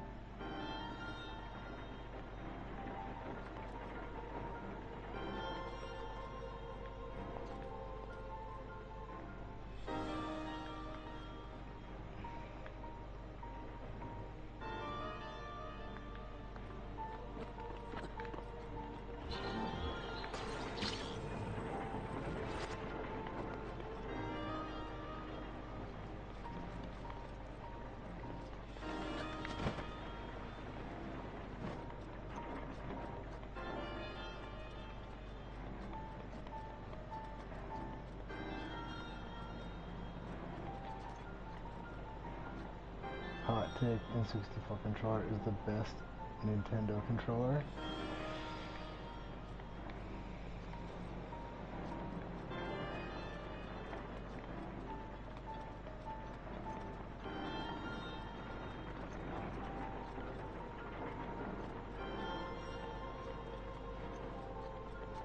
I do like the N64. I played a lot of N64 games, or like a lot of. I put a lot of time into my N64 back in the day.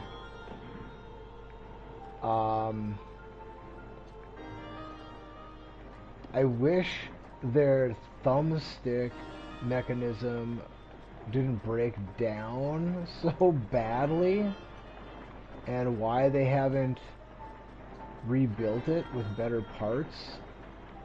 I don't know. I would think that people could like 3D print that shit these days and fix those problems, but I don't know. You know, honestly, I've told people for a really long time, if you hold a modern controller in your left hand, your thumb sits where the thumbstick would be on an N64 controller, and your trigger finger sits close to where the trigger finger would be on an N64 controller. It's a very good controller.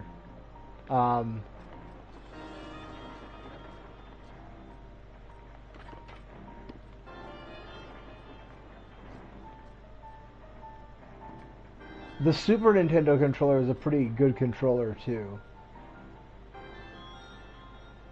I never got comfortable with the... Well, whenever Nintendo decides to make a controller, they have a stroke or something. Well, this Pro Switch controller isn't too bad. I wish their thumbsticks were more like Xbox. Xbox has the best thumbsticks.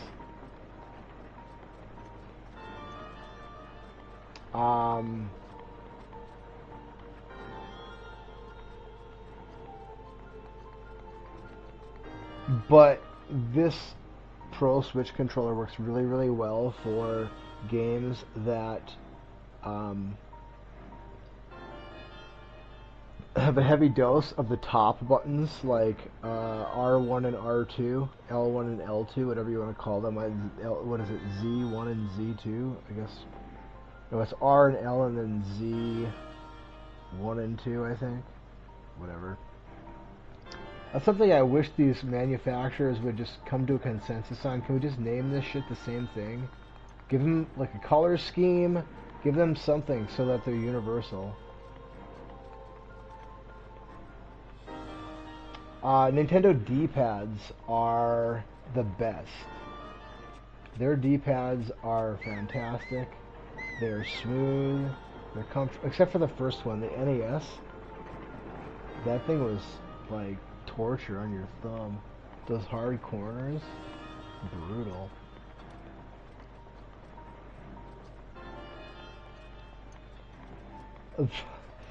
The GameCube controller, that one, you know, I have heard people say that that's the best controller they ever made. I don't know what games they played that controller works so well with. I really don't know. I always thought it was the weirdest shit. NES D-pad was C tier. The original NES D-pad was terrible. It's got those hard, like, edges on it that just cut your thumbs up, brutal style. It was terrible. The Super Nintendo was really good, though. I think pound for pound, the Super Nintendo controller is probably the best controller ever made. Just because the modern controller is basically uses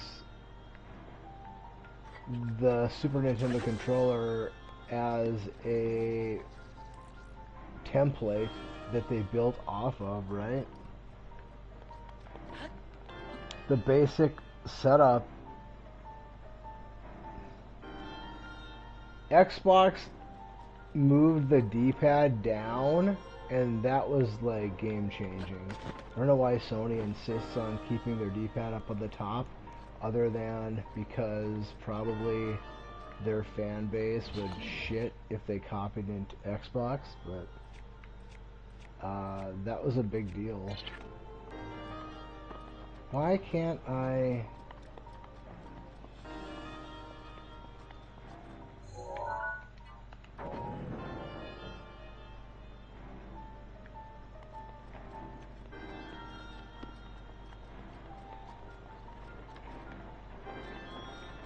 It's way better to have the D-pad down than on the than up, like the Nintendo Pro Switch controller, how the left thumbstick and D-pad are aligned, or the Xbox controller, how those two are aligned, are good. You lose range of motion with hotkeys and stuff like that by having the D-pad up in the top left. It's just not a good spot. I can't figure out where the hell to go here. Maybe there's water somewhere I can use ice.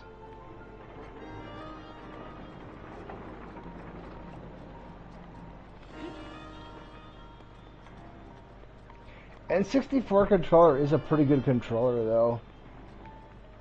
I'm not a big fan of the Sony controller. It feels to me like it hurts my wrists. Like, I have to hold it in an awkward position that strains my wrists. I don't feel that way about this Nintendo Switch Pro controller. My only complaint with this controller, honestly, two of them. One, it does not have a textured back like the Xbox controller has, which is way better. In general, it was a good controller. The Super Nintendo, you mean? And then the thumbsticks, man. My thumbs want to slip off this controller all the time because there's no grip on them. Maybe... No, this isn't gonna work.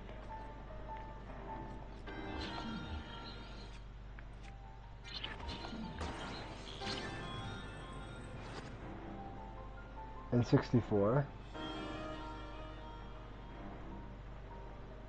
N64 is a really good controller. I mean, my only major beef with that controller is the thumbstick. The materials that they use to make the thumbstick are...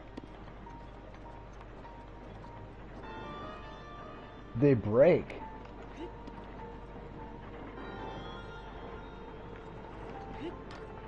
It doesn't stand up. They wear out and they just... I can't tell you how many times I took those things apart, like disassembled the whole mechanism, cleaned it out, put it back together again. It's a pain in the ass too because it's all spring loaded and shit. N64, yeah.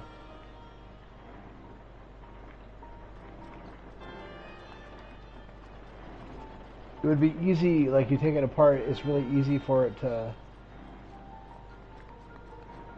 just... all the parts go flying because it's spring loaded and you gotta be like really careful.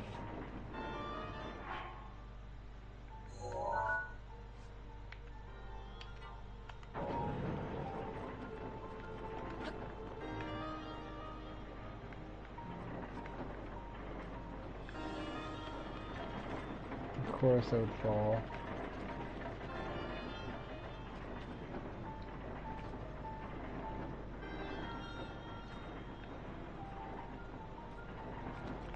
In general, I like Nintendo. I was always a Nintendo guy. I had an NES, I had a Super Nintendo, I had a Nintendo 64, and then I didn't get a GameCube. I never got a Wii or anything. Um, it was right around the turn of the century where I was gonna buy a new system, and I was torn between Xbox and PlayStation because Nintendo didn't have anything really good at the time, and Halo was the deciding factor for me, and so I've been buying Xbox since around the year 2000. And then I was gifted this Nintendo Switch, but I love this thing. It's fantastic. The 3 games I played on it are as good as anything I've played on any system for a long time. Both of the Zelda games are amazing, and Metroid Dread is an awesome game.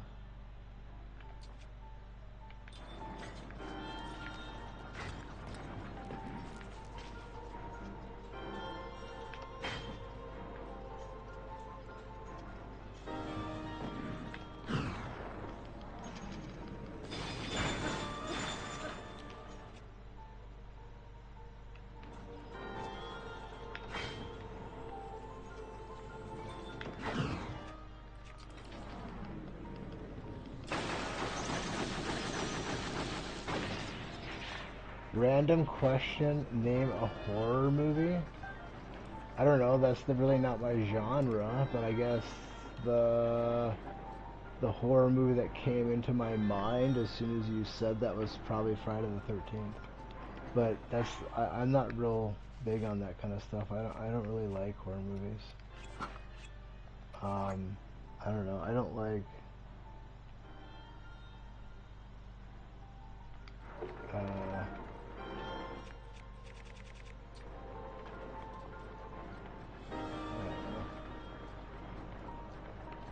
It's not for me.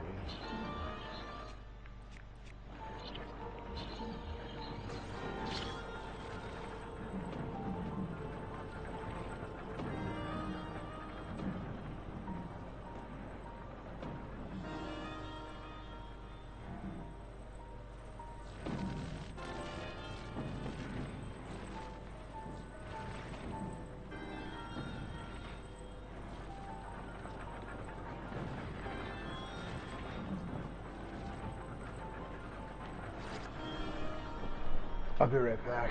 I'm gonna use the restroom again.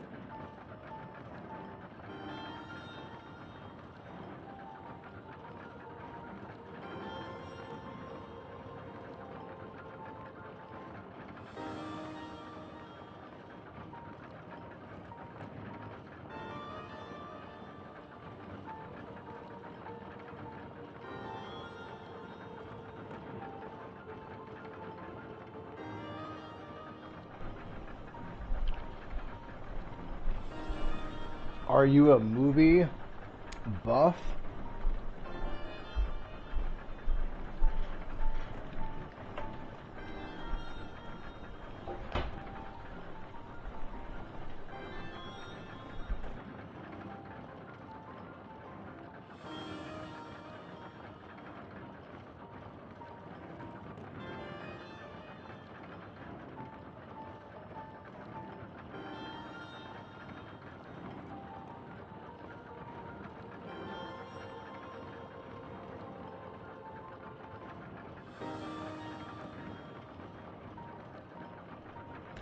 No, definitely not. Not a movie. Not into movies. Don't like to watch movies. Yeah, I figured it was something like that.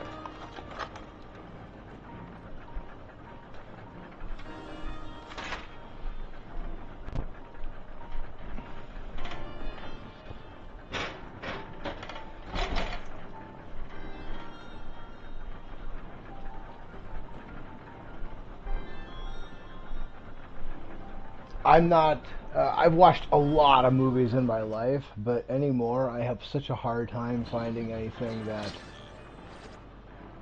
uh, that I don't think is crap. Let's put it that way.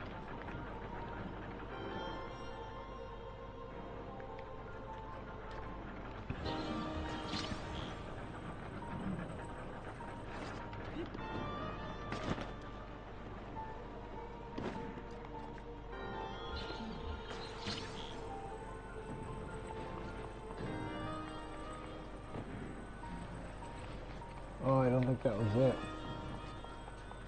Uh-oh. I think I screwed the pooch there.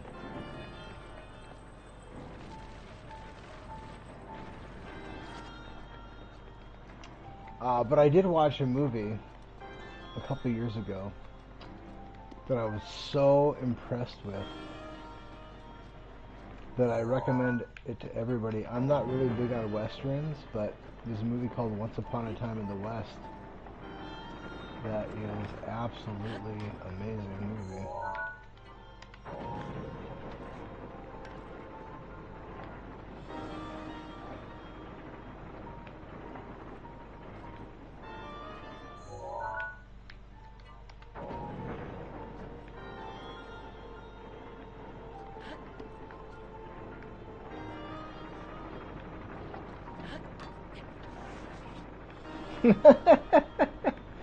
Well, it's got Peter Fonda in it. Peter Fonda plays a villain, and it's got Charles Bronson in it. Charles Bronson plays a character named Harmonica.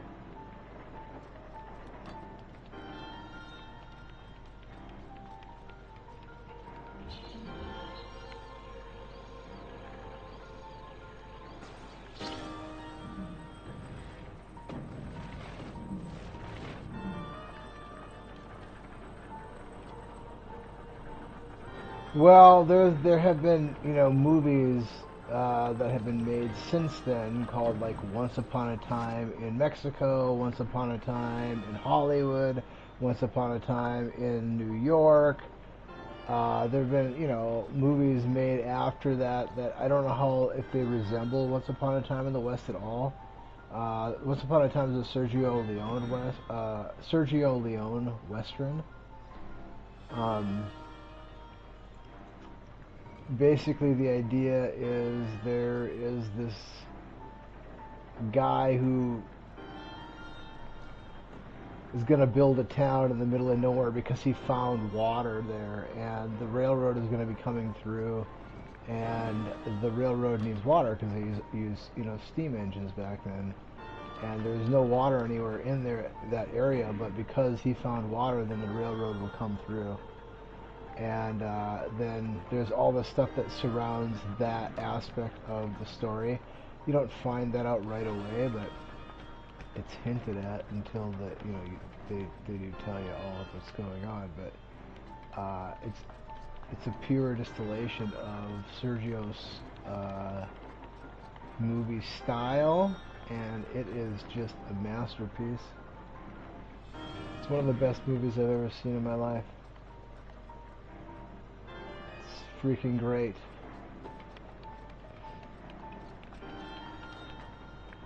Okay, that must be where it goes. Okay. It's, how when you play a really good video game, and then if you try to play another video game that isn't as good, how it's just like, it's painful. The experience is painful. because you went from playing something really amazing to playing something inferior. Or like you can see the same thing with food, you know?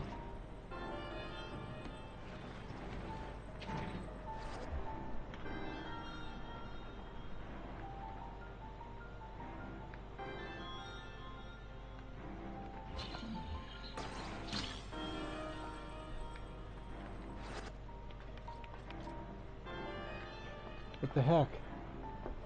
That looked like the spot.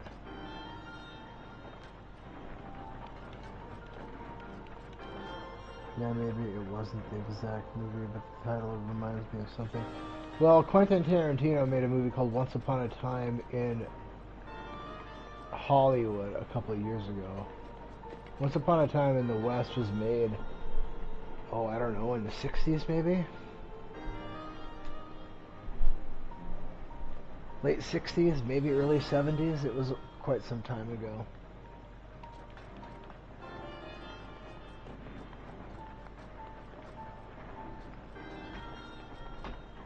Digos, stop it now. Okay, we're going to get the water bottle. You know better than that.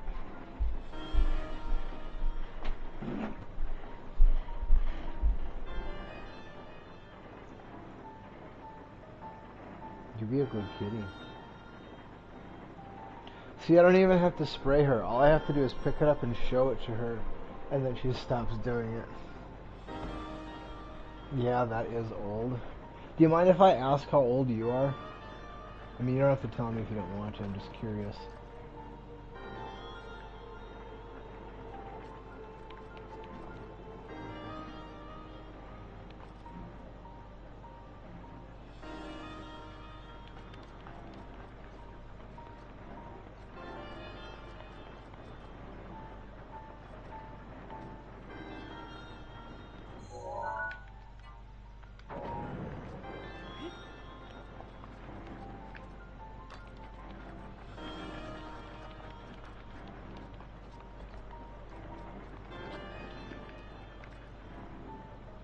Okay. Alright.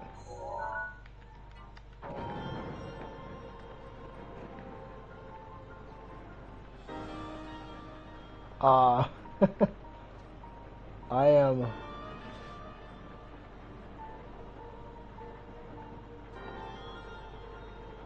Well, I'm not quite twice your age, but... I'm 45.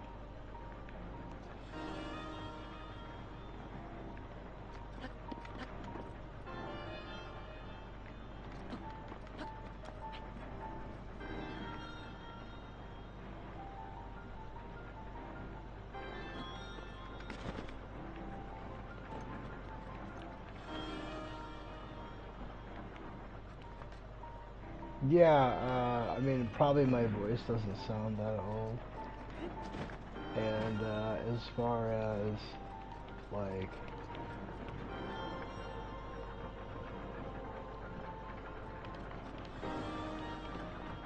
who somebody is, I don't know that that's really necessarily like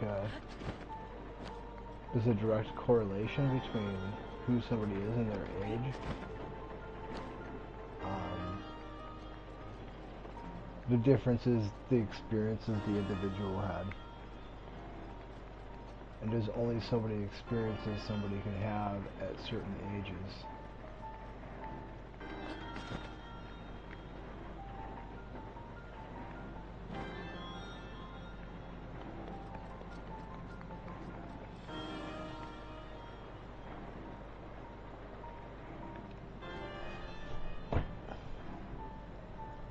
But I don't feel that old. I mean, physically, sometimes I feel old, like I have aches and pains and shit. But, you know what, man? I just like to play video games. I love playing video games. I love playing video games since the first time I ever played a video game. I remember the first time I ever saw the Nintendo, the NES, being played. I was at my friend's house, and he was playing Mario Brothers, the first one, and I was enthralled. I'd never, I mean, I had seen like Atari and stuff, right? But I'd never seen anything like that before. And I have memories of different moments like that in my life. I have a memory of Super Mario World that was like that. I have a memory of GoldenEye 007 that was like that. I have a memory of Oblivion that was like that. Um, like I'll never forget the moment when I first experienced uh,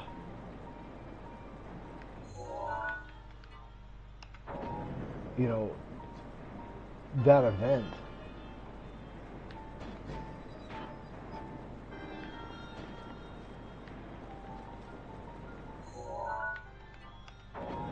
But I love playing video games. That's my thing.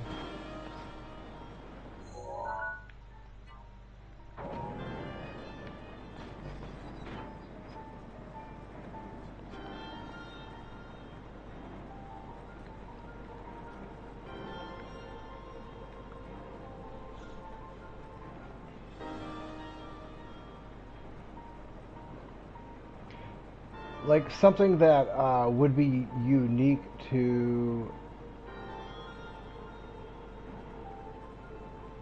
someone of your generation is that you have no memory of life prior to the internet. You can only read about that in books or maybe see movies or something about it, right?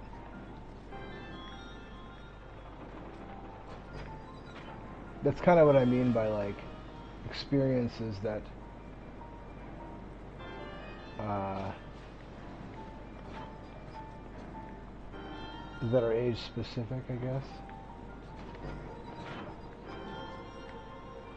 If that makes any sense.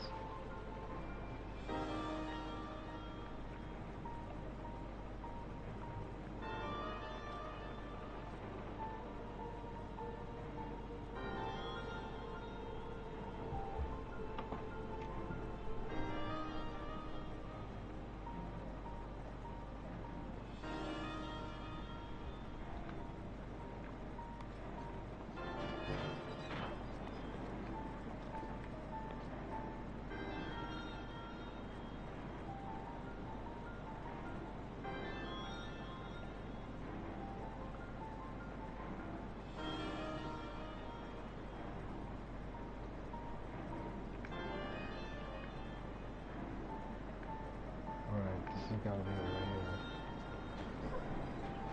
Oh, come on, I had it. I fell off the switch.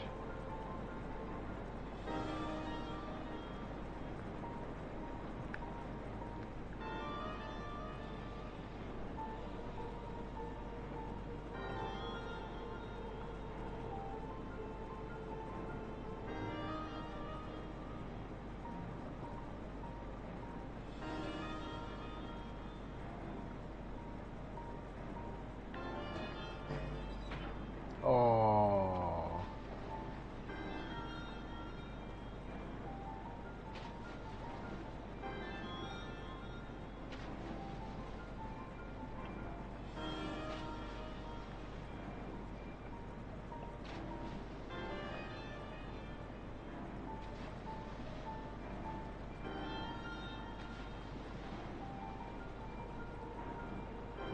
Here it is. Come on! Why? Oh, that's just not even fair.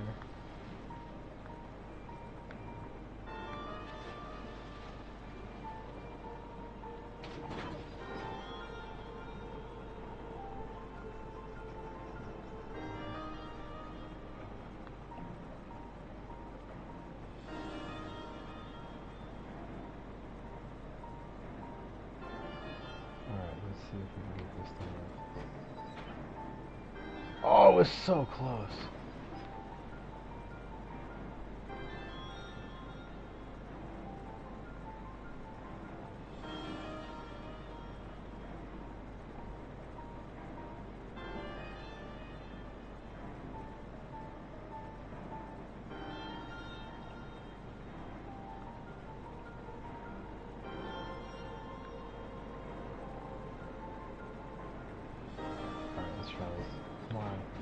Oh no! I missed it again. Oh.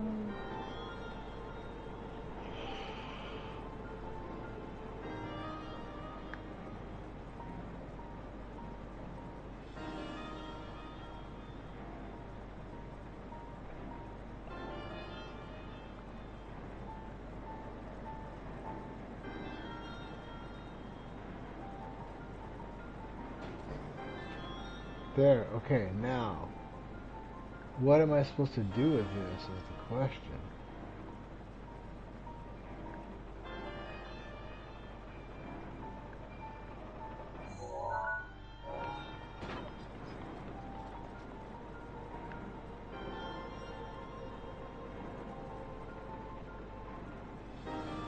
Or will it just drop right here for me?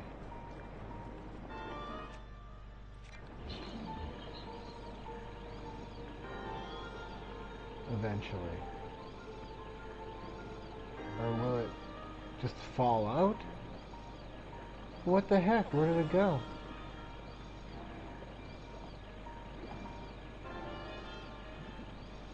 Oh, there it is. Okay, I'm gonna have to turn it back the other way or it's gonna...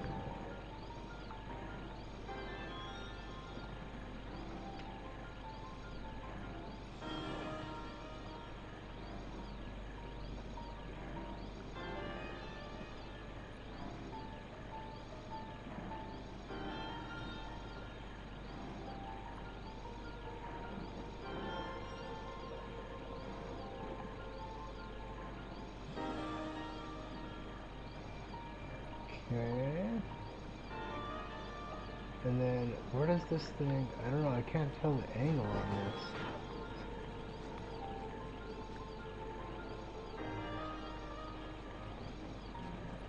I feel like... Okay, yeah, that's right. It would drop right here. Okay.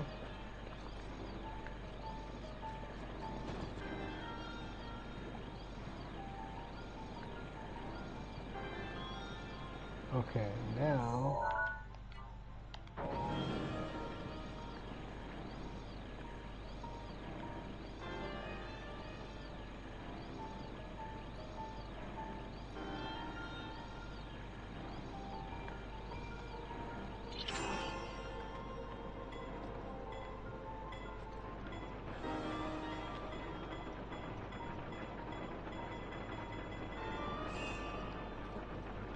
Alright, now where do I take this thing is the question. Looks like probably a drop right here.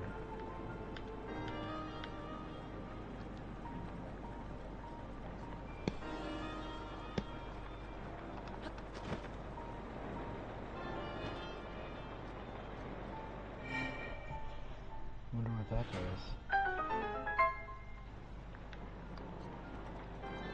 Oh, I see.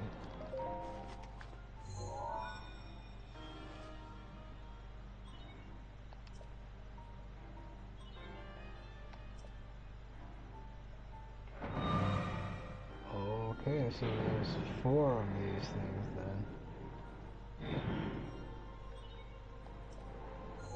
3 terminals remaining. Okay.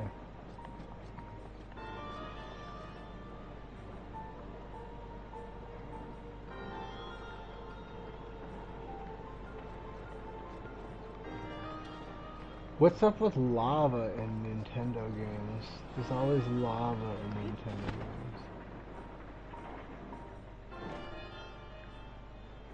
So, you like the N64 controller. What N64 games have you played and do you enjoy?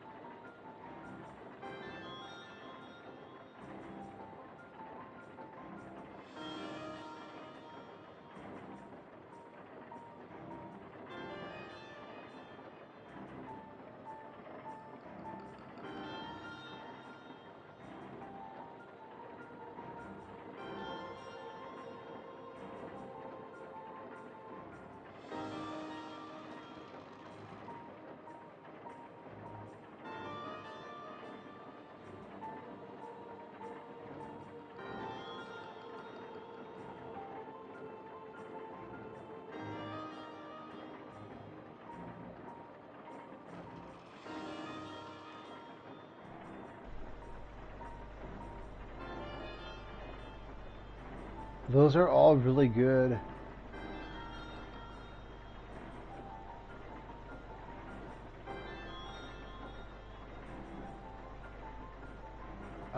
Mario, those are all really, really good. I played the crap out of Mario 64, Mario Kart 64. The Zelda game I played was the Ocarina of Time. I played the crap out of that. And of all of those games, probably GoldenEye I played the most.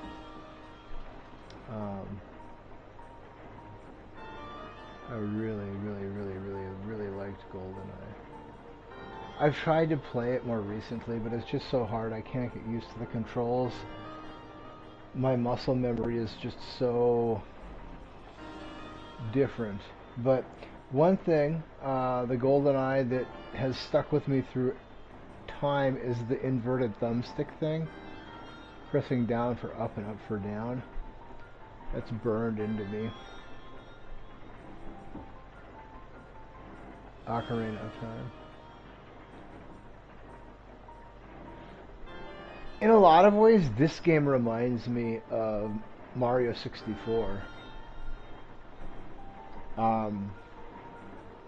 It's like this game is more of a advanced version of that game.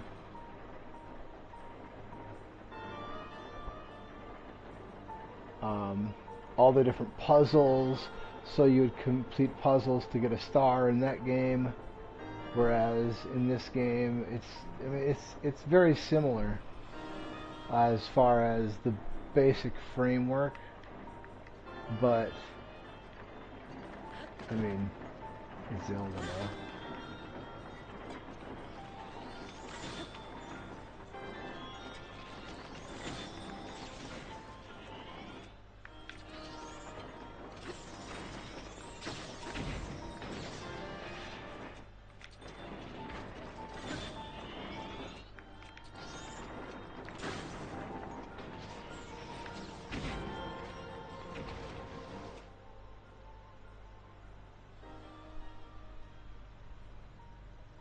Do tell.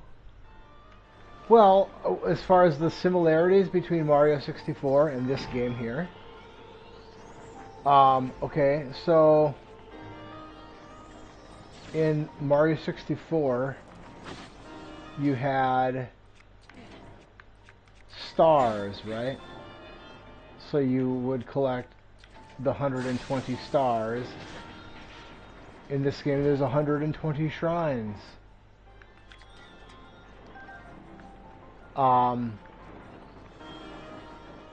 The divine beasts are in some ways a more advanced, more complex version of the castle levels, like the Bowser's castle levels, with the different puzzles to make your way through it. There is a common thread between the two games as far as like the structure and how they are, like the ideas behind the levels that they built. Now this is an open world, which that game isn't, but it kind of functions as one because you go through these doors that take you to the regions of the world rather than having an open world that you would just explore, but that in many ways is just a mechanic of the time. So when the N64 was made, there wasn't a whole lot of ways to build an open world. Even Ocarina of Time, I mean, outside of like Hyrule Field, which was the big open area, everything was segregated. You know, you'd cross into a barrier and then you'd be in a different region, if that makes any sense.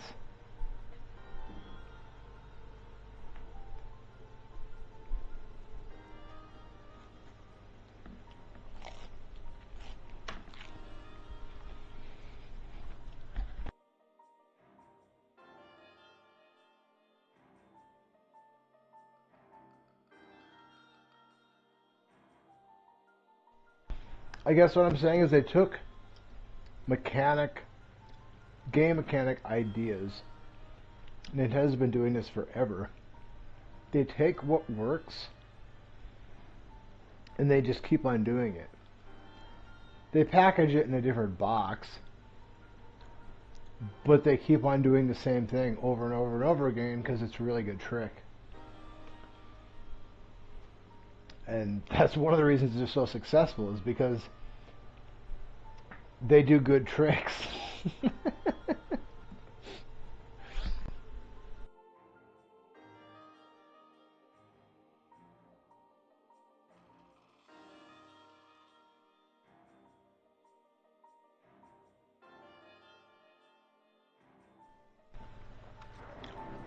You're good. I'm kind of taking a snack break here. Hopefully I'll see you on here again. You have a nice night. I still have, I don't know what else I have left in this game, but I still have quite a bit left to work on. Thank you for your time. Thank you for your help. Thank you for your conversation.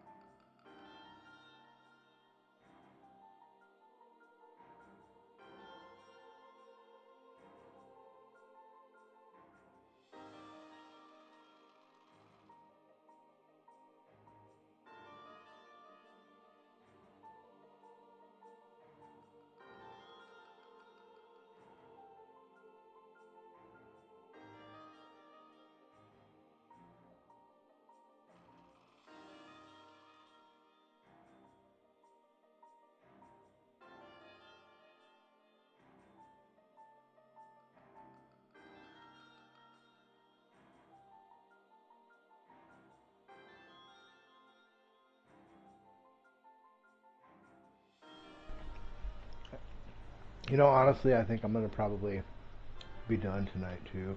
I didn't realize it's as late as it is.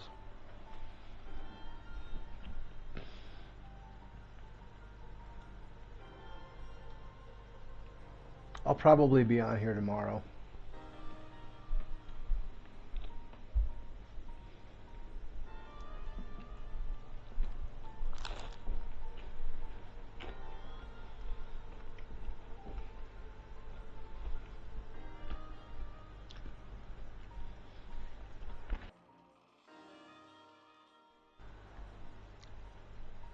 You have a nice night.